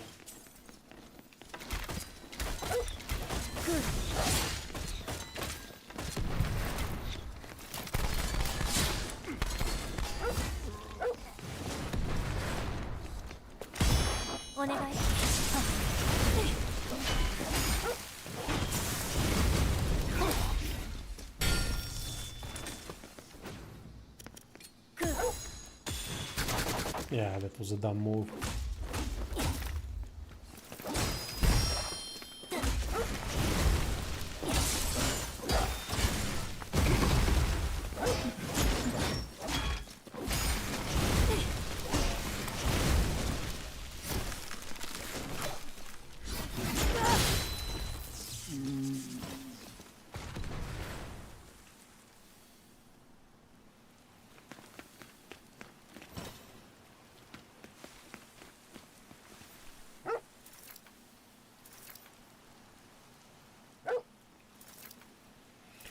But even in Souls-like genre, games like Lords of the Fallen definitely push the dark and super edgy aesthetic. Yeah.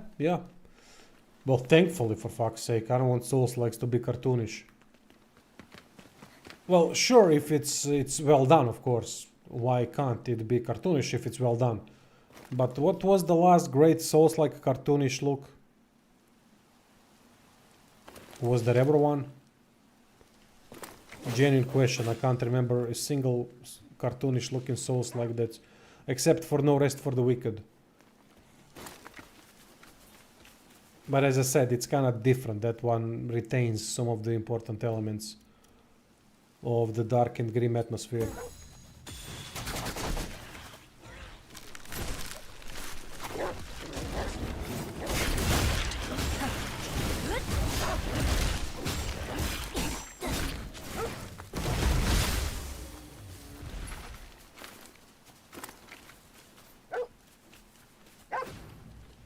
何を見つけたの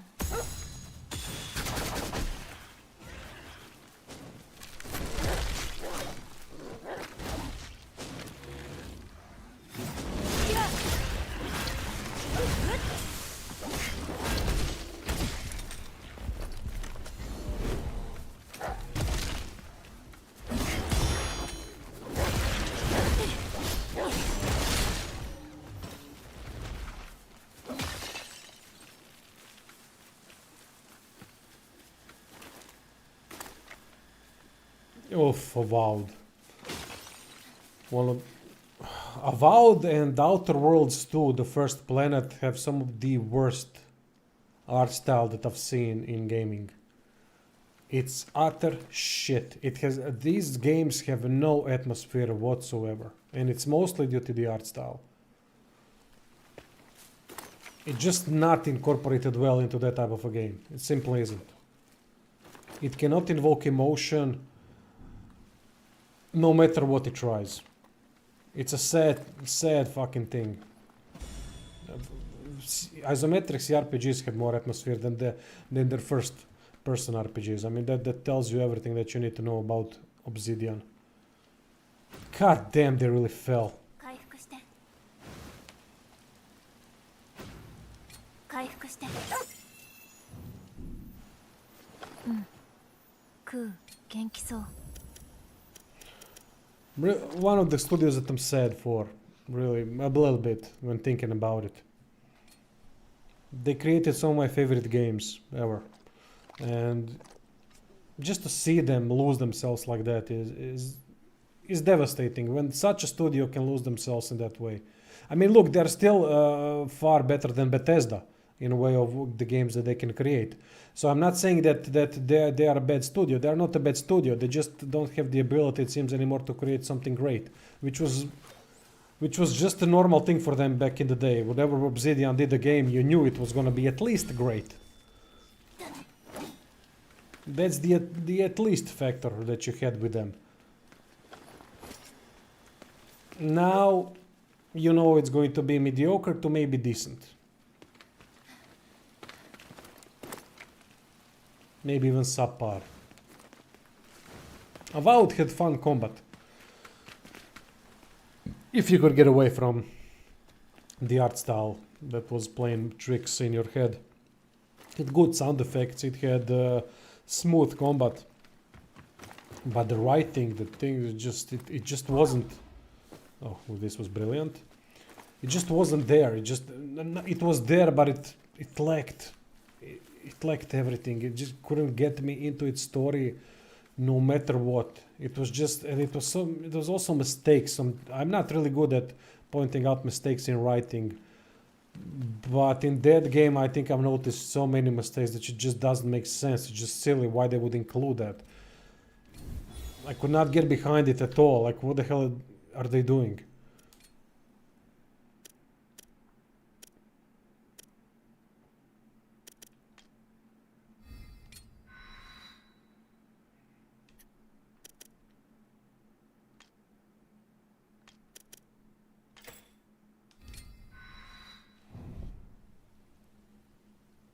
Yeah, everything has its peak.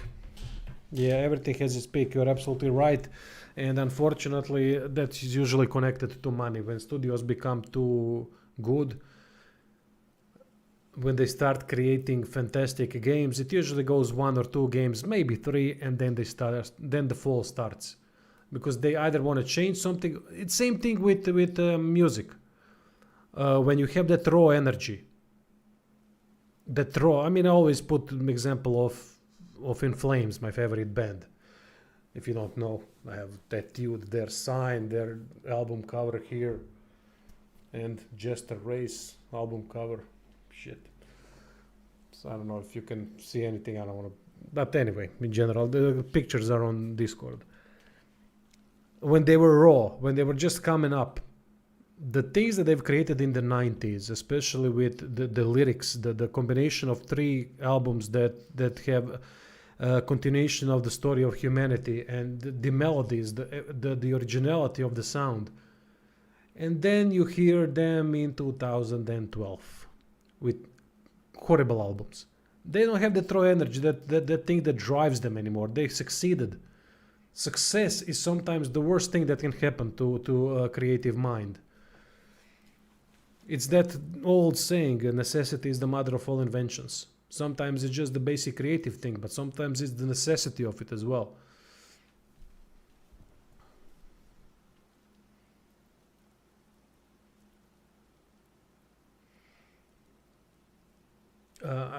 I will tell you something I've noticed lately in pretty much every aspect of entertainment media, that includes studios. Everything is mountain-shaped graph, no matter how good the studio is. Yeah, you're right.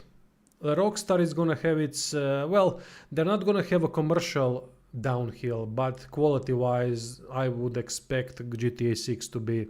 Writing-wise, it's gonna be a step back from GTA 5. It's not even...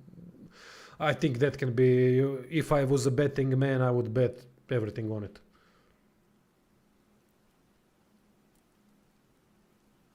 Not sure what to even look forward anymore. Well, there are things, there are games, there are... For example, I don't know, No Rest for the Wicked is quite different. Something that I'm looking forward to. Or Mortal Shell 2 when it got announced. That was also quite a satisfying thing for me. But I still haven't played the game, so I don't know if it's any good.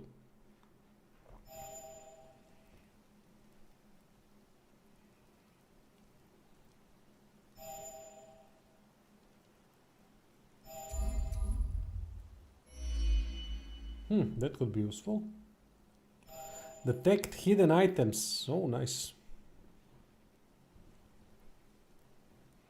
Yes, it's going to turn into that. You're right. And they sold themselves. They got bought by Microsoft. And as soon as that happened, it's... we knew what was going to happen. I already predicted that. Wasn't that difficult. どうしたの？わからんか。幸い危険があれば強く吸入するな。フラットが言ってた。とりあえず話しかけてみる。しかし、言葉が通じんことにはな。This game might have one of the best use of dual wielding that I've seen. One of the rare games that when using dual wield attack, when enemies are using dual wield attacks, they are using it in a way that they will strike with the first weapon and then quickly continue the combo with the second weapon. Like it's an addition to the first strike. Meaning that they have created an opening and then they try to strike with the other weapon while you have just deflected the first attack. Honestly, it's fantastic. It's refreshing to see such use of dual wielding. I don't know why that really popped in, why that really sticks with me so much, but I don't remember. I mean, I don't remember. My memory is shit. We already established that. But I don't see many studios using it like that, which is really cool.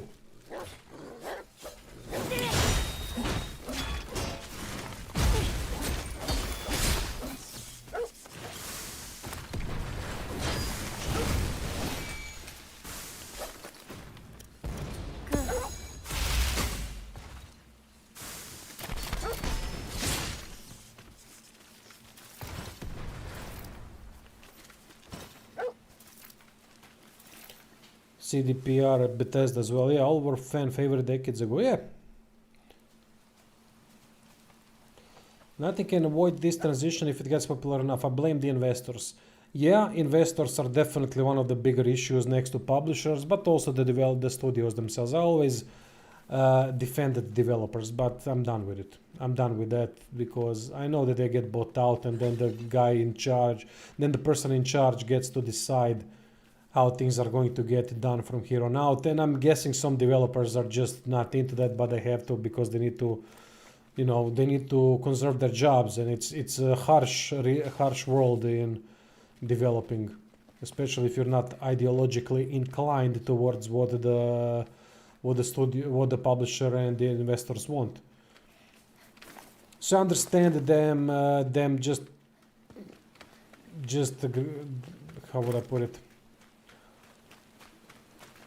devaluing their work, degrading their work to basic common denominator, I'd say, something like that in that phrase,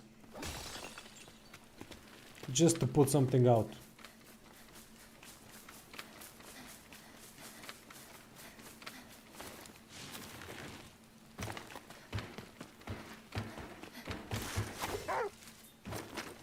く敵だ。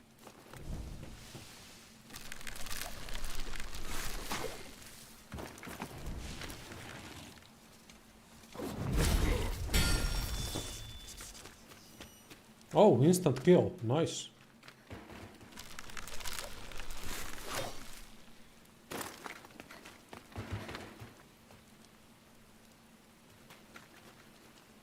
Yeah, at some point it should be, but that's the thing, we don't know the inner workings, and the thing is about developers is we know who affects what, but the amount, the degree to what the developers are going to have the effect on the game is always going to be quite subjective, you know, from our perspective, because we don't know to what degree they are at fault.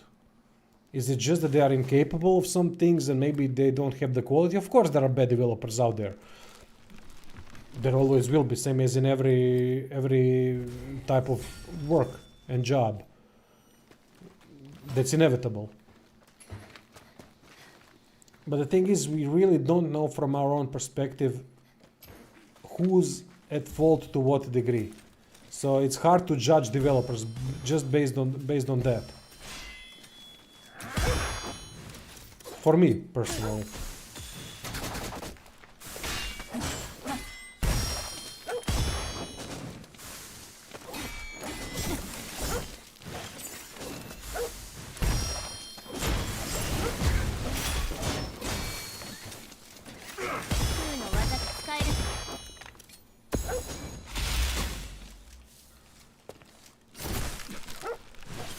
Come on, come on.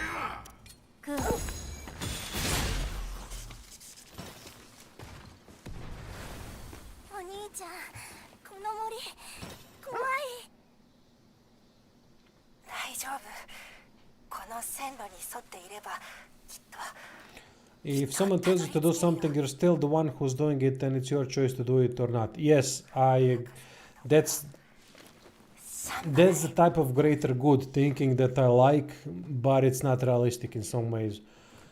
In some forms of work, it's not realistic. For example, if you have a company that is creating a game, and every bigger company or even medium-sized company that's creating a game has different departments. So even if you're doing a good job in your own department, it can be that the other department is simply screwing up, or some people from the other department. That's why I'm saying it's very difficult to point fingers at developers, because there are so many little things that can affect who's really at fault, that we would have to know more details, exact details, to be able to point the blame and then decide for ourselves what to who to actually blame. Should we blame everyone, or just parts of the studio, or just publisher, just investors?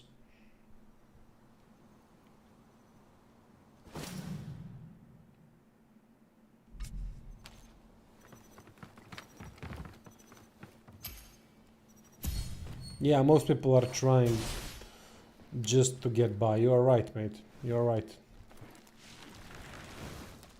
I mean, I am trying to get by. I'm trying to survive, but I'm also not gonna change based on what the algorithm wants from me. I just refuse that. I want to be able to live with myself, to give fake content, but that's me, and I'm solo. It's easier to do it when solo. It's easier to have that type of a decision. When you're part of a team, it becomes less realistic. That's what that philosophical saying says. You can never be truly free if part of anything. And that is true. Same as I cannot be truly free with my content as long as I'm on YouTube because of their rules, which is absolutely true. I can still be fairly free, but not entirely. Same goes for these developers. They can't. They have to think about the whole. They have to think about more than just themselves in that department. And as I said, that's why it's such a complicated thing to assess who's at fault. It's always easier to just put the blame on publishers and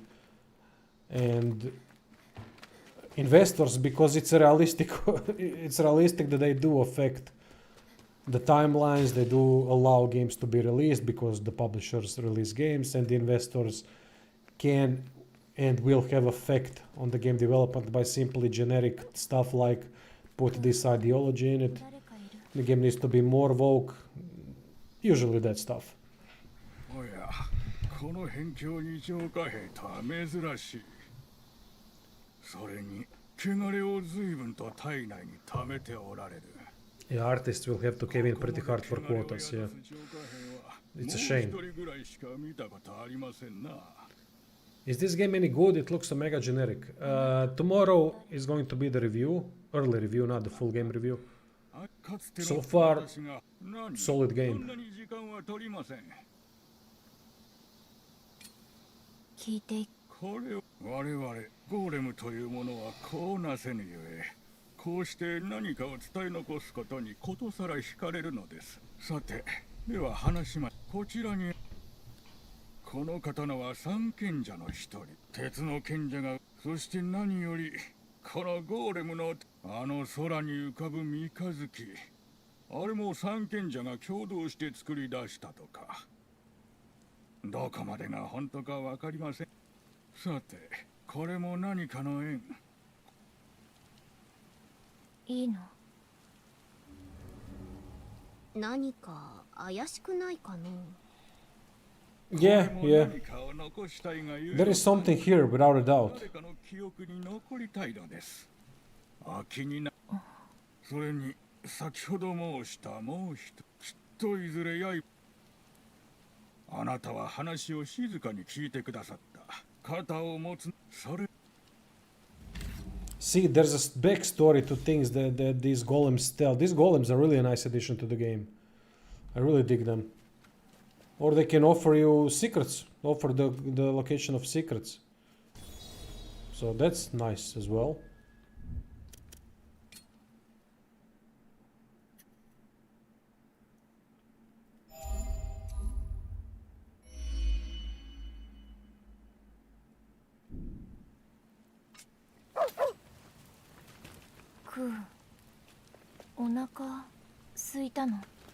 In my case, the game works fantastic, but I'm not playing with an upscaling, and I'm playing on highest settings, but it locked at 60 frames per second, and it works wonderful. Alright, that would be it for today. This was a long stream, 5 hours, but it was a joy. It was a joy. It was a joy because a lot of you were in the comment section, and really nice talking to you all. One thing I've noticed, if you found something you're really amazed by, there's always someone in Japan who does it, and it's even better. Yeah, fair enough, fair enough. Alright, let's thank you very much for watching, and thank you again to Zandatsu Gaming for the donation. Really appreciate it all.